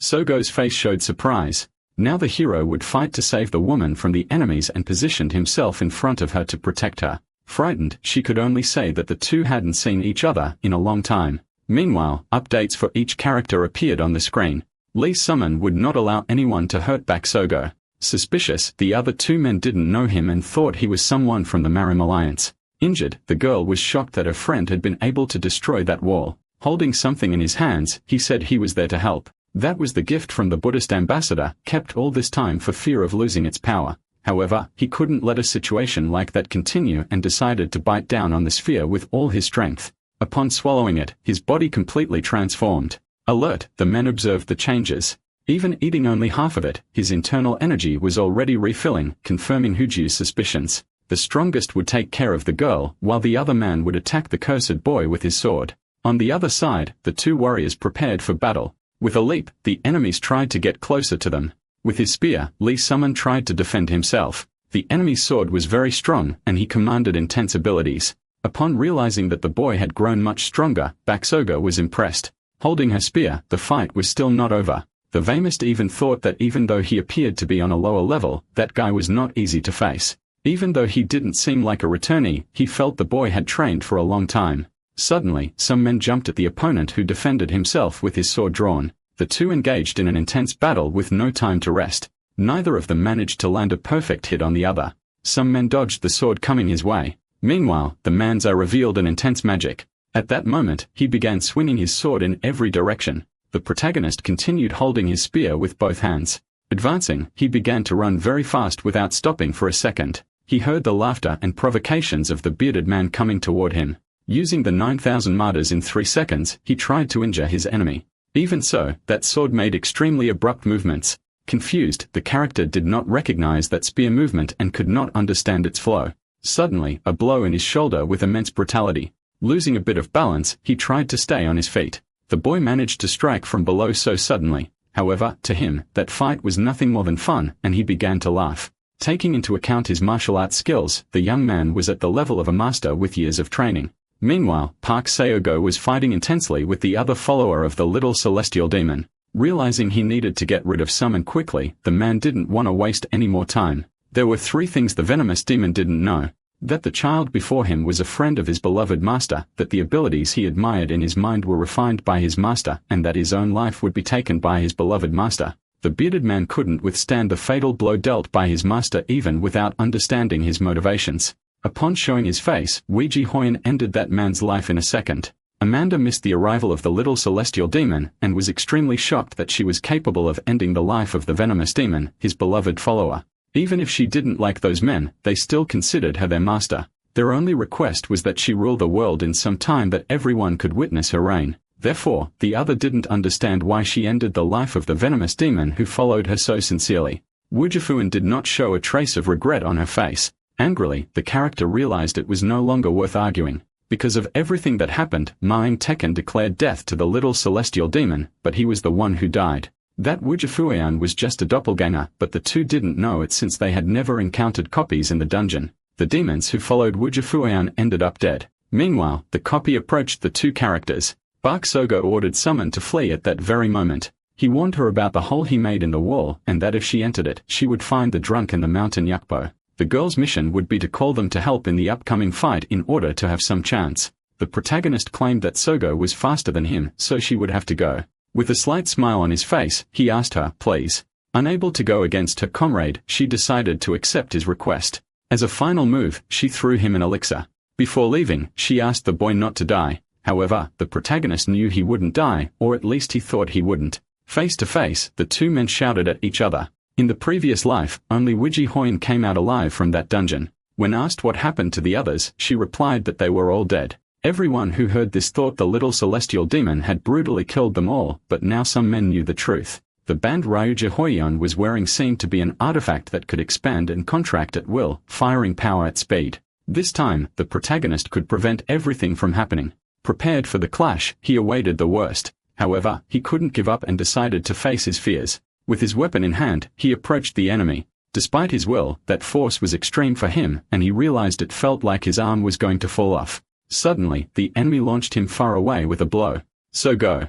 The drunk and the mountain yacht bull were still fighting the old woman. So he didn't know if things would be different once they arrived. With another blow, the protagonist was thrown even farther this time. His will to survive was immense. He needed to survive all of that because of the promise he made to several people. He knew he needed to endure. He needed to fight. He needed to try to bring that woman down in every possible way. His body might have been weak, but his mind was not. Based on the 2100 years in the spiritual world, he tried to remember everything he had learned. He should attack from the front and from the weakest side. The little celestial demon showed no reaction. Meanwhile, he noticed that the protagonist was preparing for a new attack attempt. He was high up and tried to get as close to her as possible. Wielding his spear, he realized that fight had no end. Even so, he wouldn't give up easily and decided to think about his next steps. A voice called him a brat and asked if he had noticed that. That wretch was playing around, not fighting, just using that band with all her power and all her experience. The copies reproduced the original's movements, and he knew Hoyen didn't usually use martial arts. Thinking a bit more, he understood that she only used martial arts for opponents who were worth it. Therefore, the protagonist was an opponent worth her time, even if everything seemed like child's play. At that moment, he thought of Sogo and asked her not to come. He realized he was fighting a monster. On the other side, they were defeating the evil old woman. Bakogo was screaming desperately, saying she had to help Sun Minute. She got no time to waste. She needed to return for another fight. If none of the men went, she would go back entirely alone. Suddenly, her eyes revealed something strange. The drunk held the woman with his remaining arm and stated that by following her words, they were signing their death sentence. First of all, they had underestimated the opponent, and to defeat Hoyen, it would take 5 times more power. The drunk said that the best choice for them would be to retreat. Grismo said the only way out would be to defeat the boss monster, but the drunk showed a scroll from the evil old woman. That would be a hard decision as it meant leaving a friend behind. While they argued, Bakogo remained unconscious in the man's arms. Suddenly, an intense light appeared from the hole. Lastly, a voice asked for forgiveness with a feeling of regret. The warrior continued the fight with the little celestial demon. A lot of blood came from his mouth and his pupils were dilated. His enemy kept attacking, not giving him a moment to rest. She ran in every direction with immense speed. The hero had to stay alert in all directions, the center, the opening, the right, and the left. The voice helped him realize where the attack came from. Even with the tips, he couldn't follow all the instructions. Annoyed, he asked that voice to shut up once and for all. He knew that if he died, he would rot in that place. Besides, Bakogo still hadn't returned. The voice said the girl had betrayed the protagonist. If he hadn't entered that place to save her, he wouldn't be facing such great danger. But he didn't mind dying in Sogo's place. He was sure something must have happened for her not to come back. Anyway, if he hadn't met her, he wouldn't have survived the mountain. The voice let out a sinister laugh. Despite that beautiful speech, the young man couldn't die like that. Therefore, I decided to give a little help. Suddenly, a transformation began to happen. Without understanding anything, Sunman just accepted the help. That was real power capable of taking down all the enemies. Hoyen paid attention to the scene happening in front of her. The power was very easy to use if you had a purpose being usable however and wherever you wanted. Beams of light came out from his armor. That was part of the voice's spiritual power, and the boy's heart accepted spiritual powers very well. At that moment, his wounds were healing, and even his arm was better. The atmosphere changed, and the original's arrogant and curious nature was also copied. At that moment, the copy recognized him as a great rival. The protagonist felt like that strength could make his veins explode. Meanwhile, the voice asked him to hold on tight. In front of him, Hoyen was preparing to use her powers with immense fury. It was the first time he had received it, but it still wasn't enough. The protagonist couldn't surrender so easily. Wishing for the voice to give him more strength, the protagonist didn't know if he'd be able to control it. Although it was a power impossible to have with a weak body, he could recognize the power because he had reached it once. If he reached the stage he had achieved in the spiritual world, that doppelganger. Without hesitation, the hero asked for more and more power. His spear became increasingly stronger, and he cast spells in all directions. Hoyen approached with immense fury. However, her eyes revealed surprise upon realizing what was happening. Suddenly, the protagonist was able to throw his enemy far away, making her crash into a wall. Debris was thrown everywhere, and the girl remained in the middle of the crack that was formed. The 9,000 immortal songs would be used for the sacrificial ceremony. The protagonist just had to endure a few more seconds of that. As the world vented, more explosions were formed. Angrily, the little celestial demon was already back on her feet and showing her moves. In one of her hands, the power could be felt from everywhere. Not expecting to be hit, the blow came toward the protagonist. That was the best power he could use with Hyoju's help. For the second time, he used the 6-second sacrificial ceremony. According to his eyes, power radiated from all over his body. That way, the protagonist sought justice with his own hands. Hoyen felt the attacks as she was thrown even farther away. Her red eyes revealed something even darker. Suddenly, an intense light could be seen from all corners of the dungeon. The protagonist's expression showed that not even he believed he had won the fight against that copy. Standing still, he began to feel some pain. Sweat ran down his face, and his veins were bulging. He had done something 9 years ago, and after thousands of years. He'd always been running, thinking about the little celestial demon. With no confidence at all, he wanted to know if he had become even a little bit stronger. Realizing how ridiculous that sounded, the voice stated that he still had to borrow someone else's strength to win. Having power and knowing how to use it were different things. Calling for attention, the voice said the boy should be prepared. The next step would be to withdraw the borrowed power, which could be something extreme and even lead to death. Saying he was used to pain, the power began to be drained. The protagonist's expression revealed something terrifying. His bulging eyes and dilated pupils showed that the pain endured was extreme. Suddenly, his whole body radiated. He screamed in pain while the power left him. A girl stood beside his body. Touching his stomach, Rubio asked if the boy was okay. His body had fought against the pain for an entire hour. Even using the fancy elixir he received from the woman, he wasn't getting better. Without that elixir, he might have died. Therefore, he owed his life to Bakogo once again. The protagonist almost died. Moreover, his limbs, his joints, his blood, and his kai exploded and became wounds. Even though he couldn't move, he tried to stand up. He said he had a place he needed to go. Suddenly, he began walking even without having balance. Looking to the side, he saw the stone falling on top of the evil old woman. Next to him, Rubia said she could feel the resonance of mana and the move and magic used in that place. Through an escape scroll, the number of people moved was 3. Realizing that Sogo had managed to escape the dungeon, he felt he had fulfilled his purpose in that place. Even so, he needed to walk more without retreating. Looking at the map, he wanted to get closer to the boss. His final goal was Hoyen. Staggering, he didn't give up for a second and didn't stop to rest. Rubia kept arguing with him in every way but got no response. Losing balance, the hero fell for a second. He was too weak to keep going forward. His 9 and 2100 years were all spent running in that direction, having risked his life based on the words of a 13-year-old child. That's why he wanted to show his efforts and scream that he had grown stronger, thanks to Hoyen. Now not much time was left. The hero's eyes saw something in front of him. Suddenly, he saw Hoyen and his expression changed. The childish thoughts of wanting to show his growth were immediately forgotten. Upon seeing a movement, a perfect step, more perfect than any move he had imagined in his mind. No doppelganger could be able to copy her, and that was what he had longed for all that time. The one in front of him was the real Hoyen, imposing with precise movements and unmatched power. The girl realized that he must have been the dungeon boss. While walking, she commented that he was annoyingly strong, and in her past life, she wouldn't have been able to win. Besides, she encountered a monster that looked like the boy using ancient martial arts. For her, he had been a very fun opponent. She realized that Lee Sungmin had become stronger. Now the young man would know how to respond properly. Hidden behind a wall, he didn't know what the girl was talking about. With a smile on his face, he said he was too dirty to meet Hoyen. Curious, she asked who he had encountered. She gave some credit to the protagonist for surviving and making it that far. Meanwhile, the girl leaned her back against the wall. She said that Sungmin had achieved his dream and congratulated him. The two continued their conversation, separated by a thick wall. 9 years was a very meaningful time for the warrior. for some, in that time was very significant because of all his effort and dedication. For a moment, the girl didn't say anything until she asked if he didn't want to come with her. As she had said before, the girl hated when others had expectations for her. Even before being summoned to that world and even after the summoning, those despicable eyes always followed her. But if it had been summoned all this time, she wouldn't have minded. The protagonist apologized to the girl. At that moment, she thought he didn't want to go with her, but he said it had nothing to do with that. Lee Summon knew that if he went with her, he would always be in her shadow, trying to become someone worthy of her. Even being stronger than Wujie Hoyen expected, it still wasn't enough for him.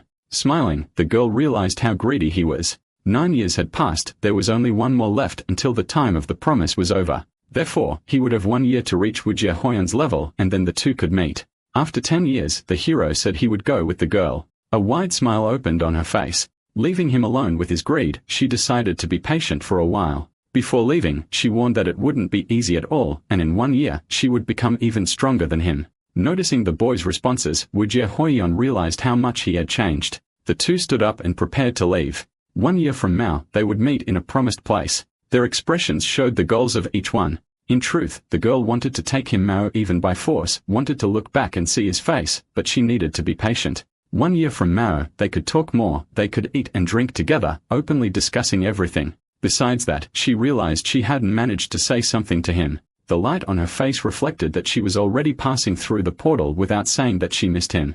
Outside the dungeon, someone screamed desperately. Bakogo asked why the man had taken her out if someone stayed behind in her place. The drunk man said that was an unavoidable choice and there wasn't much to do in that situation. However, that act was cowardly, not something noble. Turning her back, the woman said she would end the Marim alliance. She didn't want to stay in a place like that anymore, and that man would never need to look for her again. To her, those actions were extremely disgusting. Speechless, the drunk stood in the same place. Crying, she asked for forgiveness from Lee Summon. Determined, she said she needed to become stronger. The beings who live in this world on 2 feet are called humans. They have ethics and rules which they follow to maintain order in the world, but some ignore the rules and surpass them. Beings that feed on the blood of others. Beings that challenge death and continue living in an impure way. Beings that have thrown away all their honor and belief, which should be upheld.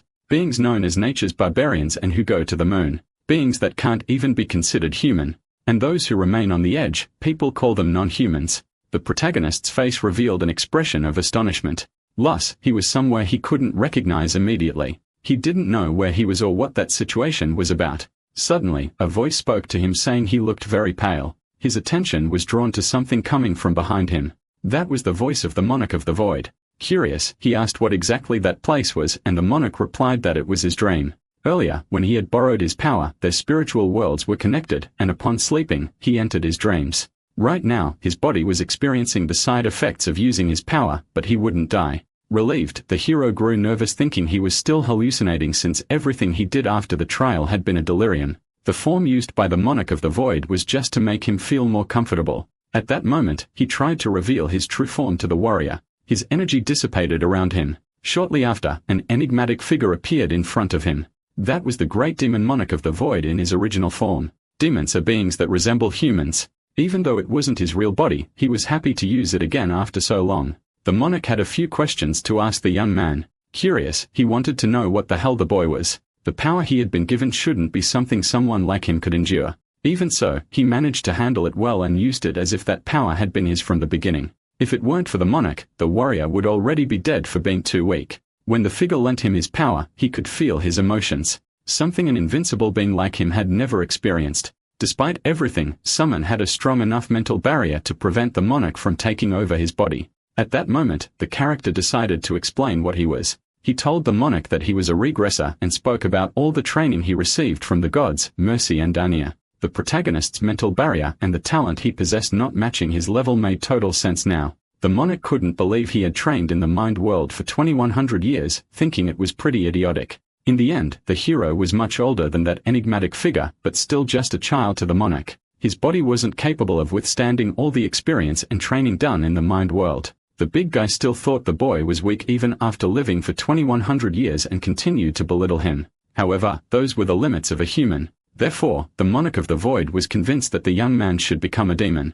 Upon making that proposal, the hero grew nervous and speechless. He had probably felt the cost of having borrowed such immense power, not to mention that his heart was that of a monster. If he became a demon, he'd become a very interesting one. If that happened, he could even be stronger than that woman who drove him so crazy. Desperate, the young man began to sweat cold. His eyes widened and his expression showed all his fear. With courage, he refused the offer. Even so, they couldn't forget the non-human energy that lived inside him. Reviewing his memories, he remembered the order to go north. The old man said he should go to the place where the millennial snow never melts to meet someone important in 5 years. Some characters were heading to the great northern city, Trevia. However, the girl didn't understand why they had to stay in such a cold place for 3 months. While eating something, the hero said there weren't many places where they could stay. The voice offered the option of transforming into an object instead of wasting food, but the girl told it to be quiet. Meanwhile, the warrior kept chewing.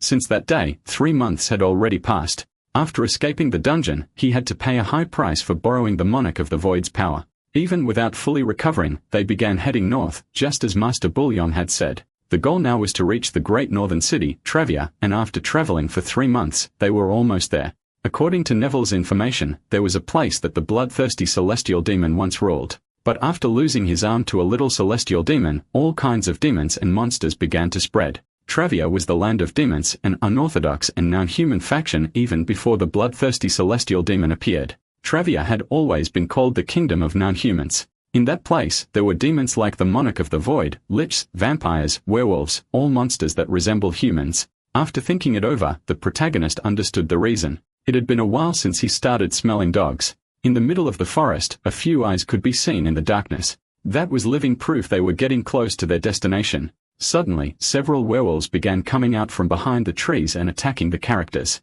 Prepared for combat, the protagonist realized it was time to get some exercise. The enraged wolves charged with all their fury. The girl shouted for him to be careful as lycanthropes became stronger at night and common weapons wouldn't hurt them. However, the hero didn't understand her words. At that very moment, he remembered the elf who had forged his spear. The boy had found a mysterious orichalcum with an enormous level of purity. That stone had appeared after he defeated the doppelganger of Hoyen inside the dungeon. His goal was to make a spear with that item. As payment, he asked the elf to keep the leftovers. To her, it was an honor to be able to touch that, and she couldn't believe he wanted to use it as payment for a spear. Noticing the elf's anger, he asked her to emit the orichalcum into his armor. Back to the fight against the wolves, the protagonist was sure he didn't possess an ordinary weapon. Because of that, he managed to attack all the animals with intense agility. His spear struck the snouts of those werewolves. With his agile movements, he left them all extremely confused. He spun his spear in a spectacular way and managed to hit the werewolves right in the chest.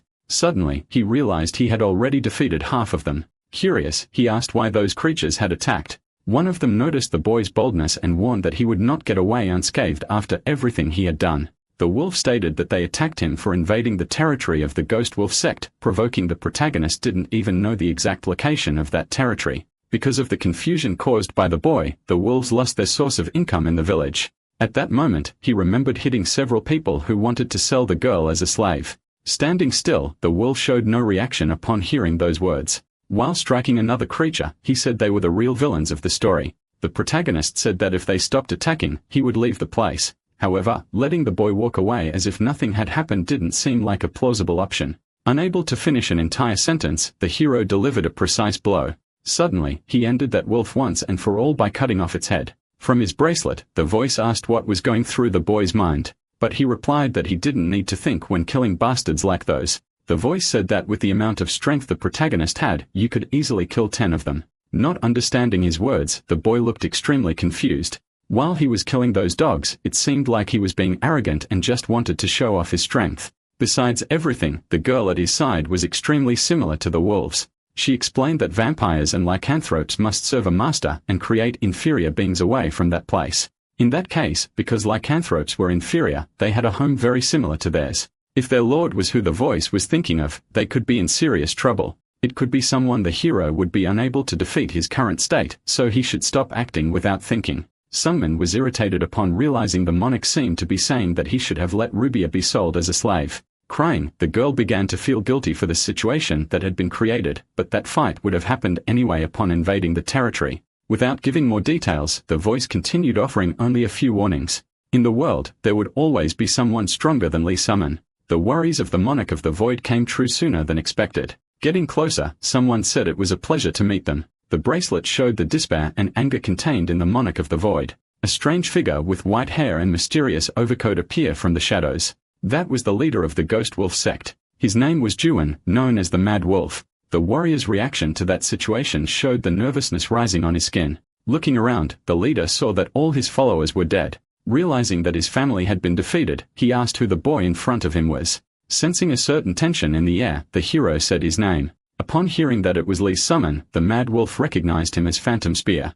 Looking at him, he thought the boy was part of the unorthodox sect, even though he looked a lot like them. Despite that, none of it mattered at the moment. An energy began to emanate from Juwan's body, determined he wanted to end the boy's life right there as a way to avenge his destroyed family. Realizing the wolf's vengeful intentions, Sunman was left shaken. A voice ordered the Mad Wolf to stop that immediately. The Monarch of the Void asked if that werewolf wasn't too old to be playing around with the weak. Feeling that power resonate through the space, Zuwan recognized it immediately. It had been 400 years since he had last seen him and believed he was dead. The wolf grew curious about what had happened to his body that he now dwelled inside that child. However, the figure couldn't answer that question as he wasn't sure if his body had disappeared. Recalling a certain lie, Juwan thought of the humiliating situation from before. The wolf had changed a lot since the last time they met, as he used to be much wilder. The Monarch of the Void demanded that Juwan leave immediately so he wouldn't cause any more disturbance. Observing that scene in front of him, he seemed quite reflective about the situation.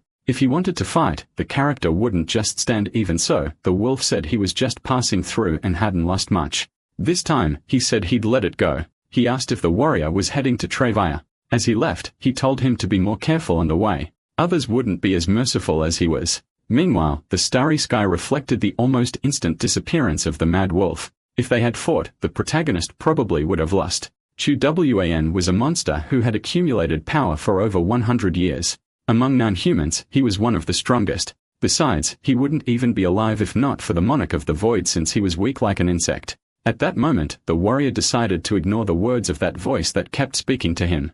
Juwan was just the leader of a small sect. Even having reached the top, there were still many mountains to climb. Even so, the world was big, and realizing that made Lee Sunman happy. Now, he wasn't so afraid, and the fact that there was still a path had excited him. However, he was still thoughtful about the phrase that others would not be as merciful. The warrior didn't understand what other people he might have been talking about. The figure of the Mad Wolf stood still in the middle of the void in darkness. He had encountered the Monarch of the Void. Confused, he couldn't believe that even after losing his body, the soul was still alive. So he tried to relive some memories in his mind. Looking at the image, it was clear that it was the true Monarch of the Void who had managed to survive for 400 long years. That human was the famous Phantom Spear, and the Monarch of the Void was inside him. It was probably him who destroyed some of Janila's toys. The woman said she hadn't cared much, but now she realized the boy had become very annoying. Observing more closely, she noticed how he looked now. Even though he was human, that boy looked like them. And because of the Monarch of the Void, the wolf let him go.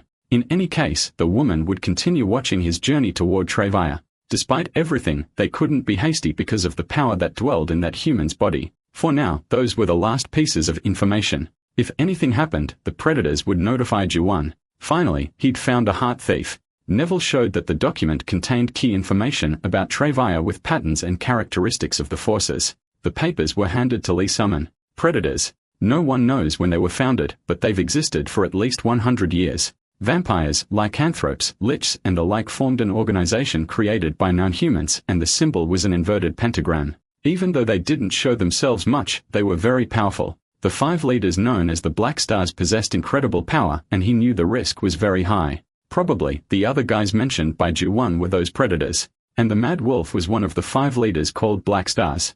Realizing there were 4 more like him, the hero looked worried. They had already been alive for hundreds of years, so dealing with them would be very difficult. If he didn't want to die, you should let the Monarch of the Void take control next time. Despite that, the boy didn't want to become a monster and wouldn't give the perfect opportunity to that figure in his bracelet. The boy knew his master had walked that path, and for his honor, he would continue like this without losing his essence, who he truly was. The monarch didn't understand the point of refusing his power because of that. But the warrior said he didn't want to gain power without a feeling that it was earned through his own efforts. In the end, the protagonist was lucky that Juwan let him go that time. The voice said that in that place, there was a crazy woman who liked guys like him. Noticing the mess that had been caused, the red-haired girl was shocked. She said everyone tried to approach him when he still had strength, but as soon as he weakened, they attacked him. Even so, the mysterious character was able to kill all of them using that body. The figure became increasingly dazzling in front of her as it displayed all its energy. Touching his face, she called the man a poor wretch. Without mercy, she punched him in the face. Desperate, he didn't want the help of a vampire and asked her to stay away. He was determined not to fall for the charms of a woman like that. Here's a celestial being, the former king of Trevia, the celestial demon, Black Musion. To the vampire, that situation was extremely interesting. Without understanding why, someone like him made her heart race in a way it never had before. Leaking her wounds, the black star of the predators, vampire queen Janila wished for Black Musion to be hers. If he accepted her proposal, he would get his lust arm back. Furthermore, she would give him the power to defeat the one who left him in that state. At that moment, Black Musion felt intense pain throughout all his limbs. While baring his teeth at the girl, he stated that he did not accept her proposal. The woman who had been eagerly waiting for a positive answer became very irritated. Even after being defeated by someone younger, his willpower still shimmered intact, and that was why she liked him. Each time he rejected her, that strength would gradually weaken. Therefore, it wouldn't take long until he completely surrendered. Either way, that wouldn't make Janila happy. It had always been the same. She lost interest in her toys as soon as she got her hands on them. After that, she would look for another toy, being a monster who had been playing those little games for a long time. As she walked silently, a man called her master. Suddenly, she turned to see what it was about. The man warned about the arrival of a strange young man in the city. He said he looked like a human but possessed the energy of a non-human. In that instant, Janila knew it was the guy mentioned by Juwan. She thought that Mad Wolf was a complete idiot for letting the boy go without a scratch. Pretending the matter had nothing to do with her, she decided to at least see it with her own eyes. Near a wall, a character was sitting with a huge wound on his chest, appearing to be dead. Some people walked through the streets, strolling mouth-stopping. Lee's young men sensed an atmosphere full of tension in that place. Finally, they had arrived in Trevia, but the place had turned into chaos after the attack on the celestial demon. Looking more closely, he noticed the pile of bodies. The monarch of the void warned that those were not just corpses. All of them were non-humans, like lycanthropes, vampires, all kinds of people were in Trevia. Normally, they lived hidden, yet now they walked around openly, showing that the city was not normal. Rubio asked if they really needed to come to such a strange place since the old man could have been wrong. The protagonist froze for a moment upon noticing a different voice speaking to him. Startled, he realized the presence of Janila at his side, who said she was a very important person. With her vibrant yellow eyes, the woman introduced herself as Janila and said it was a strange pleasure to meet the young man.